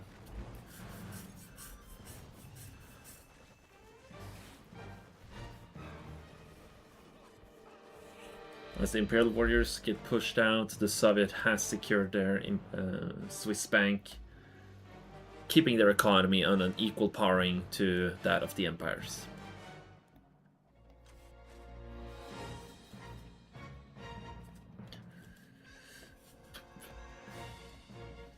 Going straight into tier 2, Kagari not having returned the favor. The hammer tanks are going to make a difference here. As the Tengu tries to get the Bullfrog, but fails to do so. 2 Tengus down, the value dropping further and further of Kagari's army. 3 burst drones flying around. I mean, 1 is sure, but 3? Holy. As 1 Bullfrog just chases it down. Tank busters finding their sickles. All 3 of them got killed too. Oh, holy. That's one hell of an injured Bullfrog too, though, I'm not gonna lie.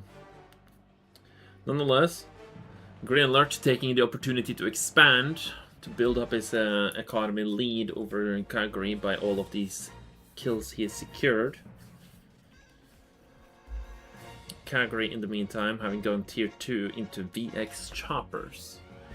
3 of them to be exact. However, he does not have a third refinery, so this is not looking as pretty as it should. Both of the tank busters getting cleaned up, and the hammer tank does some beautiful crushes as the last tank buster goes back in, but gets cleaned up by the Molotovs.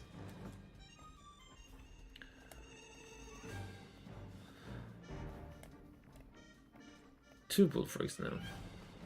As the Bullfrogs get jumped by the VXs, both of the Bullfrogs get completely cleaned up, but 1 VX does go down, 1 barely survive. As Green Alert steals the bank from Kagari, increasing his economy even further. Kagari flies and hides the last VX that survived from the original VX attack, as the sickles get run down by the newly produced chopper VX. Oh well, it's tiny HP versus a tiny HP unit.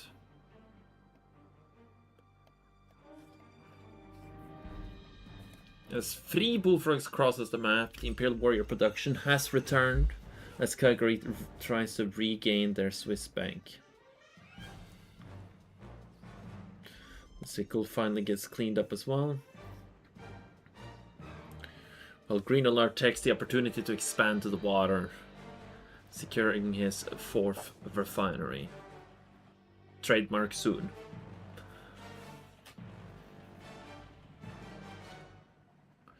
Green Alert currently having a 2,000 cash income lead over Calgary, which is going to just continue to expand as he has 1 refinery over Calgary.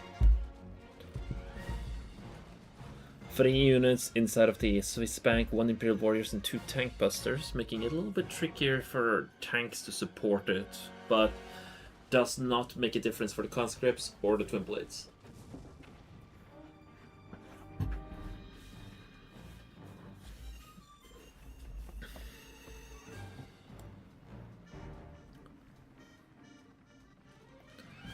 As the Twin Blades try to find their way in, they do struggle. Calgary does finally get their 3rd refinery up, but Green Alert has gotten their 4th refinery up and going.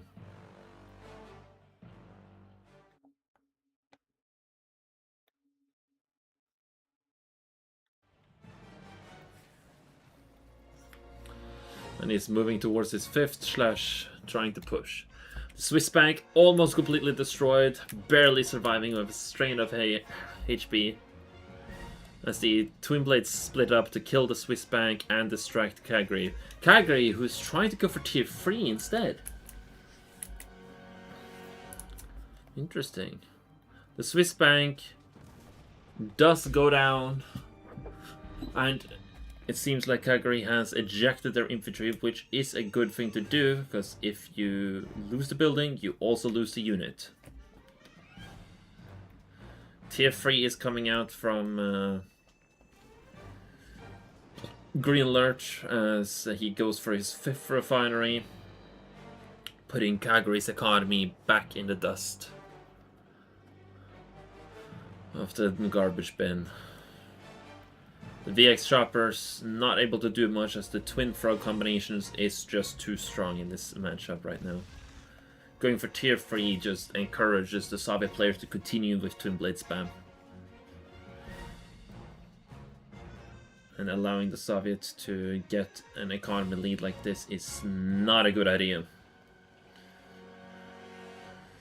Nevertheless, the Naval Yard is now in production. The Dreadnoughts will be joining us very soon. Holy conscript production now.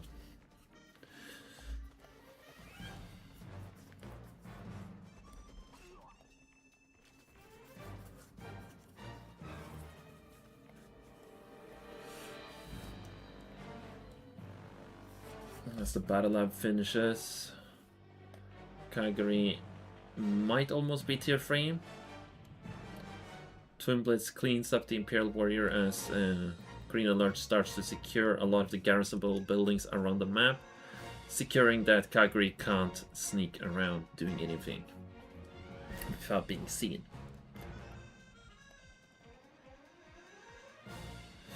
Green Alert being a little bit in low power, but quickly gets himself out of it with a single reactor.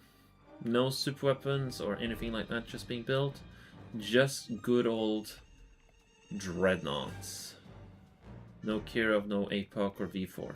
Oh, never mind. There's the super weapons. Both of which being built in the water. As tier 3 has been constructed,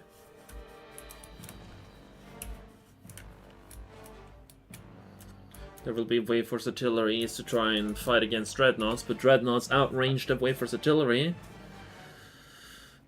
Okay, we will be able to see maybe some Yurikos or Rocket Angels, as we have some tier 3 from the dojo as well. Most likely just a Yuriko, but who knows? Maybe Calgary is trying to cook something in the kitchen. The Wave Force artillery is here to destroy the refinery, but is soon going to find the Dreadnoughts out on the water, firing back at it.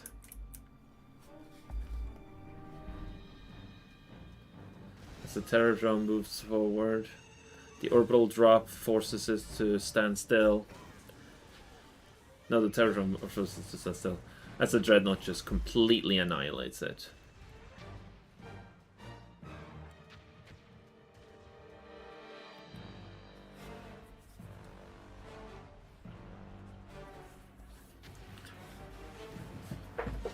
as the tier 3 dojo gets cleaned up and Yuriko alongside it.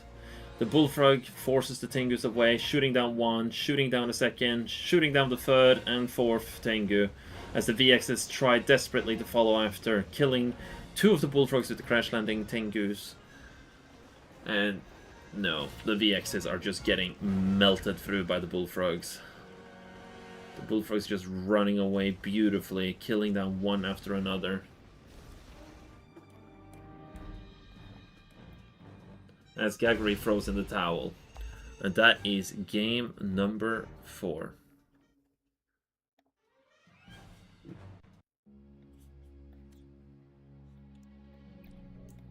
If Green Alert wins the next match, we will be moving over to the finals with Green Alert versus OPC Shao. Whereas if Kagri is to reach the finals, Kagri has to win 5 games in a row now.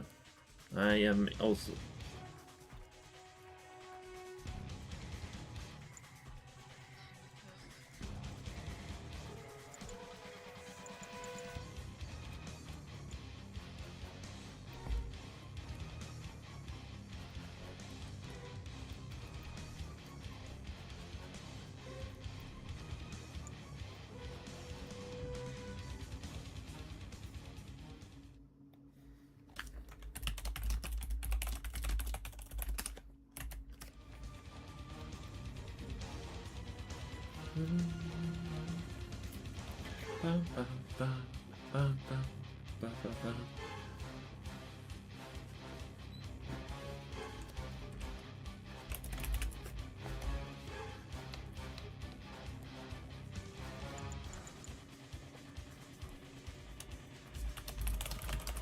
Roger that.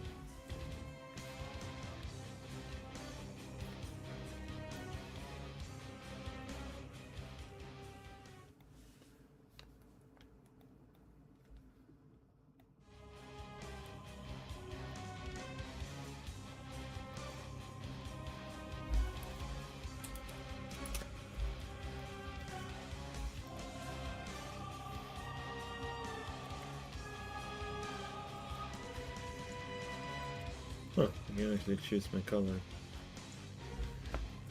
That is funny.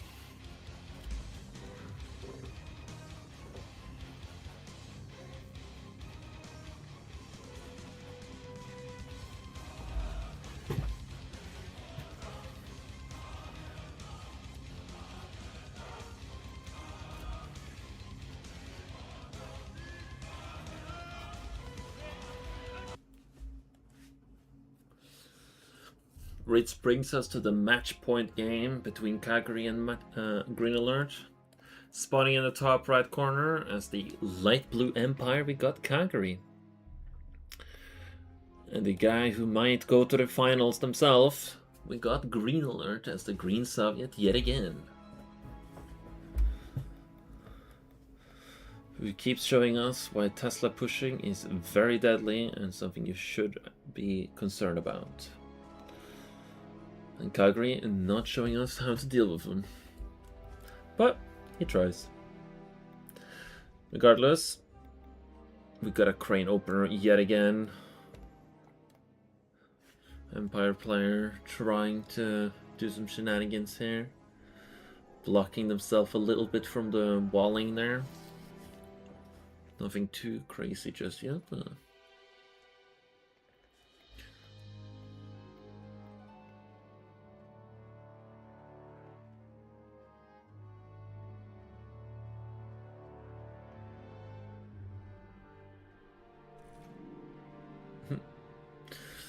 And down the dojo goes. No stolen oil derrick today.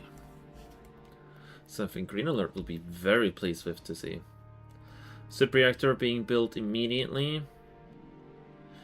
No attempt of driving through the middle. He either suspects that Kagari might have this, or he just wants to expand.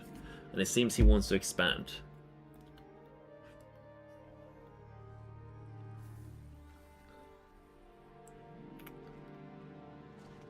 At the very least.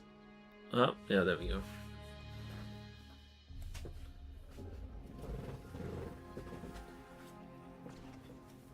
As the Berserk comes, lands, and just slows down the economy. Green Alert is already on 3 refineries very soon, but Kagari seems to be going for tier 2 immediately. Going to be played as a little bit slower paced. Neither player has captured a firebase, so it's still up for grabs for anyone.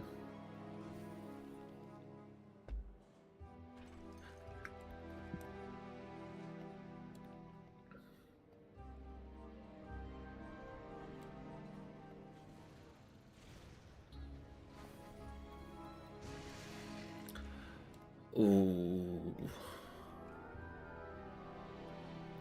Well, I see somebody is taking a lesson out of Maximus's book, because this is what Maximus has been doing against Green Alert the last couple of days. So, let's see how it pays off, eh? Kagari being on 3 refineries themselves. Bullfrog launching the engineer over.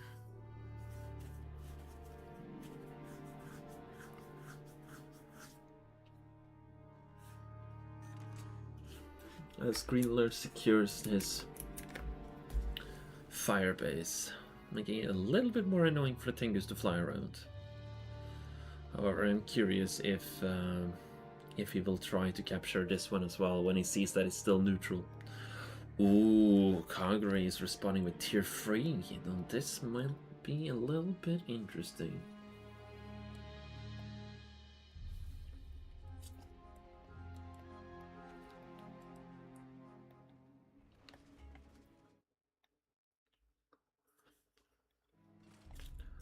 As the conscript tries to clear out the garrisonable structure, the Imperial Warrior charges out and finds a terror drone.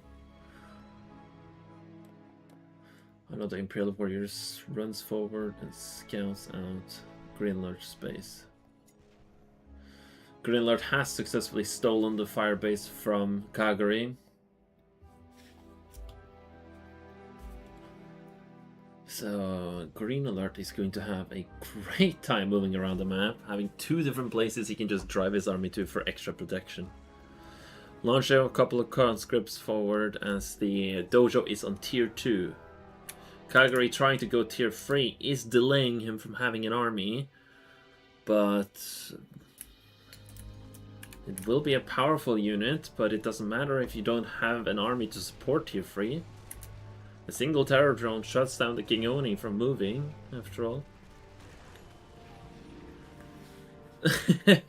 As Kagari types in the chat that he doesn't know what he's currently doing. And that is game. Green Alert moves up to the finals. And Opishishao is awaiting. I'm just gonna relog in case I got a host. Boop, boop.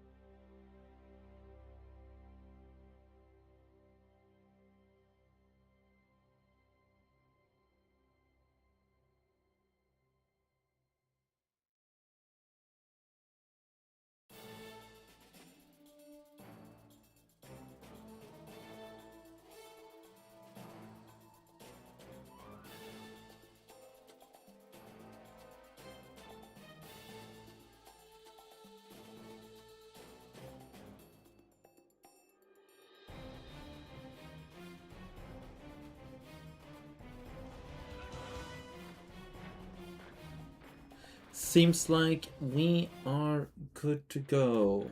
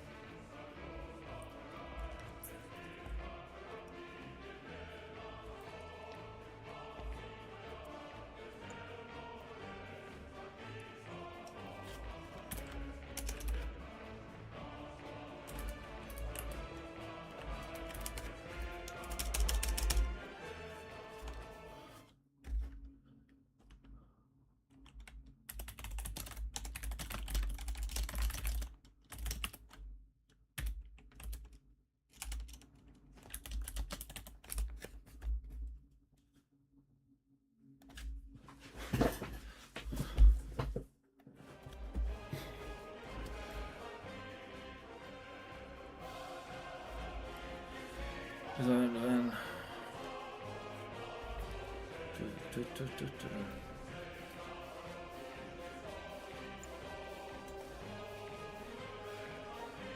that's fine.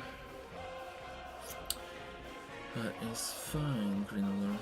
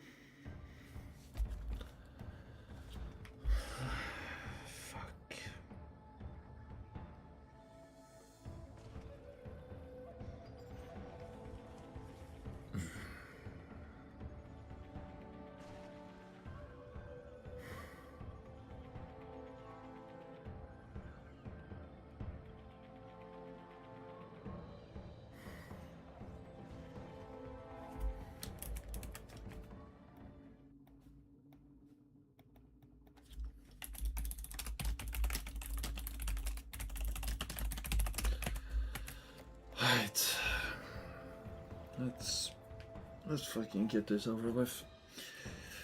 Alright. Orange is random. Gotcha. Spawning in on the left-hand side as the Green Empire, we got Green Alert. His opponent getting Random Empire as the orange color of choice, actually random color for that matter, is Opishishao. One thing we need to clear up immediately is the scoreboard. And it's not a best of 9 anymore, it is a best of 11, as it is the finals.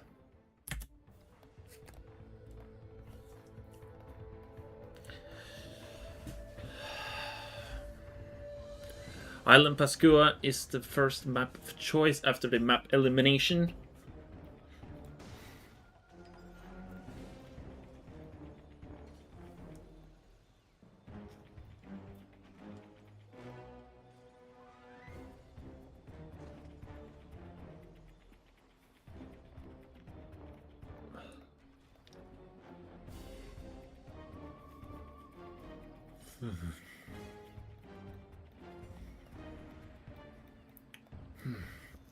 It's going to be a sudden transport play from Green Alert, and it will most likely be the same play from Opishishao.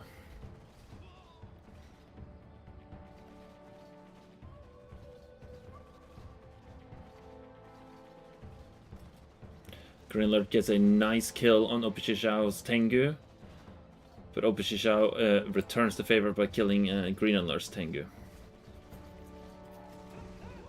And killing the sudden transport, followed up by cleaning up a couple of the tank busters. 3, 4, and the 5th. All of them gets cleaned up, as Opishishao also cleaned up one of the Tengus in the sky. Opishishao drives forward and claims game number 1, as Green Alert had not walled off his refinery and could not, as such, block that attack.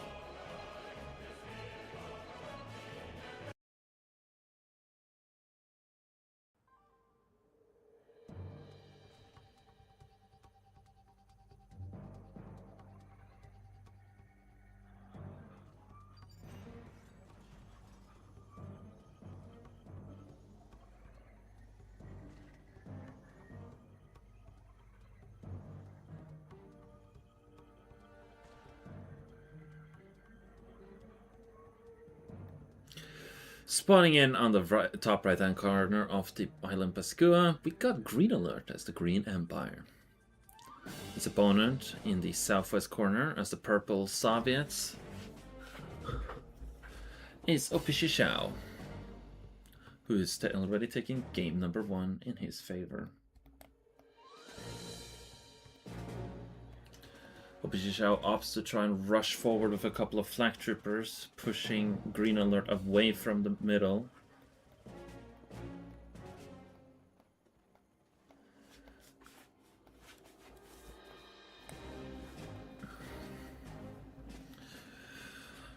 Where Green Alert opts to start producing a couple of Imperial Warriors to make it very difficult for Opishishao to shut down all of the dojos. That bear actually lived.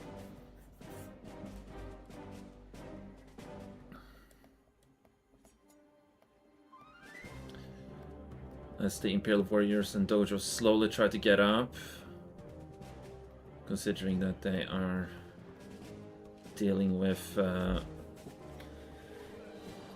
bears all around.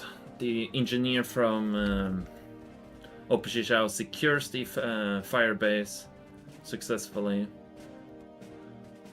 securing half of the land path. As Opishishao will quickly lose the fire base to all the Imperial Warriors pushing in afterwards.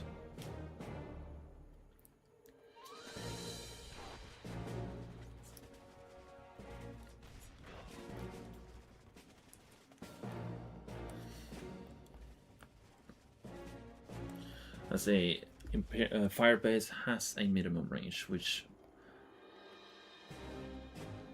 Green Alert is utilizing properly. Almost. One sickle rushes forward to help with the fire base and potentially save it, successfully killing one of the Imperial Warriors. As more Imperial Warriors pushes forward and are attempted to be intercepted by the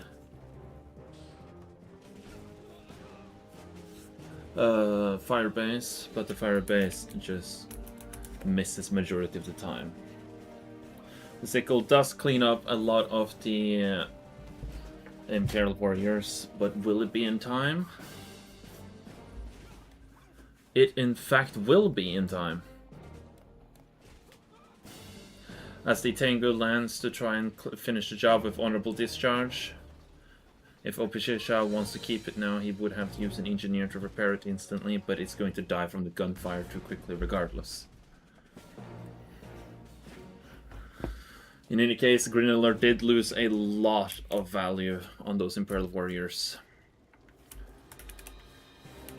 for a 500 cash tech structure. Nevertheless, Opishishao has taken opportunity to expand and get his tier 2, whereas Green Alert has gotten himself his tier 2 as well.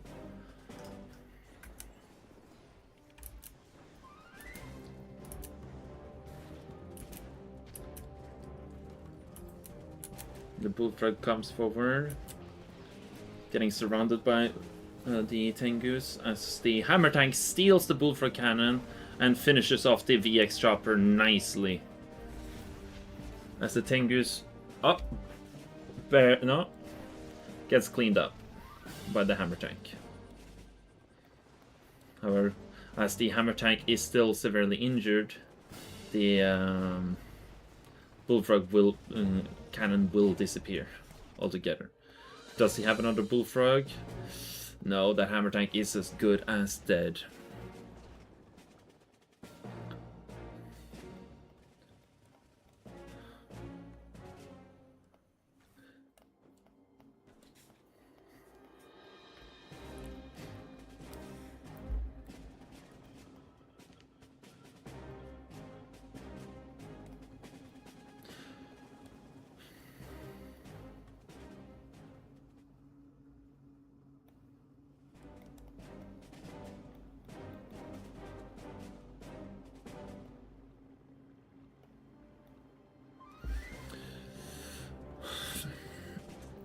But despite these losses, Opishishao and Green Alert are neither out of the game just yet. I don't see an Empire MCV anywhere on the map. It seems like he has gone for an MCV cell to recuperate anything and everything he has lost. Whereas the VXS pushes through his main base with a MiG shooting down the Green Alert's chopper VXS. Nicely and cleanly. As the tsunami tank shows up to try and help the fight, the Imperial infantry production is going ham. One sudden transport is sneaking its way through as Greenland throws in the towel.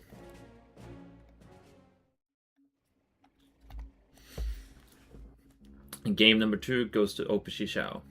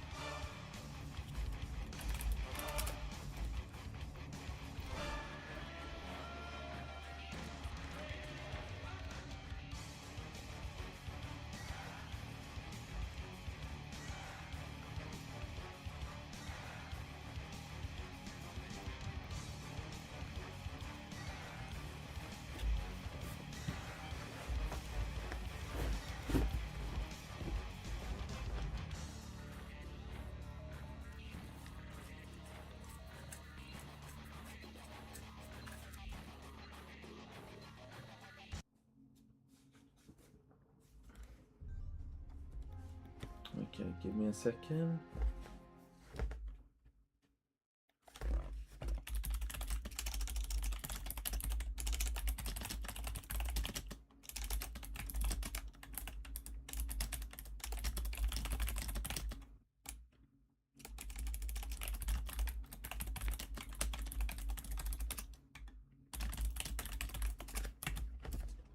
Alright, let's go.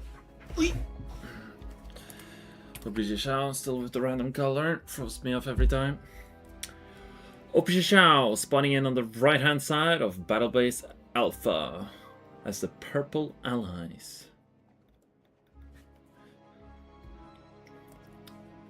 His opponent, Green Alert, the Green Soviets this time around. No more Empire, it seems.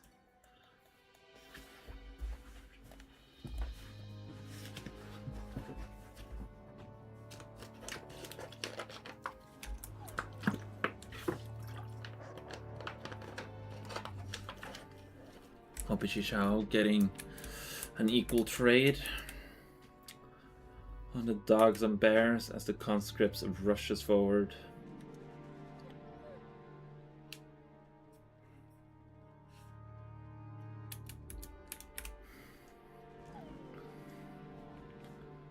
As conscript and bears and engineers pushes their way through, Opishishao can do nothing but secure the middle.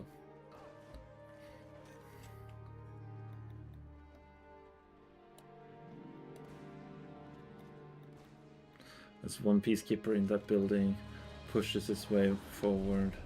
Two peacekeepers get stunned, but the bears are getting killed if they do get too close.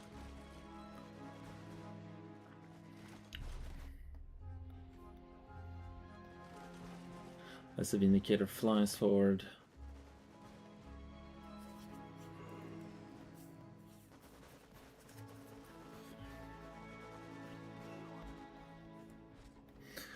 Getting a nice clean bombing run on the sickle.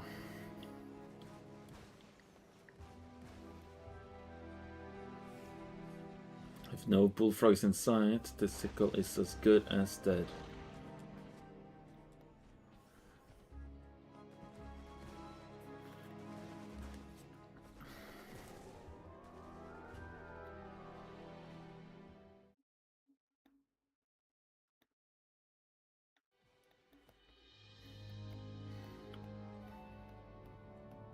Opushisha takes the opportunity to expand, and so does Green Alert. As Opushisha pushes through the middle, clearing out Green Alert's little hold on the middle's vision.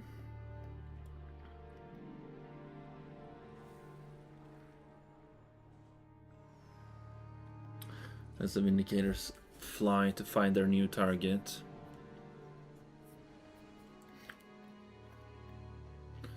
Finding nothing. Huh. Green Alert only has 5 conscripts on the entire game as his entire army right now.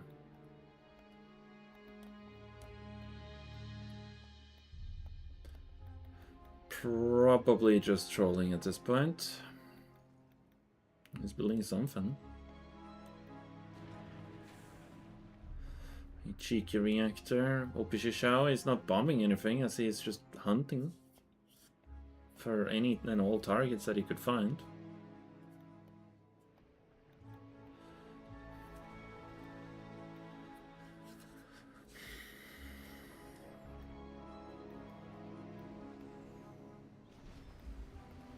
As he goes for his tier 2 out in the water, Opishishao does find it. Opishishao does scout the entire map to see what the hell is going on.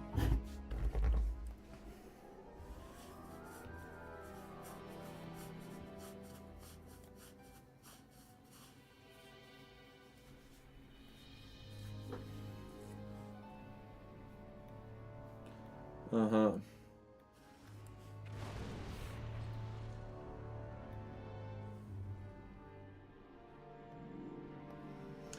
Opishishao is up on his 4th refinery.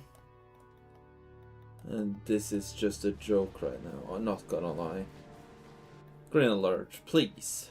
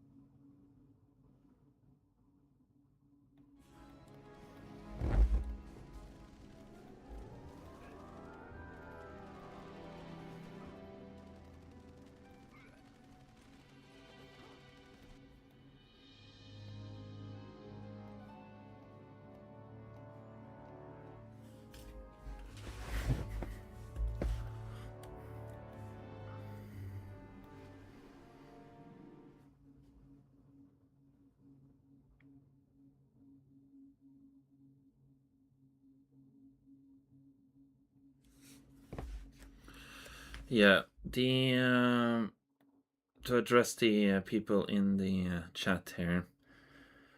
The best of 7 to best of 9 to best of 11 was a bit much. I will agree on that. I did not expect this many players to actually show up to the tournaments, considering how few people have been showing up to the tournaments recently. So this has had a bit of a backfire.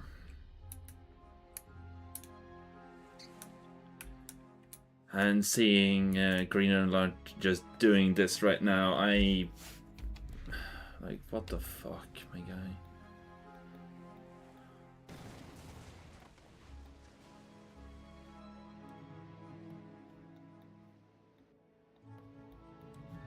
No Javelin, just one Guardian tank.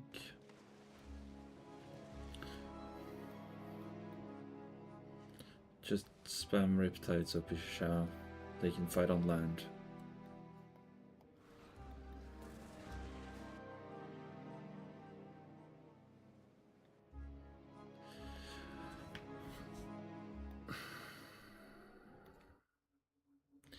So I will not be having a one-day event again with a best of 11 even in the consideration, right? Unless it's specifically written in the rules that the best of 11 will be taking place the day after or something like that.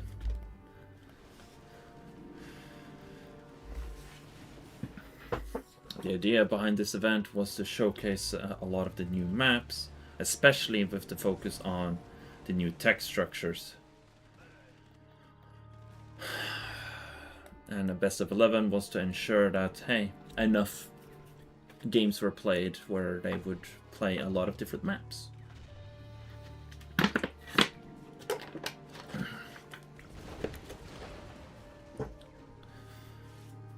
But we haven't gotten even to see a single Scorching Sand matchup, for example. Perhaps someone played it, but not the games that I casted.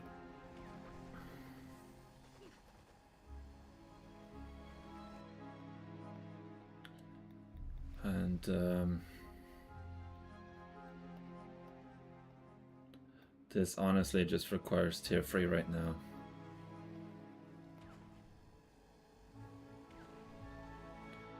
Or enough cryocopters. Or a spy.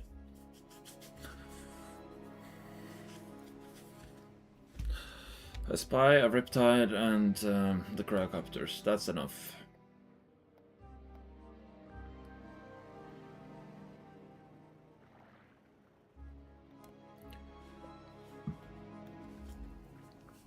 So, to the viewers of those of you who were interested in seeing a interesting finals, I apologize for, first of all, the delay, and second of all, how this has turned out. This is honestly really disappointing to see. To say the least.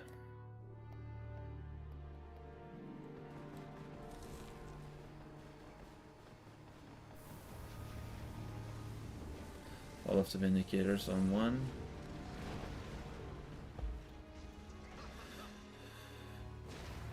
Green Alert does not have enough money to build any more flak cannons unless he sells anything or something. Opishishao should just have gotten tier 3 at this point. Gotten an aircraft carrier. He has the money after all.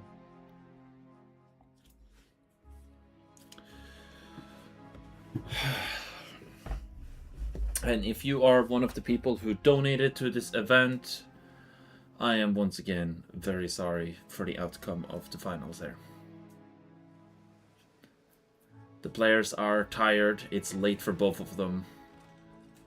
They have been throwing insults back and forth at each other.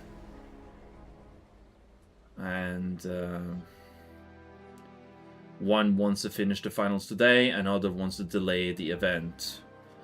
But the person that wants to finish today does not have time later.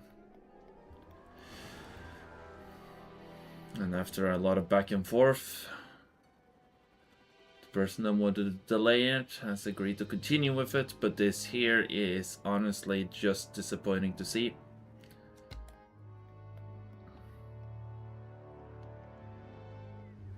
And is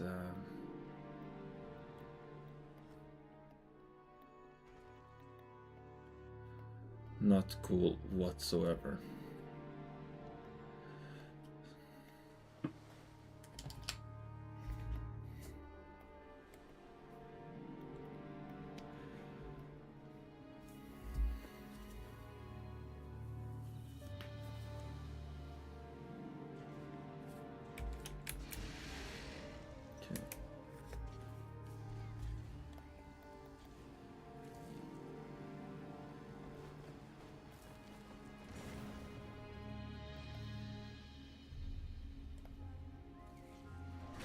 I guess we get to look at some pretty explosions, I guess. As all the flak cannons are killed.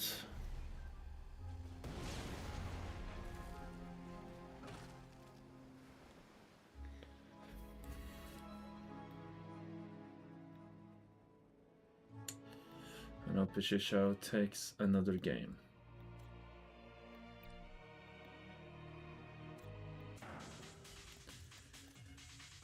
And a best of 11. How many games does one need to win? 6.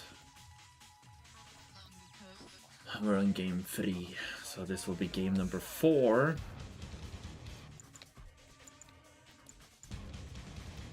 It does not get deleted.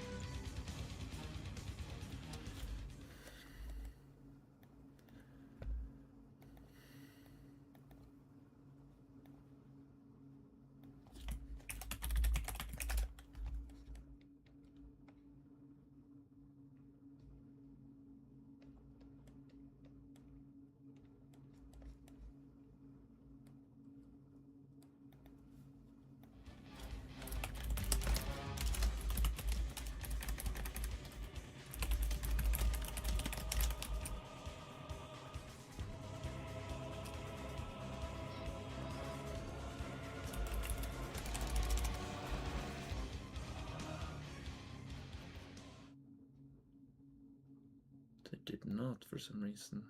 Interesting.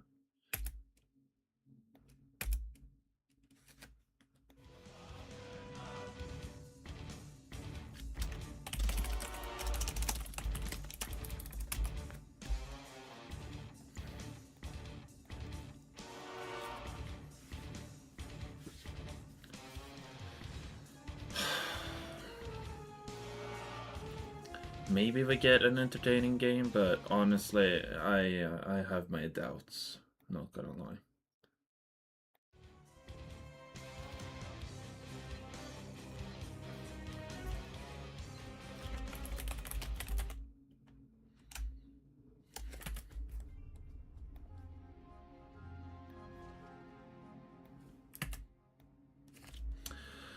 That takes us to game number 4.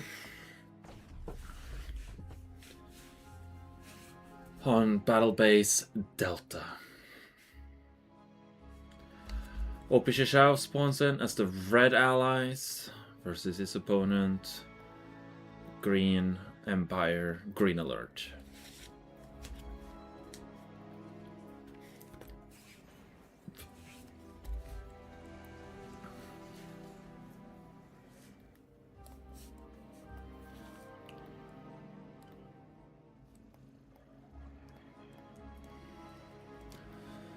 It's 6 in the morning for Green Alert. I can understand that he's tired and just wants this to be over with. But his opponent, unfortunately, does not have the time.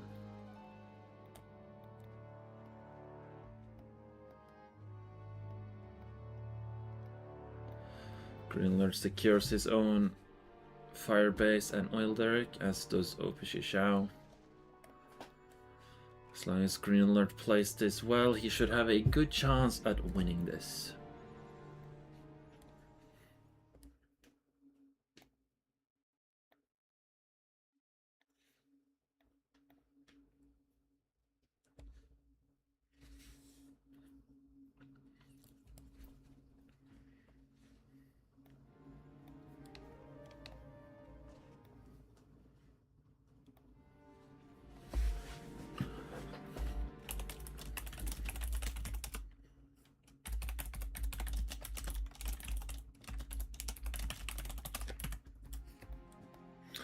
Alright, let's see. Well, the Tengus can easily land inside of here, so that will be something. Regardless, Opishi Shao goes for the expansion, whereas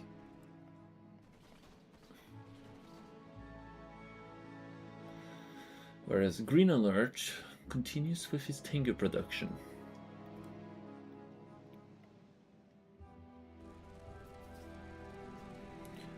Losing, oh, almost losing. As he flies close enough to the turret, where the turret shreds through the Apollo. And he then has a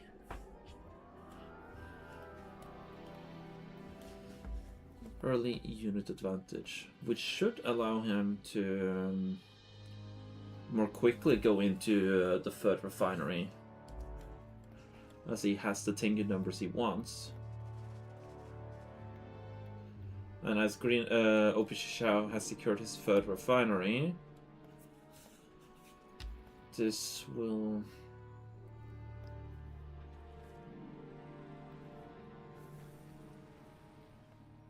clear up nicely.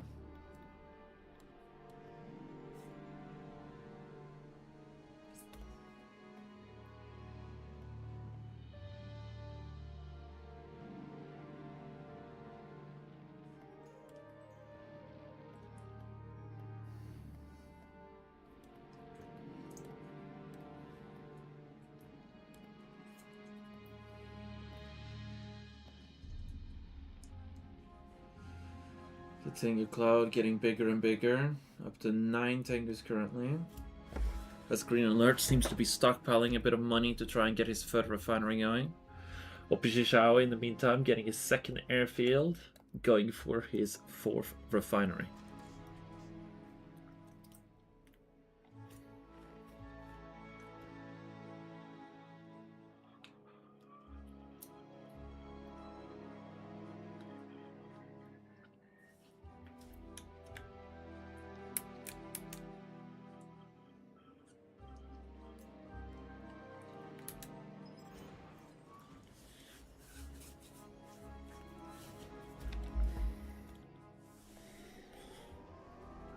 The 5 Apollos flies into his base, unable to fight anything besides one Tengu, attempted to be bombed.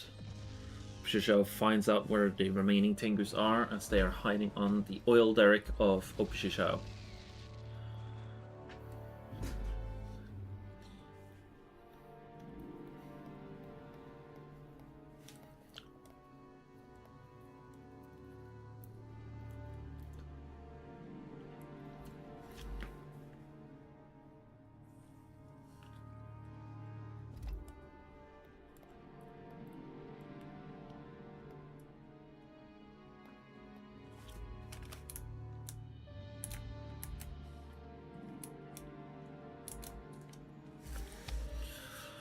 With 4 refineries under his belt, the economy game is going to go into the favor of Opishi Shao. However, it depends on how he will continue to trade going forward.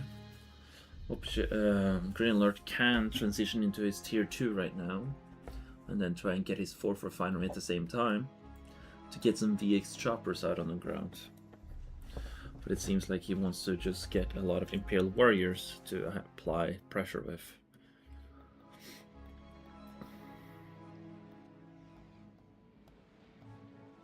Currently, no point defense drones have been applied to the Tengus, as the Apollos find their mark and snipe one of the Tengus.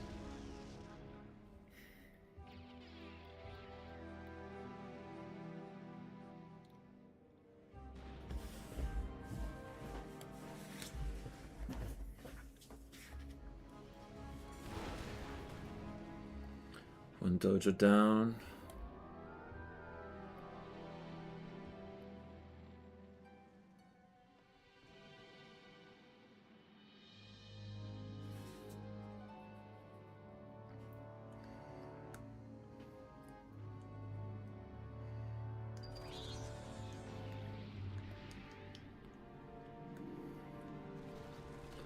As the point of zone comes online, the Apollos need to turn around a lot quicker than before. As one of the Apollos gets shot down, but 2 Tengus fall in return. However, if he presses the attack now, he will have a major advantage as the Apollos need to repair for a while to be able to rejoin the fight. However, the Imperial Warriors will be able to get close enough to apply a decent chunk of pressure. Another Apollo goes down, another Tengu goes down as the Tengus begin to land. The Vindicators fly out to begin their bombing runs as the Tengus take their opportunity to try and do as much Ore Collector damage as possible. Cryoshot comes down to freeze the remaining Tengus over there. It does successfully freeze them, however, it is not enough. As he quickly kills the walls that are frozen to help the Tengu escape. As an Assault Destroyer shows up to take up the damage.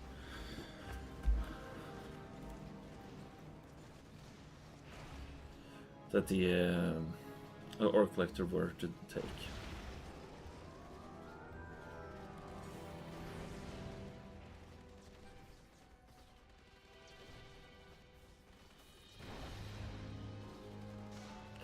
As the money is back up and running. We've got a naval yard, we got tier 2, Green Alert is... Oh, and we got an MCV cell as well from Green Alert.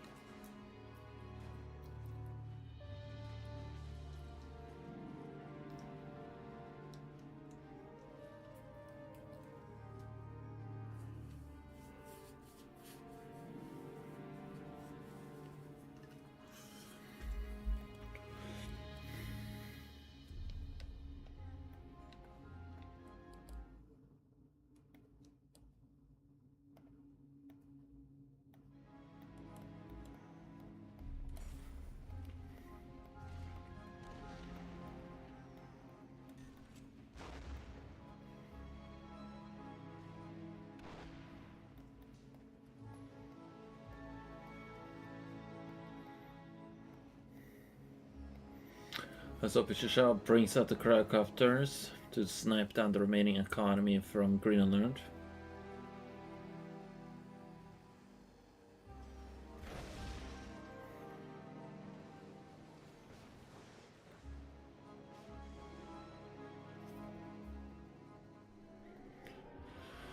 But Green Alert is not going down without a fight. He's built up a massive infantry army and a decent chunk Striker VX army.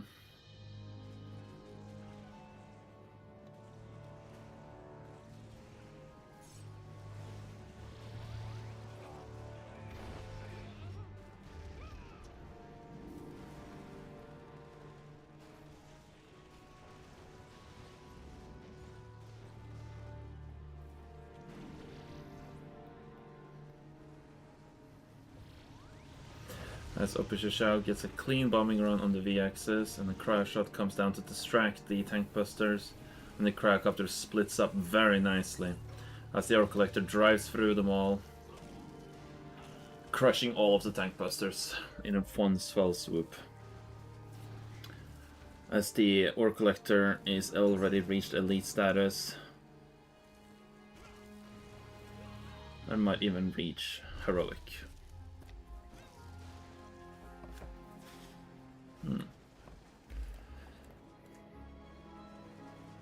As the VXs come in for a run, The Apollos show up.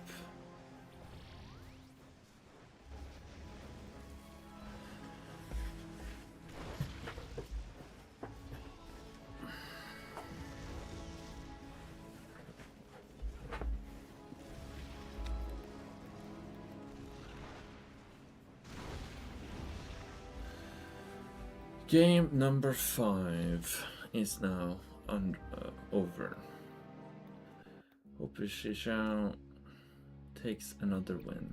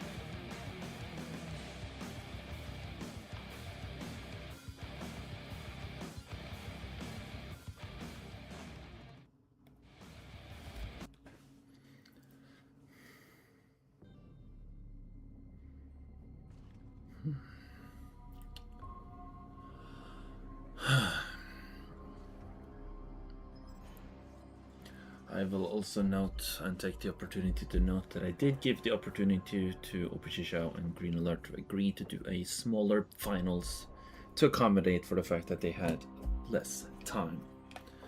Green Alert still chose to go for a best of 11. Meaning, if Opposition wins this current match, that is it. The finals is over and Opposition takes the victory of the Rise of the Patch tournament. Now, spawning in as the light blue empire, we got Opposition. Spawning on the left side as the green empire, we got Green Alert.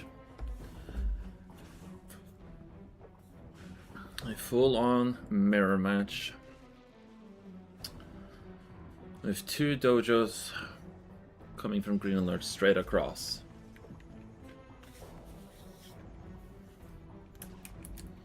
As Opposition opts for tank busters in the beginning to try and push back and go into the sudden transport. However, Green Alert is trying to delay that as much as possible. As Opposition continues to build walls to delay Green Alert as much as possible as well. Continuing to build lines and lines and lines on defense. As the Tengu finally arrives, and more walls are needed to be built.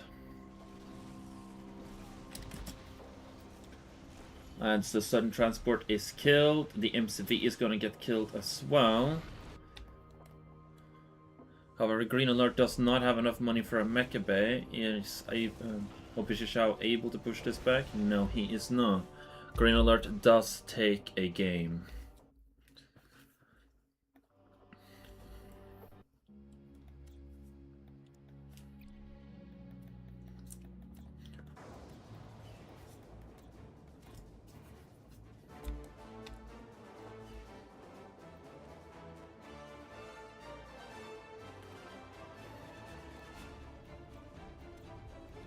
What now?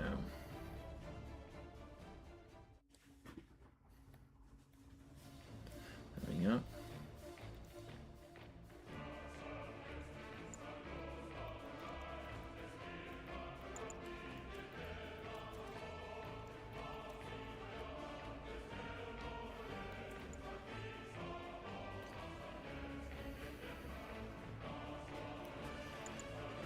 They've already played here.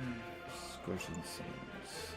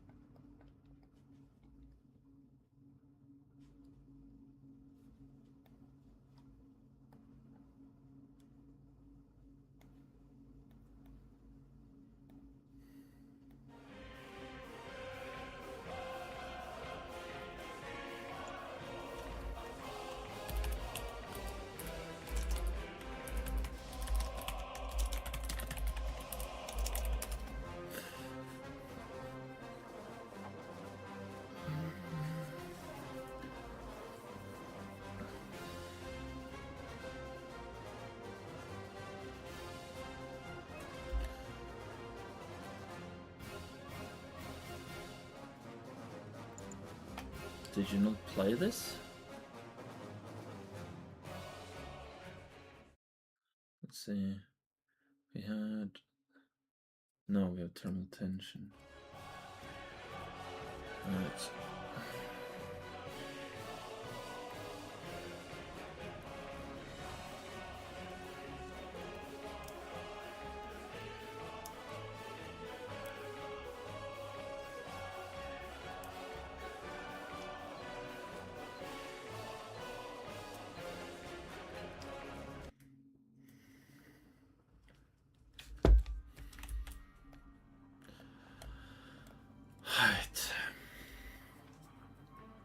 Grinler takes another 1 point away from Opshishao, and Opshishao continues to not give up, bringing us to Lake Albatross.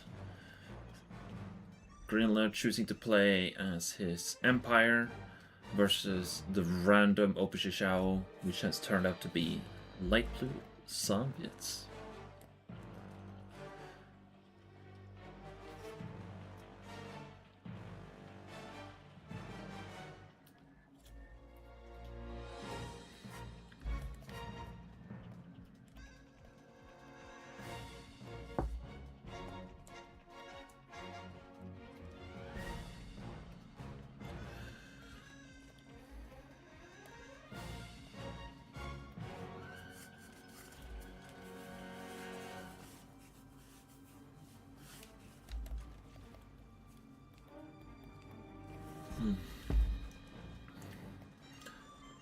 That's a lot of dojos. Holy.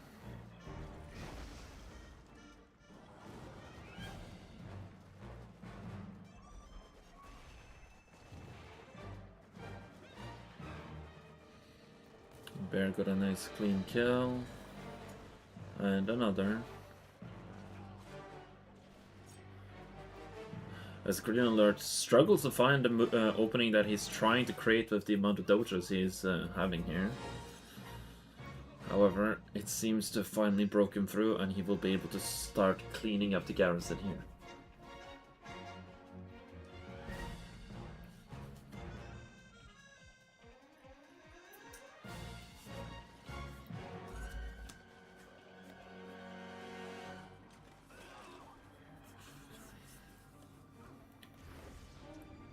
as the Flag Trooper pushes forward. And the Terror Drone shows up to join the fight.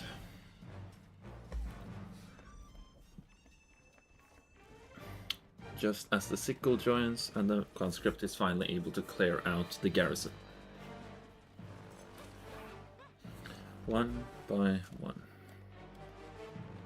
However, as he doesn't have another barracks, he is needing to use the last conscript he has to clear it out.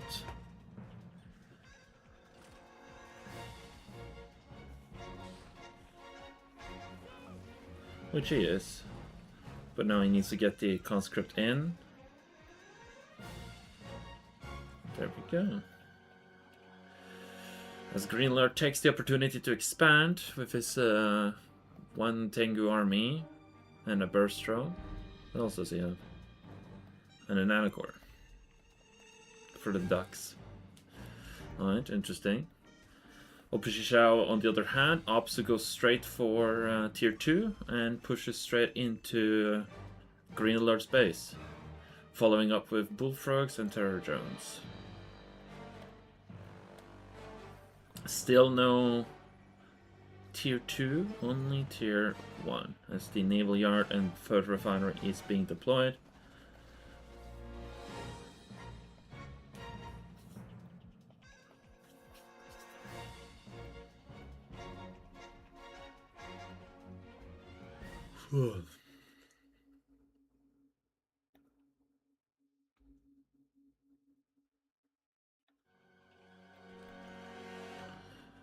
As the refinery for Opishishao is also up, as one ore collector goes down, with the Tengu taking a lot of damage thereafter.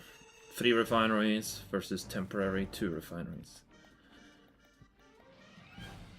The ore collector is having it double production here. We might get a mistake from Green Alert by him making accidentally 2 ore collectors.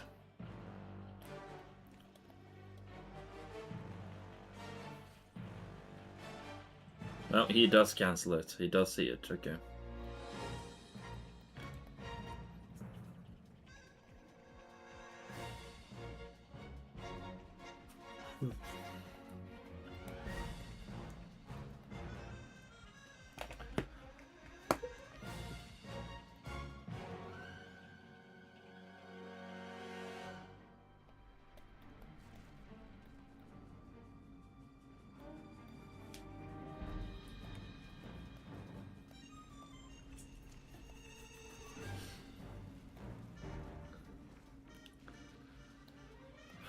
I'm sorry for the lack of commentary, guys. I am very tired.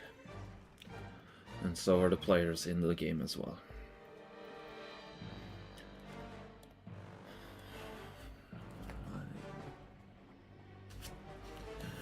Hammer tanks leeching themselves up to full HP, as well as just destroying the civilian structure. Tengu's flying to see if they can find something as the MCV pushes around the map.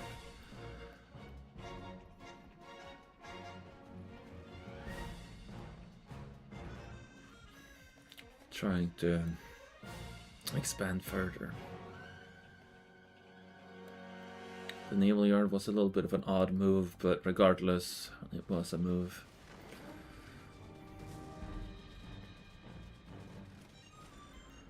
Let's see. If this is the last game, if Opishishao wins, I might as well try and, commentate it on properly, eh? Put a last bit of energy in.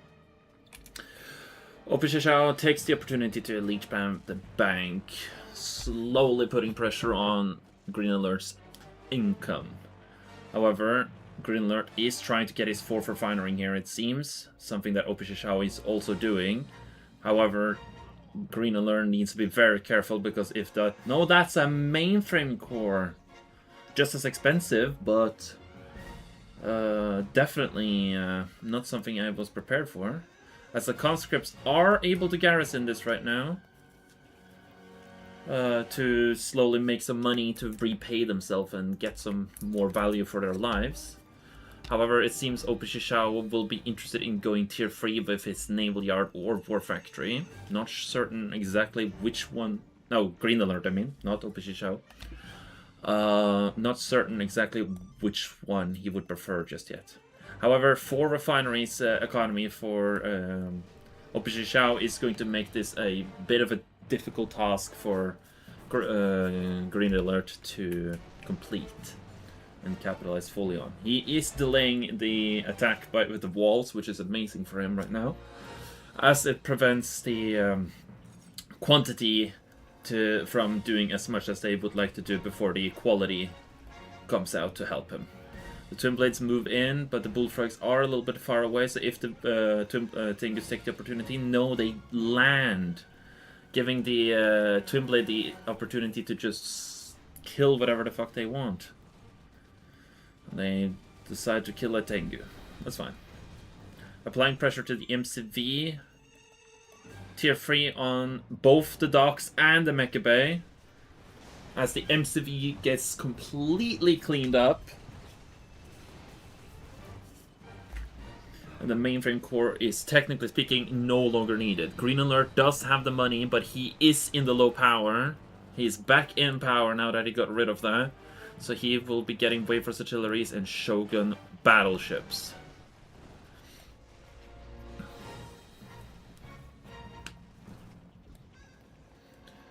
As the Leech Being hammer tanks slowly pressures down the Dojo Core, and Opishishao, while having a lot of money, doesn't actually expand his how he's expanding his air. Let's see. The Wayforce artillery has popped out as the Shogun battleship pops out as well. However, the Wayforce artillery is not going anywhere as it just goes down. The Wayforce artillery gun has been stolen by the hammer tank that is heroic on top of everything. Is the Terror Drone alive to stop the ramming speed from, or bull rush from the King Oni? No? Well, that is most certainly unfortunate.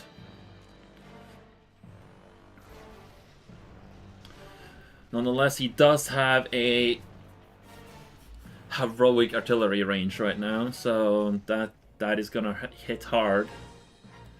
Nobody currently has the Swiss bank over here. Like, it's just one conscript, guys. Even though it's red HP, it can still be taken. The Naval Yard gets sold off, and Green Alert ends up forfeiting the match, bringing the final score to 6-1 in Opishishao's favor.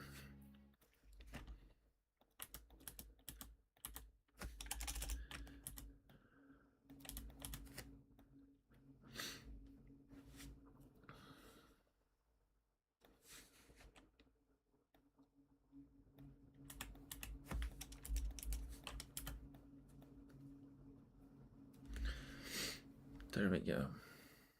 And with that, that is the conclusion of the tournament. However, we have one final thing we have to do before we can end it all, which is the live draw of everyone who did join, who didn't win a prize pool, and didn't get disqualified. Let's turn off the game, and let's interact with the random draw, which seems to be a little bit broken on my screen for some reason.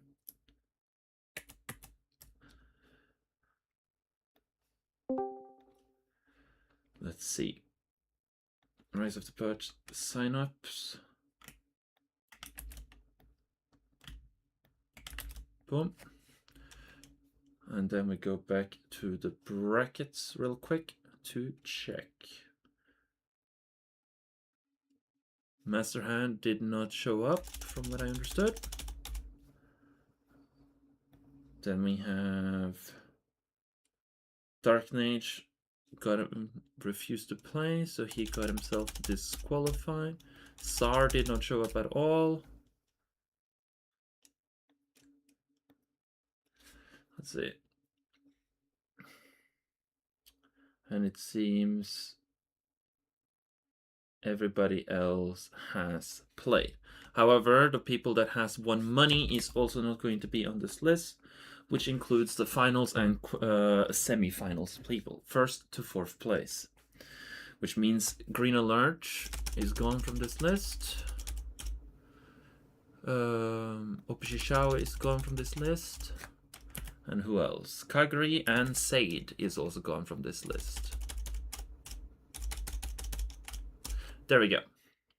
We're going to spin it twice, and with that we got the winners of the random draw.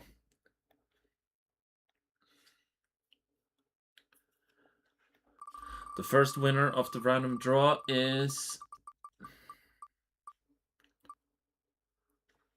I need to reduce the spin time, honestly. Black Hand. And the second winner...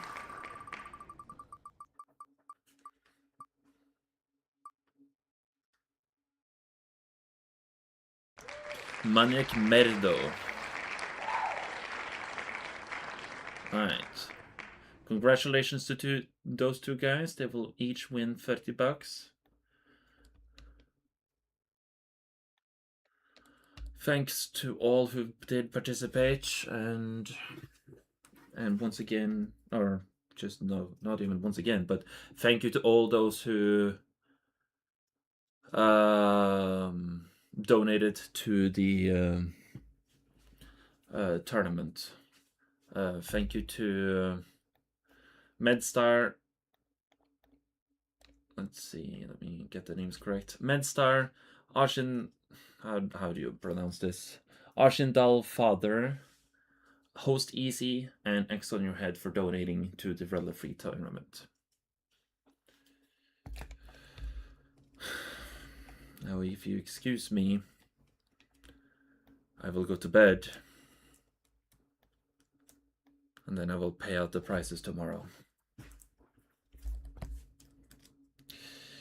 Take care. Have a good one.